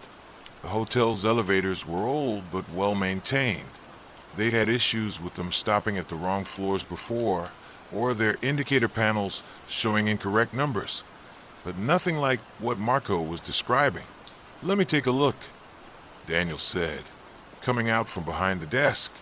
"The service elevator, you said?" Marco nodded, but made no move to follow Daniel toward the back of the lobby, where the service elevator was located. "I'll just wait here if that's okay." Daniel shrugged. "Suit yourself." The service elevator was primarily used by hotel staff to transport linens, room service, and maintenance equipment without disturbing guests in the main elevators. It was smaller and plainer than the guest elevators, with none of the decorative touches that gave the rest of the hotel its historic charm. Daniel pressed the call button and waited. After a moment, he heard the mechanism engage and the sound of the car descending. When it arrived and the doors opened, he found it empty, just a normal service elevator with scuffed walls and a worn linoleum floor. He stepped inside and examined the control panel. The buttons ran from B basement to 12, with no 13, as was common in older buildings due to superstition. Everything looked normal. Daniel pressed 8, the floor Marco had been heading to. The doors closed and the elevator began to ascend, the floor indicators lighting up in sequence. 1, 2, 3. Between floors 7 and 8, the elevator shuddered slightly. The lights flickered once, and Daniel felt a momentary sensation of weightlessness, as if the car had dropped a few inches before catching itself. But the indicator changed to 8, the elevator stopped, and the doors opened normally. Daniel looked out at the familiar corridor of the 8th floor. Green and gold-striped wallpaper, sconces throwing warm light onto the cream-colored ceiling, numbered doors lining both sides. Nothing unusual. He let the doors close without exiting and pressed L for lobby. The descent was smooth and uneventful. When he returned to the front desk, Marco was still waiting, his face tense with anticipation. "Everything seems normal to me," Daniel told him. "I went up to 8 and back without any problems. The indicator never showed 14, and the elevator didn't try to drop me to my death." Marco's shoulders sagged. "You don't believe me." "I believe that you believe what you saw," Daniel said diplomatically. "But there's no 14th floor, Marco. It's physically impossible. The building ends at 12. Then how do you explain what happened?" Daniel considered. Maybe the indicator malfunctioned, showing 14 instead of another number. As for the different wallpaper and the cold and the music, well, you've been working long hours. Maybe you were half asleep, and your mind filled in some details from the ghost stories you've heard about this place. Marco didn't look convinced, but he nodded reluctantly. "Maybe. I don't think I was imagining it, but maybe." "Why don't you head home?" Daniel suggested. "Your shift's almost over anyway. I'll have someone else deliver those towels to 802. Marco didn't need to be told twice. He thanked Daniel and hurried off to the staff room to collect his things. After he left, Daniel returned to his spreadsheets, but found it hard to concentrate. Despite his rational explanation to Marco, something about the incident bothered him. The young man had seemed genuinely frightened, not like someone playing a prank or seeking attention. And then there was the slight shudder the elevator had given when Daniel had taken it. It was probably nothing, just the normal vibrations of an old system. But on impulse, Daniel pulled out the hotel's original architectural plans from the filing cabinet behind the desk. The Westfield kept them on hand for historical tours and renovation planning. He unrolled the blueprints on the counter and traced his finger along the cross-section of the building. 12 floors, just as he'd told Marco. The top floor housed the penthouse suites, and above that was just a roof with its water tanks and HVAC equipment. No secret 14th floor, no hidden level. As he was rolling the blueprints back up, Daniel noticed something odd. A small notation in the margin, almost hidden by the curling edge of the paper. It appeared to be written in faded pencil, not part of the original printed plans. 13 to 14, sealed October 29th, 1929. Daniel frowned.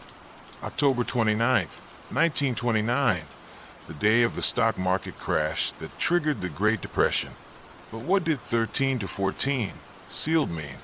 And why would it be handwritten on the official plans?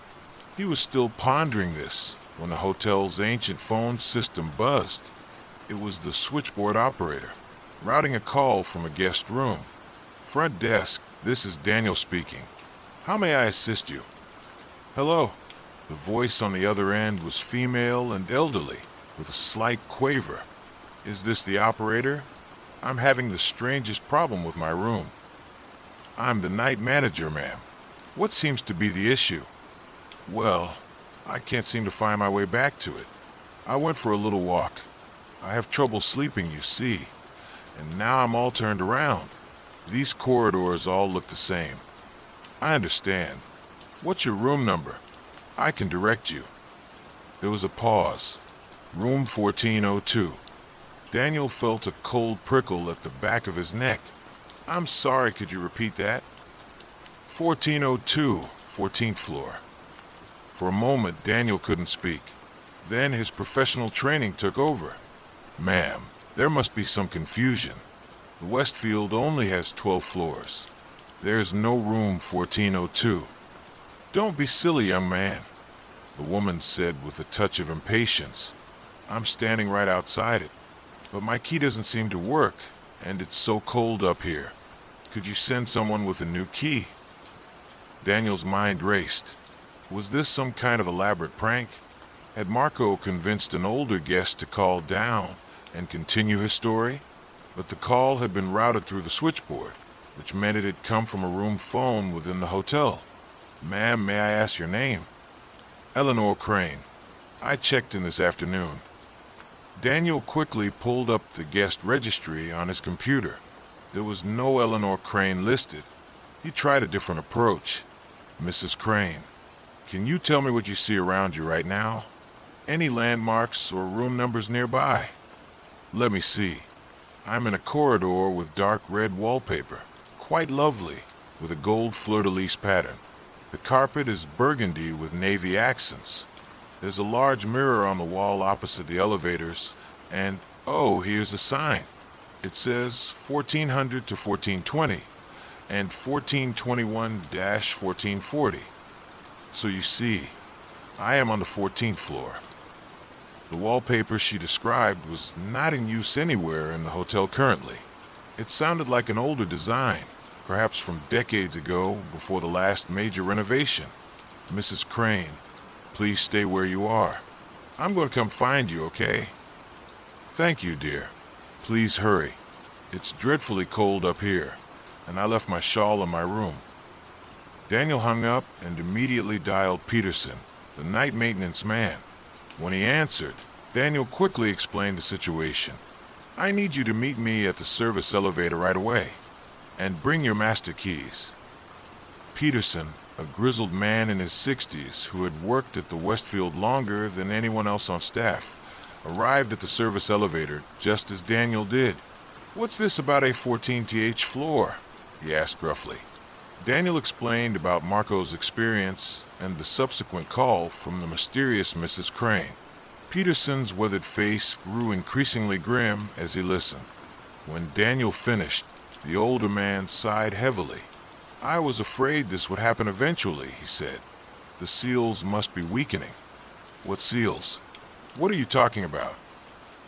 Peterson glanced around to ensure they were alone, then lowered his voice. The Westfield didn't always stop at the 12th floor. It was originally built with 14 floors.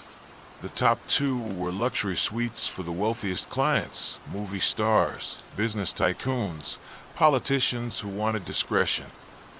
That's not possible, Daniel insisted. I've seen the original plans. The plans were altered after it happened, Peterson said. After the crash. The stock market crash? What does that have to do with anything? Peterson's eyes took on a distant look. My grandfather worked here back then. He was a bellhop, just a kid really. He told me the story. Made me swear never to repeat it. But if people are seeing the 14th floor again, they need to know. He took a deep breath before continuing. On October 29th, 1929, as news of the market collapse spread, one of the hotel's most prestigious guests, a banker named William Hargrove, lost everything. Millions gone in an instant. He was staying in the penthouse suite on the 14th floor with his wife and daughter. That night, he went mad with grief. Killed them both, then himself. Daniel had heard rumors of a murder-suicide in the hotel's past, but the versions he knew placed it in different rooms on different floors. Never the supposedly non-existent 14th floor. That's a tragedy, he acknowledged, but it doesn't explain. That's not all, Peterson interrupted. Over the next few weeks, as the financial crisis worsened, there were incidents, all on the 13th and 14th floors. Guests reporting strange sounds, extreme cold spots, objects moving on their own. 3 more suicides. A maid found strangled with no sign of an intruder. A child who simply vanished from a locked room. Ghost stories, Daniel said dismissively. though he felt a chill that had nothing to do with the building's air conditioning. The hotel was on the verge of closing. No one would stay in those top floors anymore. So the owner at the time made a decision. He had the 13th and 14th floors sealed off completely. False ceilings installed on the 12th floor. A new roof constructed to hide the original top floors. The elevator machinery was adjusted, the buttons replaced, the floor indicators recalibrated. For all practical purposes, those floors ceased to exist. Daniel wanted to argue, to point out how impossible such a cover-up would be, but instead he found himself asking, what about the people who knew? Staff, guests, city officials? Money and fear are powerful motivators for silence, Peterson said simply. And it was a different time. No internet, no social media. Secrets were easier to keep. So you're saying there really are 2 hidden floors above us right now? Floors that have been sealed off for almost a century. Peterson nodded grimly. Sealed physically and in other ways. My grandfather said they brought in a priest, a rabbi, and some kind of spiritualist. Whatever they did seemed to work. The incident stopped. The hotel survived. Life went on. Until tonight, Daniel said quietly. Until tonight, Peterson agreed. They both looked at the service elevator with new eyes. We should call the police, Daniel said. If there's a woman trapped up there somehow, the police won't be able to help with this, Peterson warned. But we can't just leave her either. So what do we do? Peterson reached into his pocket and pulled out something that looked like an ordinary key, but made of what appeared to be silver rather than brass or steel. My grandfather passed this down to me when I took this job. Said I might need it someday, though he prayed I never would.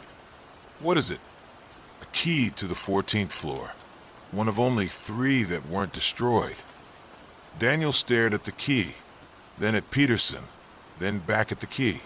His rational mind was still fighting against accepting this bizarre scenario, but the proof was becoming harder to deny. I'll go, he said finally. Peterson shook his head. We go together. I know what to expect. And what is that exactly? The older man's face was solemn. My grandfather said time moves differently on those sealed floors. The tragedy keeps repeating, over and over. The victims don't know they're dead. They think they're still guests in the hotel, still living their last day.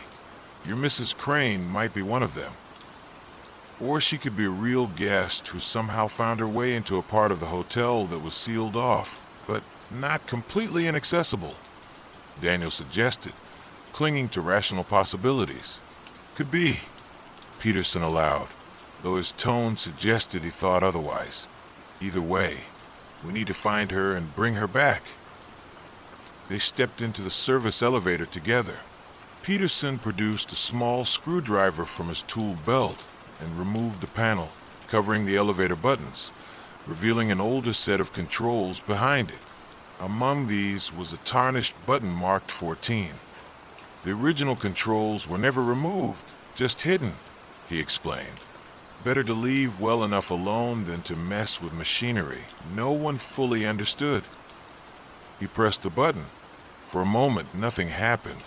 Then the elevator lurched upward with a groan of protest from mechanisms long unused.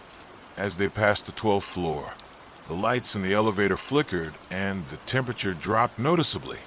Daniel could see his breath clouding in front of him. It always gets cold when the veil thins, Peterson murmured, almost to himself. The elevator continued to climb, moving more slowly now, as if struggling against some unseen resistance. Finally, it came to a stop. The indicator panel, which had gone dark after they passed 12, now illuminated to show 14. The doors opened with a reluctant creak. Daniel had been prepared for dust, debris, the accumulated decay of a space abandoned for nearly a century. What he saw instead stunned him into momentary silence. The corridor before them looked perfectly preserved, as if time had stopped in 1929. The wallpaper was indeed dark red with gold fleur-de-lis patterns, just as Mrs. Crane had described. The carpet was rich and unmarked by wear. Wall sconces with etched glass shades cast a warm glow that somehow failed to dispel the pervasive chill. And there was music playing, faint but distinct, the tinny sound of a jazz orchestra as if from an old phonograph record, accompanied by distant laughter and the murmur of voices having a good time. "The last party," Peterson whispered, his breath visible in the cold air. The hotel hosted a gala on the 14th floor the night of the crash. No one knew yet how bad it would be. They were still celebrating. Daniel stepped cautiously out of the elevator, Peterson close behind him. As soon as they cleared the doors, they slid shut behind them with alarming finality. "Mrs. Crane," Daniel called, his voice sounding muffled in the dense, cold air. "Eleanor Crane?" No answer came, but the music seemed to grow slightly louder, as if inviting them toward its source. "We should stay together," Peterson warned as Daniel began to move down the corridor. They walked slowly, passing doors labeled in ornate numerals, 1406, 1407, 1408. At 1409, Daniel paused. The door was slightly ajar, and from within came the sound of a woman quietly sobbing. "Mrs. Crane?" he called softly, pushing the door open wider. The room beyond was a suite decorated in the height of 1920s luxury, an Art Deco fantasia of bold geometrics and rich colors. Sitting on a chaise lounge by the window was a young woman in an evening dress of silver lame, her dark hair styled in a fashionable bob. She was holding a piece of paper in trembling hands, tears streaming down her face. She looked up as they entered, her expression shifting from grief to surprise to suspicion. "Who are you?" she demanded. "How did you get in here?" "I'm Daniel Collins, the night manager," Daniel said automatically. "And this is Peterson from maintenance. We're looking for Eleanor Crane." The woman's brow furrowed. "I don't know any Eleanor Crane. I'm Vivian Hargrove. This is my father's suite." She quickly wiped away her tears, composing herself. "I must ask you to leave. My father will be back any minute, and he doesn't like strange men in our rooms." Daniel and Peterson exchanged uneasy glances. Hargrove, the banker who had murdered his family before taking his own life. "Miss Hargrove," Daniel said gently, "what is today's date?" She looked at him as if he were simple-minded. "October 29th, 1929, of course. Not that it's any of your business." "And that paper you're holding?" Peterson nodded toward it. "Bad news?" Vivian's face crumpled momentarily before she regained her composure. "My fiancé has broken our engagement. By telegram, if you can believe such cowardice, now that father's investments have." She stopped, seeming to realize she was sharing personal matters with strangers. "It doesn't matter. Please leave now, or I'll call hotel security." "Miss Hargrove," Daniel said, taking a careful step closer. "I know this will sound strange, but I don't think you're safe here. Your father—" "My father would never hurt me," she snapped, rising from the chaise. "How dare you suggest such a thing? Get out this instant." Before either man could respond, the temperature in the room plummeted further. The lights dimmed, and the shadows in the corners seemed to deepen and writhe with malevolent intent. "He's coming," Peterson said urgently, grabbing Daniel's arm. "We have to go. Now. We can't just leave her," Daniel protested. "If what you said is true, we can't change what happened," Peterson insisted. "This is just an echo, a moment frozen in time. The real Vivian Hargrove died almost a century ago." Even as he spoke, the door to the suite banged open. In the doorway stood a man in his 50s, distinguished looking in an expensive suit. but with wild eyes and hair disheveled as if he'd been tearing at it. In his hand was a revolver. "Daddy," Vivian said, her voice suddenly small, afraid. "What's wrong? What are you doing with that gun?" "I've lost everything, Viv," the man said, his voice eerily calm despite his manic appearance. "Everything. The house in Newport, the apartment in Paris, your trust fund, all of it. Gone. It's just money," Vivian said, taking a tentative step toward him. "We'll be all right, Daddy. We still have each other." Hargrove laughed a hollow, broken sound. "You don't understand. There's no coming back from this. No starting over. Not for me. Not at my age." "Sir," Daniel interrupted, stepping between Hargrove and his daughter. "Please put the gun down. Whatever problems you're facing, this isn't the solution." For the first time, Hargrove seemed to notice the two men in his suite. He blinked at them in confusion. "Hotel staff?" he asked vaguely. "No, you weren't here before. You weren't here the first time." His eyes narrowed. "You don't belong here." The room grew colder still, frost forming on the windows, the mirrors, the crystal decanters on the sideboard. The shadows continued to roil and stretch, taking on vaguely humanoid shapes. "We need to leave," Peterson hissed. "Now." But Daniel couldn't move. He couldn't abandon Vivian to her fate, even if she was just an echo, as Peterson had called her. "Mr. Hargrove," he said firmly, "I'm going to have to ask you and your daughter to come with us. There's a problem with this floor of the hotel. It isn't safe." Hargrove's expression darkened. "You're right about that. It isn't safe. Nothing is safe anymore. The world as we knew it is over." He raised the gun. "But I can protect my family from what's coming. I can spare them the shame, the poverty, the desperation." "Daddy, no," Vivian cried out, finally understanding his intent. The shadows on the walls had fully formed now into writhing figures of pure darkness, reaching out with elongated limbs toward the living occupants of the room. The temperature had dropped so low that Daniel's lungs burned with each breath. "Daniel!" Peterson shouted, pulling him toward the door. "We can't stop this. It's already happened."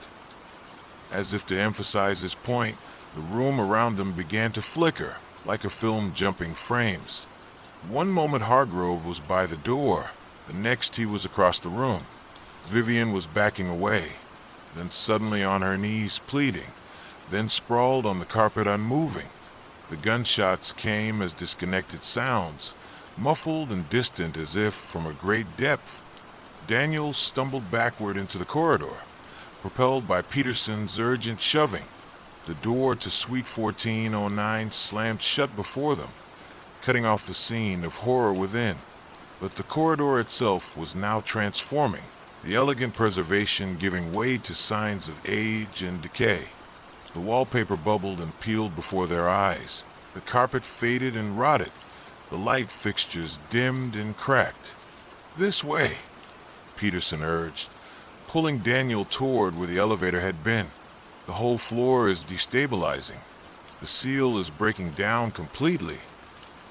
They reached the elevator doors, but there was no call button visible on the deteriorating wall. "Your key," Daniel said.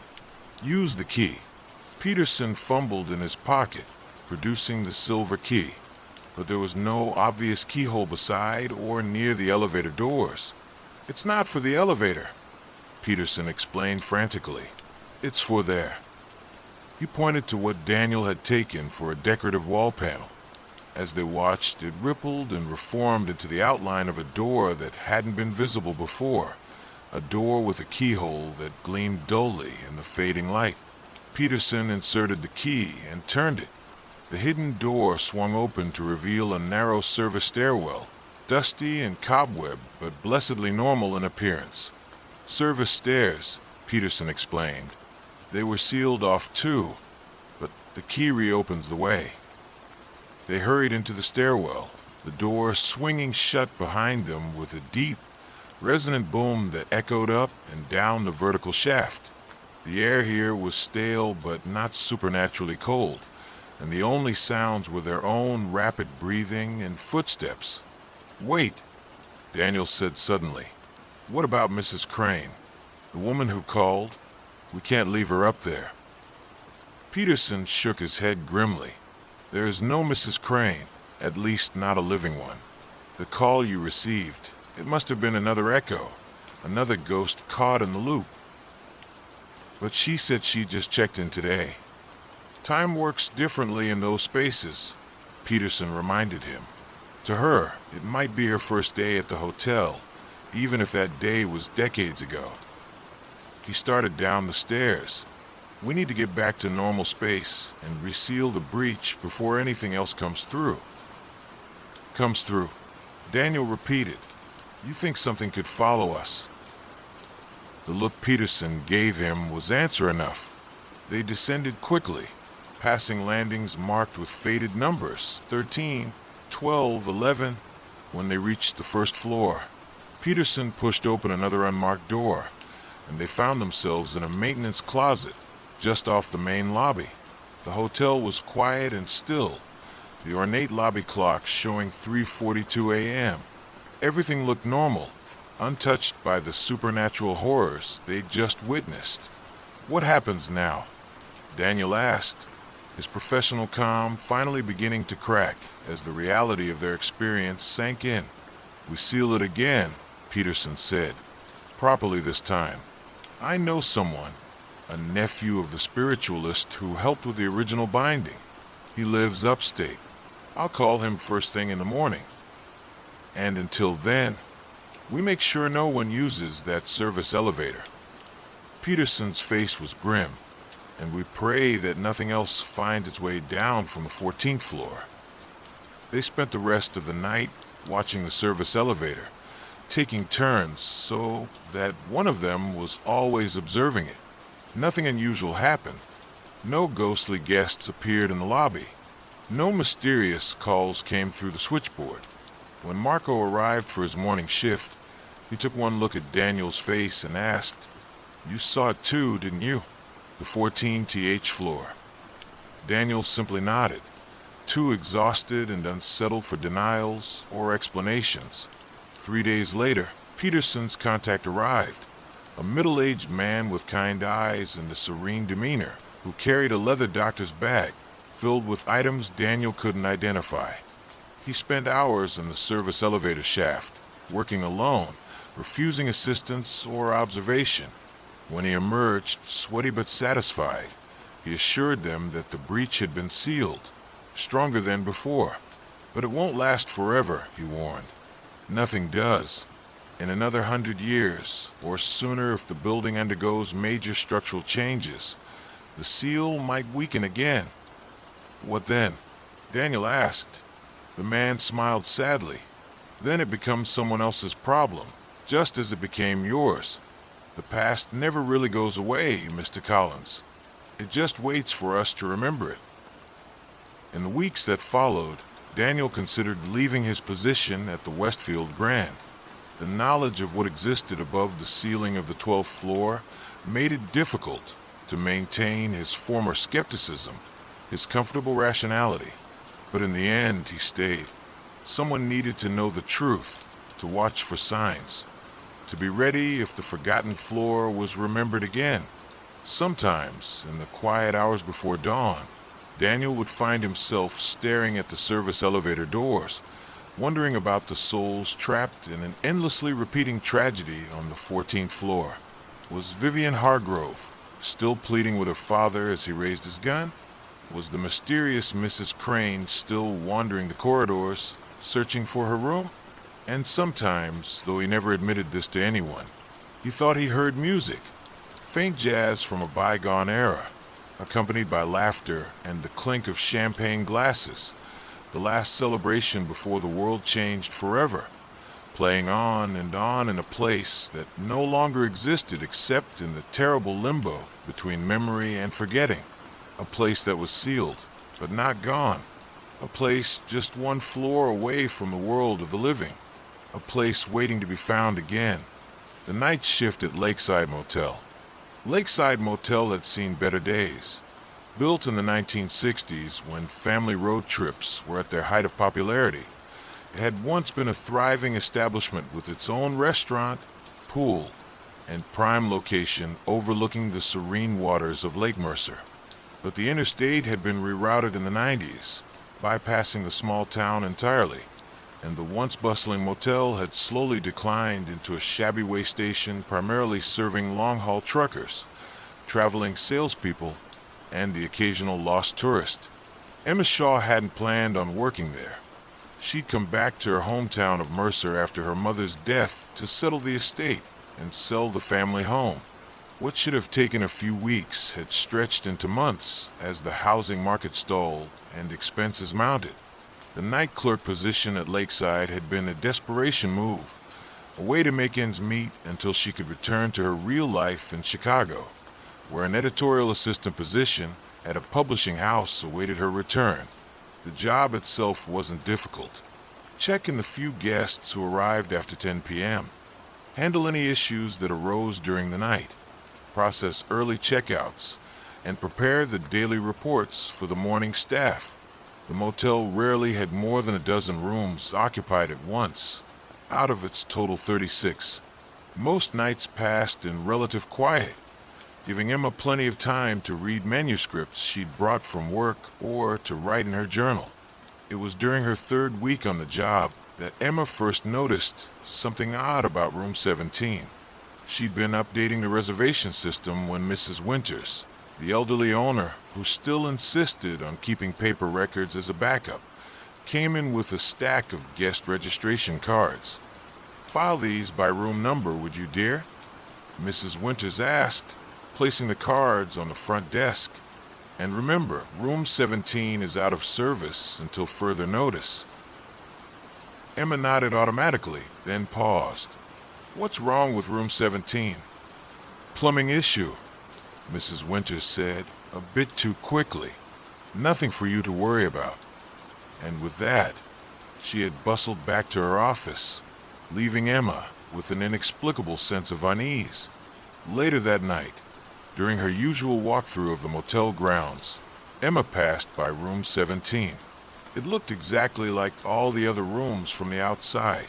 Same faded blue door, same brass room number, same worn welcome mat. Out of curiosity, she tried the handle, but it was locked. As she turned to continue her rounds, Emma felt a sudden drop in temperature, as if she'd stepped into a walk-in freezer. The chill lasted only a moment before the warm June air returned, but it left her shivering nonetheless.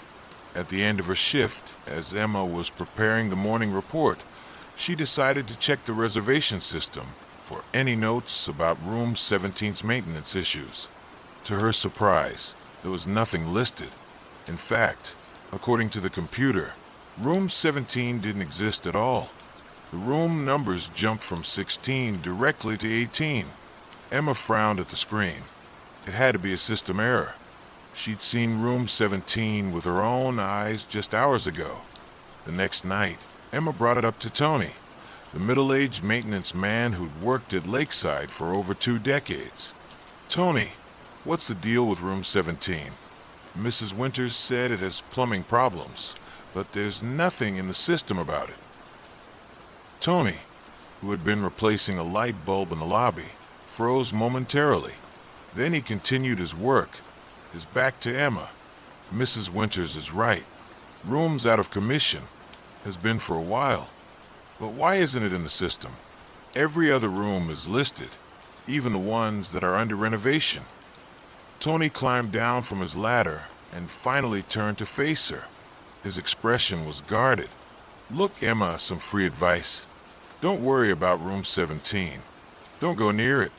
Don't ask about it. Just pretend it isn't there." "But why? Trust me on this." Tony cut her off, his voice firm but not unkind. "You're temporary, right? Just here until you sell your mom's house, do your shifts, collect your paychecks, and leave room 17 alone. It's better that way."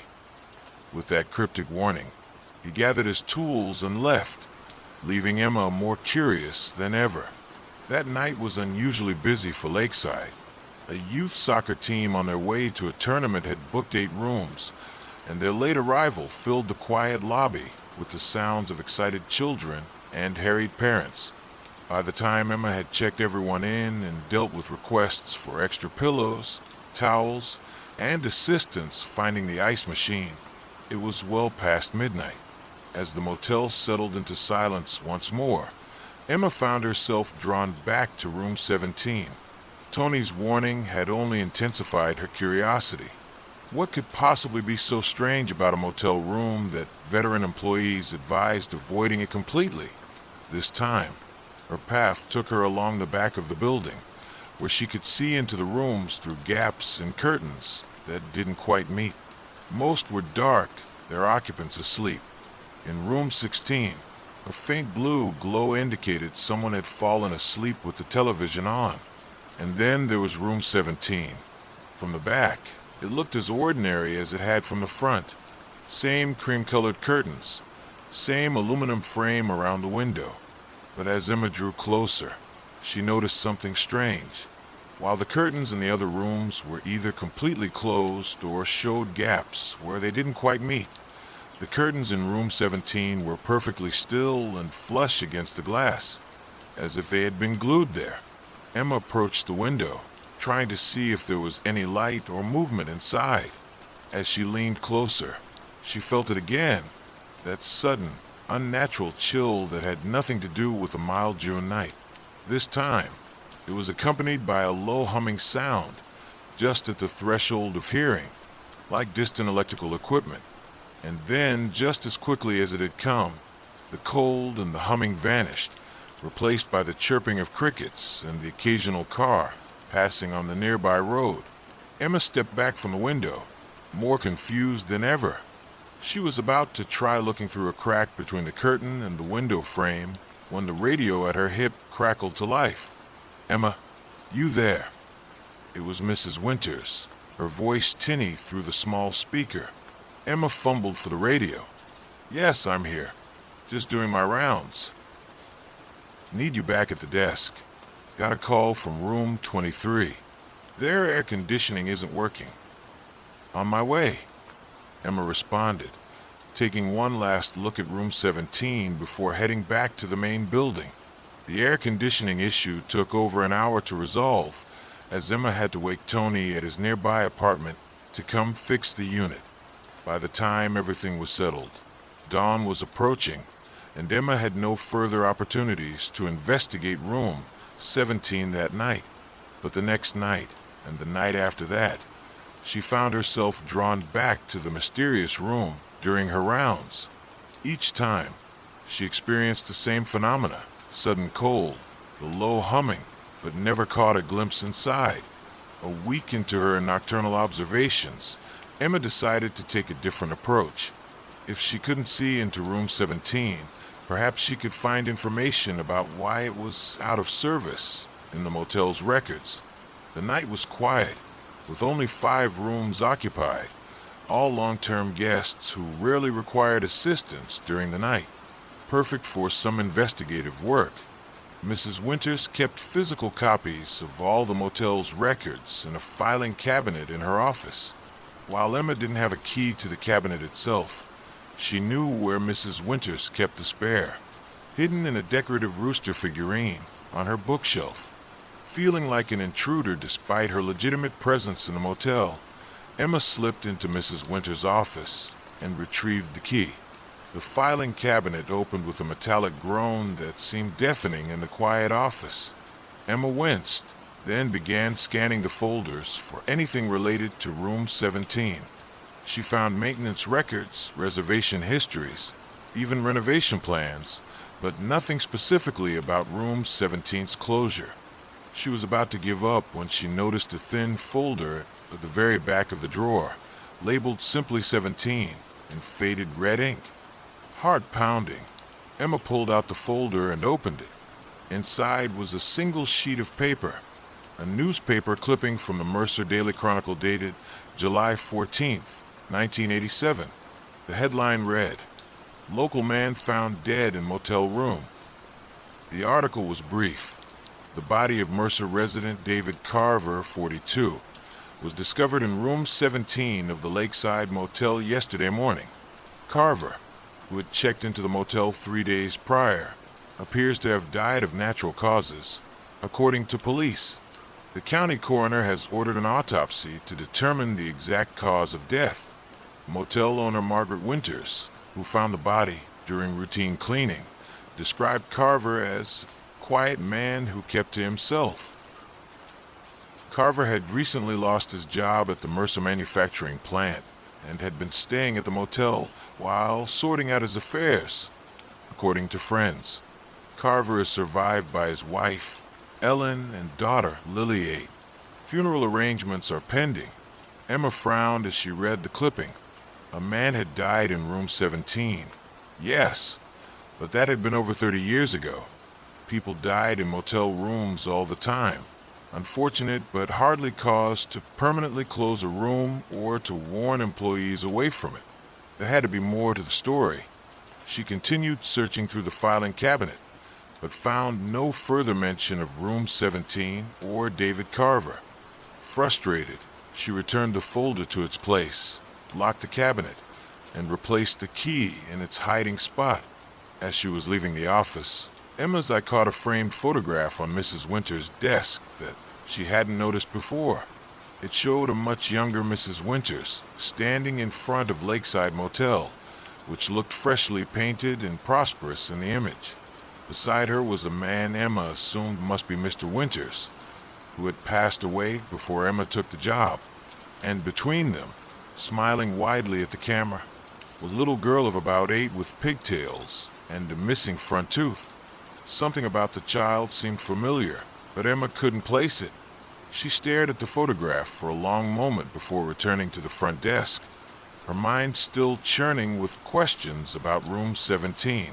The next day, Emma had a rare evening off. She decided to use the time to visit the local library and search through its archives of the Mercer Daily Chronicle. If there was more to the story of David Carver's death, perhaps it had been reported in a follow-up article. The library was nearly empty when Emma arrived, just a few teenagers using the computers and an elderly man reading a newspaper in a corner. The microfilm archives were kept in the reference section, and Emma quickly located the reels for July 1987. She found the original article she had already seen in Mrs. Winters' files, but continued scanning forward, looking for any updates. 3 days after the initial report, she found what she was looking for. Motel death ruled suicide. The death of David Carver, 42, whose body was found in room 17 of the Lakeside Motel last week, has been ruled a suicide. According to the county coroner's report released yesterday, Carver died of an overdose of prescription medication combined with alcohol. A note was found at the scene, but its contents have not been made public out of respect for the family's privacy. Carver had reportedly been struggling with depression following the loss of his job at Mercer manufacturing plant, where he had worked for 20 years. His wife, Ellen Carver, requested privacy for herself and their daughter as they coped with this tragedy. David was a good man who fought his demons for a long time, she told this reporter. I hope people will remember him for his kindness and not for the way he left us. A private funeral service will be held tomorrow at Mercer Community Church. Emma sat back, processing this new information. So David Carver had taken his own life in room 17. Tragic, certainly, but still not unusual enough to explain the current treatment of the room. People died by suicide in motel rooms with depressing regularity, yet those rooms were typically cleaned, perhaps redecorated, and put back into service. She continued scanning through the newspaper, looking for any further mentions of Carver, Lakeside Motel, or room 17. Nothing appeared until nearly a year later. In small article dated June 30th, 1988, woman dies in same motel room as husband.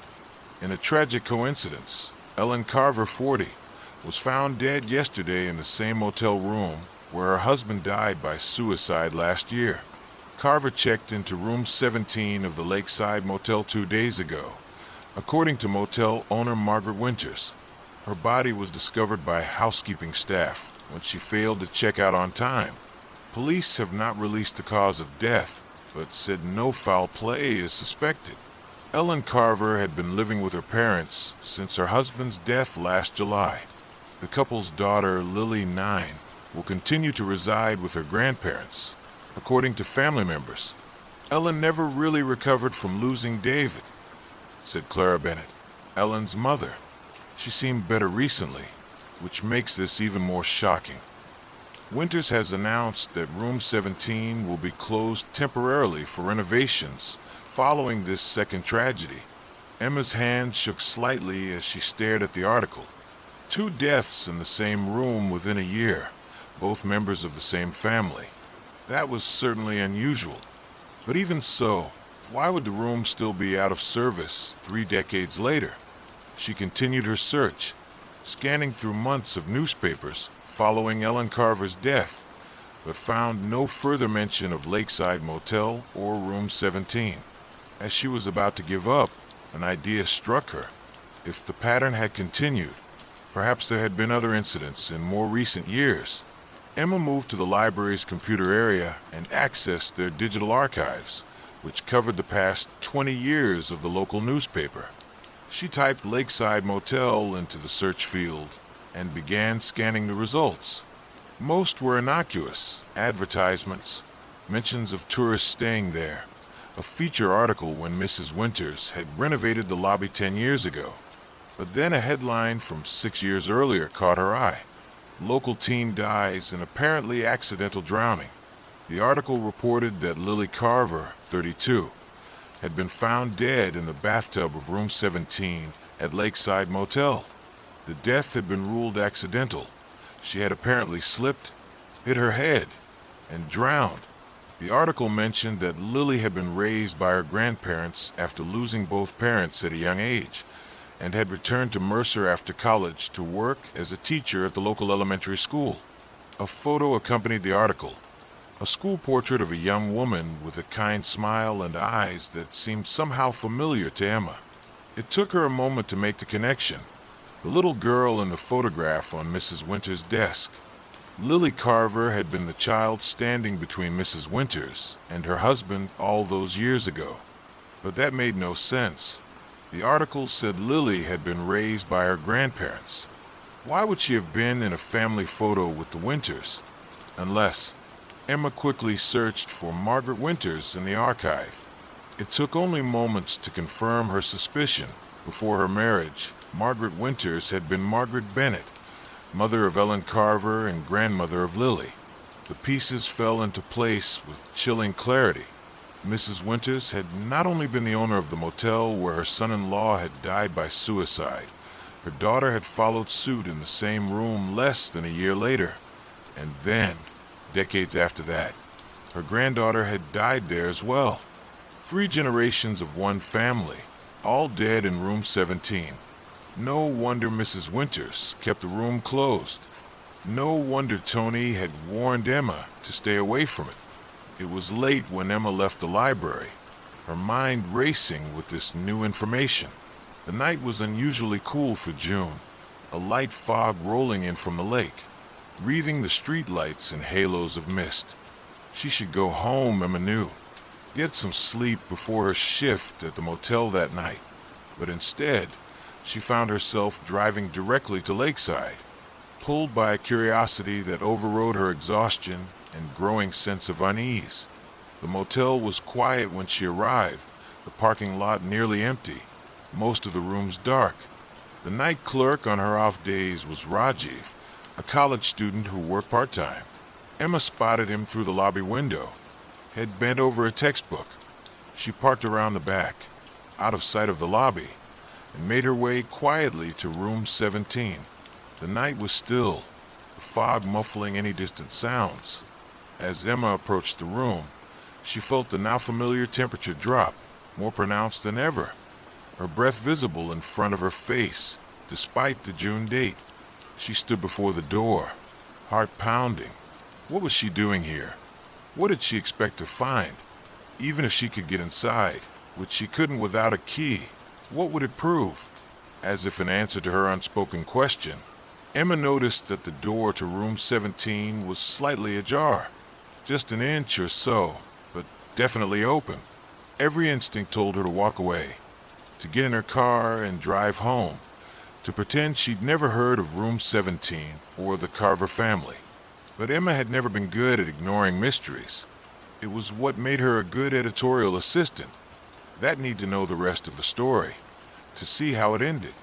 Taking a deep breath, Emma pushed the door open and stepped inside room 17. The room was dark, the heavy curtains blocking any light from outside. Emma fumbled for a light switch by the door, but nothing happened when she flipped it. Power must be disconnected from the unused room. She pulled out her phone and activated its flashlight function, sweeping the beam around the space. What she saw made her gasp. The room wasn't unused or out of service. It was perfectly maintained, as if waiting for a guest to arrive. The bed was made with the same floral comforter used in all of Lakeside's rooms. The bathroom door stood open, revealing gleaming tiles and neatly folded towels. There was even a Bible on the nightstand and a television on the dresser, albeit an older model than those in the other rooms. But the room was cold, much colder than the night outside, and permeated with that low humming Emma had detected before, now clearly audible. It wasn't the sound of electrical equipment as she had initially thought. It was almost like voices, multiple voices murmuring just below the threshold of comprehension. Emma took a cautious step further into the room, her phone's light catching on something on the desk by the window. It was a framed photograph, the same one she had seen in Mrs. Winter's office, showing a young Mrs. Winters, her husband, and the child who Emma now knew was Lily Carver. Next to the photograph was a pill bottle, a half-empty bottle of whiskey, and what appeared to be a handwritten note. Emma moved closer, her curiosity overriding her growing fear. The note began, "Ellen and Lily, I'm sorry." But before Emma could read further, the door to room 17 slammed shut behind her with such force that the walls seemed to shake. Emma whirled around, heart pounding, and in that moment, her phone's flashlight flickered and went out, plunging the room into total darkness. "Hello," she called, her voice sounding small and muffled in the unnaturally cold air. "Is someone there?" The humming grew louder, resolving itself into words that Emma still couldn't quite make out, like a radio tuned between stations, voices coming in and out of focus. Then, more distinctly, "You shouldn't be here." The voice was male, deep, tired. "Who's there?" Emma demanded, trying to sound brave despite the fear clawing at her throat. She fumbled with her phone, trying to get the flashlight working again. "You need to leave." A different voice now, female, sad with a hint of warning. "Before it's too late." "Too late for what?" Emma asked, backing toward where she thought the door was. Her phone remained dark in her hand, useless. A third voice joined the others, younger female, but with the same underlying sadness. "It never lets you leave. Once you're marked, you're marked."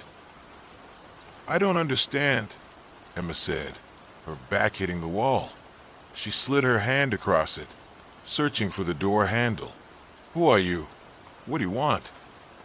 "We are room 17. The voices spoke in unison now, creating a disorienting, echoing effect. "And it wants you now." As they spoke, Emma's phone suddenly came back to life, the flashlight illuminating the room once more. But what she saw made her scream. The room had changed. The neat bed was now disheveled, the sheets stained dark. The walls were covered with writing, desperate, scrawled messages that overlapped and contradicted. "I'm sorry, help us." "It won't let go, join us." And standing between Emma and the door were three figures. A middle-aged man in a rumpled suit, a woman with haunted eyes wearing clothes from the late 1980s, and a younger woman in modern dress, water streaming from her hair and clothes, forming a puddle on the carpet. that never grew larger. David, Ellen, and Lily Carver, Emma whispered, recognition and horror mingling in her voice. The three figures nodded in unison. We tried to warn them away, David said. Each of us, Ellen continued. But the room always wins, Lily finished. Wins what? Emma asked, pressing herself against the wall, as far from the apparitions as possible. New souls, they answered together. It feeds on despair, on loneliness, on the vulnerable. But I'm not, Emma began. Aren't you? Lily interrupted. Back in your hometown after years away, alone after your mother's death, stuck in a life you never wanted, in a place filled with painful memories. Emma shook her head in denial, but the truth of the words stung. She had been depressed since returning to Mercer, the weight of grief and stalled plans crushing her spirit day by day. It called to my father first, Lily continued. Then my mother came looking for answers. And then you, Emma finished, understanding dawning. You came back to find out why both your parents died here. Lily nodded, water still streaming from her hair, an endless flow. I thought I could end it, break the cycle. Instead, I became part of it. And now you're here, David said, taking a step toward Emma. You felt it calling, the curiosity, the pull. Every death makes it stronger, Ellen added, also moving closer. Every soul it claims. Lily completed the thought, and it's hungry again. Emma's hand finally found the doorknob behind her. She turned it, ready to flee, but the door wouldn't budge. It won't let you leave, David said, now only a few feet away. Not until it's taken what it wants. What does it want? Emma asked, still struggling with the door. The three spirits looked at each other, a silent communication passing between them. A choice, Ellen finally said. It always offers a choice. Stay willingly, David explained. Become like us. Strengthen it further. Or find someone to take your place. Lily finished, her eyes sad. Emma's mind raced. That's why Mrs. Winters keeps this room closed. She knows what's happening here. She's trying to protect people. The spirits nodded in unison. Her family has suffered enough, Ellen said, but her protection is failing. The hunger is too great now. And you've opened the door, David added, literally and figuratively. Emma thought quickly. If I leave now and never come back, never send anyone else to this room, what happens? It will find another way, Lily said. It always does. What is it? Emma asked, frustration mingling with her fear. You keep saying it wants this. It does that. What exactly is in this room beside you three?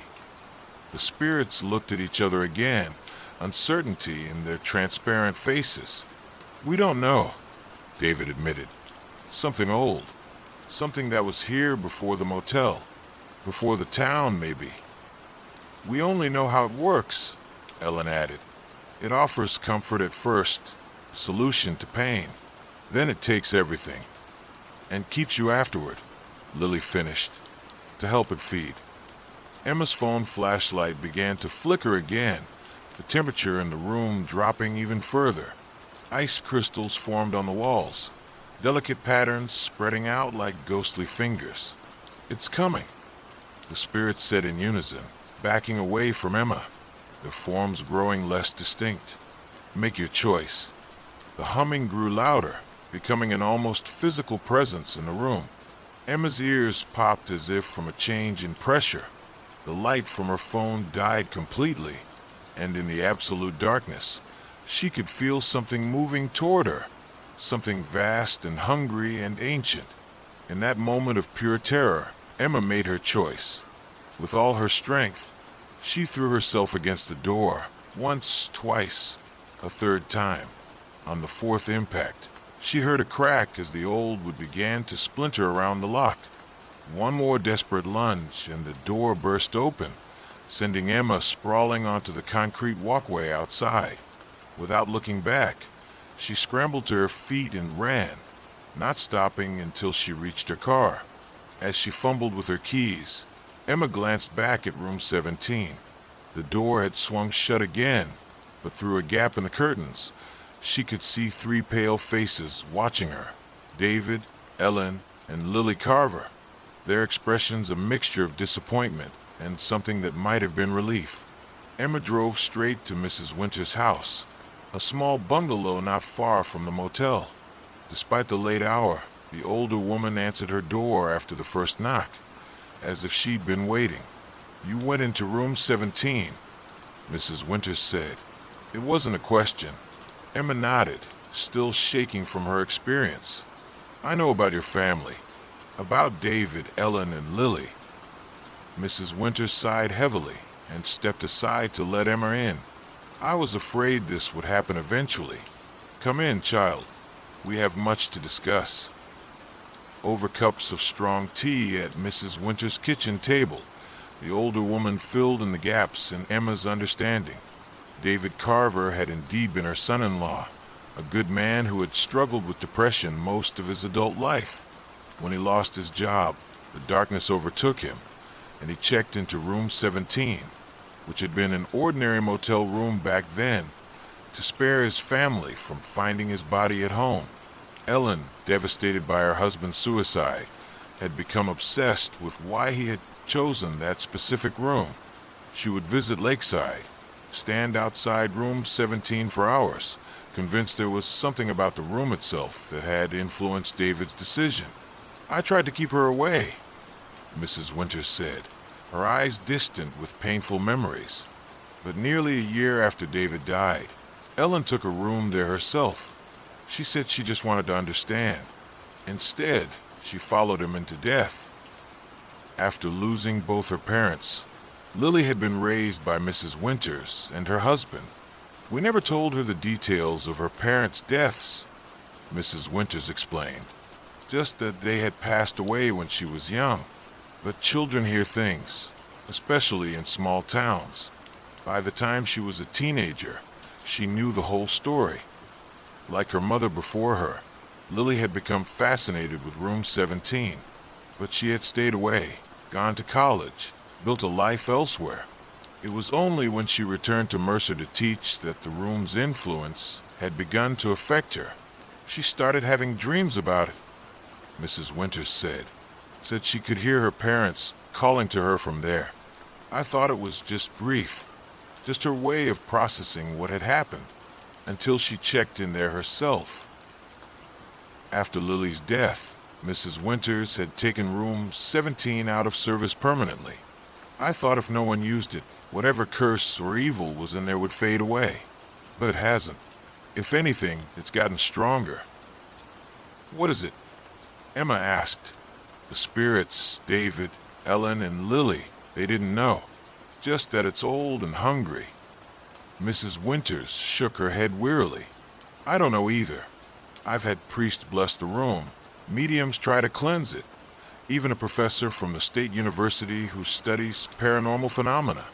None of them could explain it. The professor said some places just go bad. Like fruit left too long in the sun. They attract negative energy, negative events, and over time, they develop a kind of consciousness." "Why don't you destroy it?" Emma asked. "Tear down the room, burn it, salt the earth?" "You think I haven't considered that? But the land Lakeside sits on was part of Ellen's inheritance from her father. My late husband and I built that motel with our own hands. It's all I have left of them.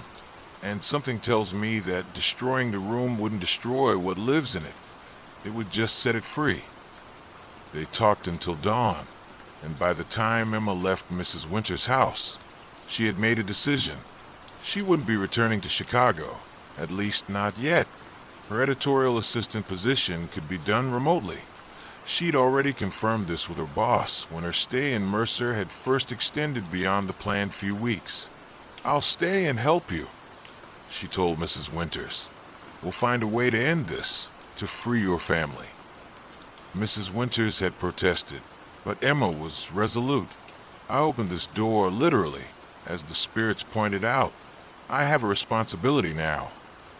In the weeks that followed, Emma continued working the night shift at Lakeside while spending her days researching cases similar to Room 17.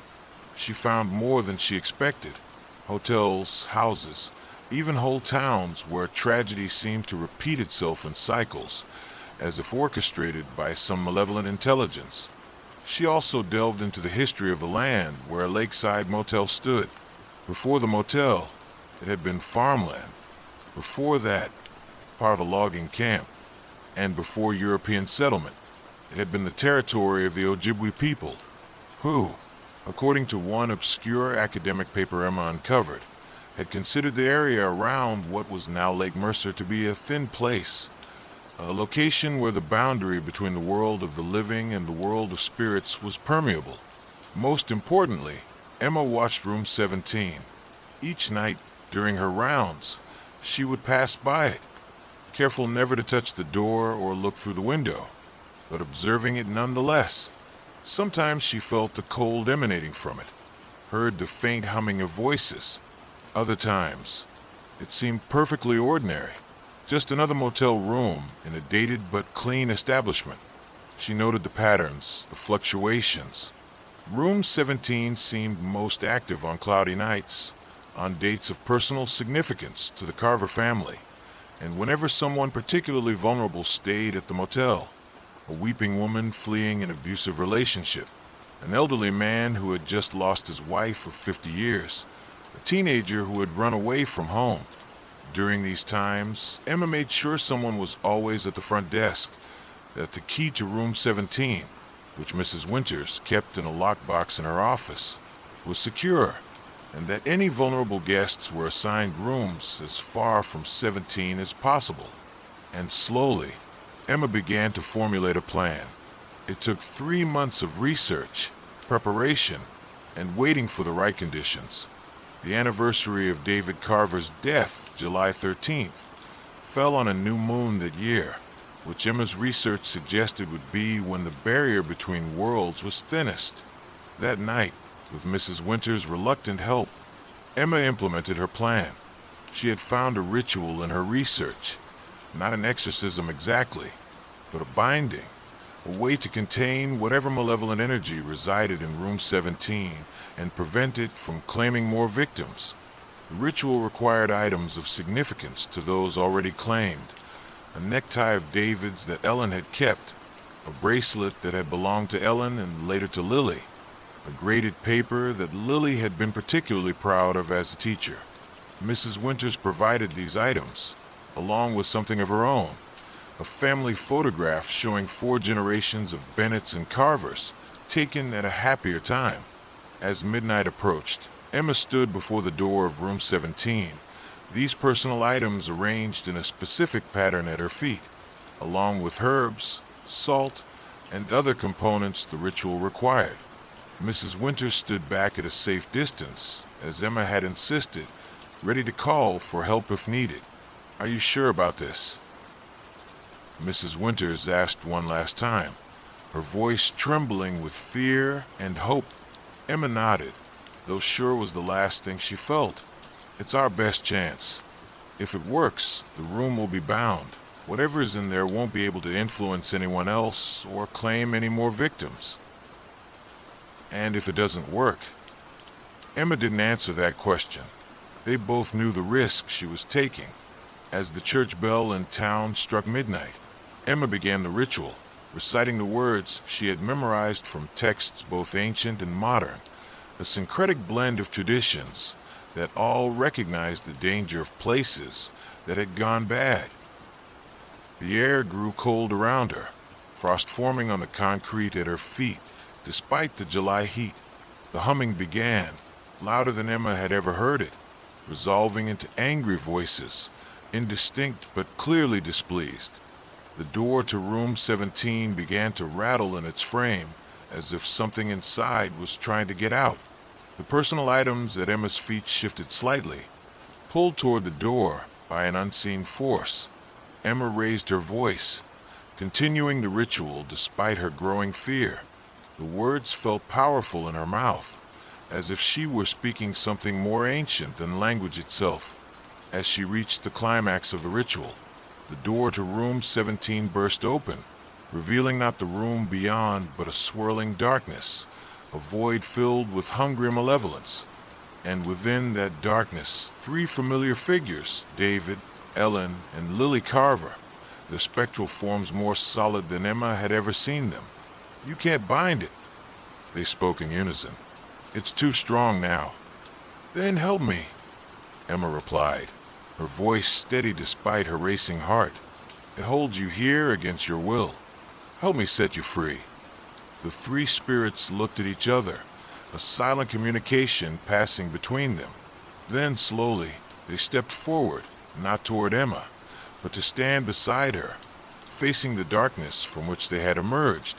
"Together," David said, placing his insubstantial hand over Emma's. "For our family," Ellen added, joining her hand with theirs. "For everyone," Lily finished, completing the circle. With the spirit's cold energy flowing through her, Emma completed the ritual. The words came more easily now, more powerfully. The darkness in the doorway writhed and contracted, as if in pain. A high-pitched keening filled the air, a sound of such primal rage and hunger that Emma felt it in her bones. The personal items at her feet began to glow with a soft blue light, similar to what she had seen in the room during her first encounter. And then, suddenly, it was over. The darkness vanished, revealing the ordinary interior of room 17, just a motel room, shabby but clean, with the same floral bedspread and dated furnishings as all the other rooms at Lakeside. The spirits of the Carvers remained beside Emma for a moment longer. They looked different now, lighter, more at peace. "Is it gone?" Emma asked them. "Not gone," David said. "Nothing that old ever truly disappears." "But bound," Ellen continued. "Contained, weakened," Lily added. "Unable to feed or grow stronger." "And you?" Emma asked. "Are you free now?" The spirits smiled, a family reunited, no longer trapped in eternal torment. "Not free," David said, "but at peace," Ellen continued. "Our choice now," Lily finished, "to stay or go." As Emma watched, the three spirits began to fade, their forms becoming transparent, then translucent, then nothing more than a shimmer in the air before disappearing completely. Mrs. Winters approached cautiously, tears streaming down her face. "Are they gone?" Emma nodded. "I think so. At least, they're no longer bound to the room or to whatever was feeding on them. They can rest now." "And the room? Is it safe?" Emma looked into room 17, sensing nothing unusual about it now. No cold, no humming, no presence lurking in the shadows. "I think it's just a room now, but we'll keep it closed anyway," Mrs. Winters finished for her, just to be sure.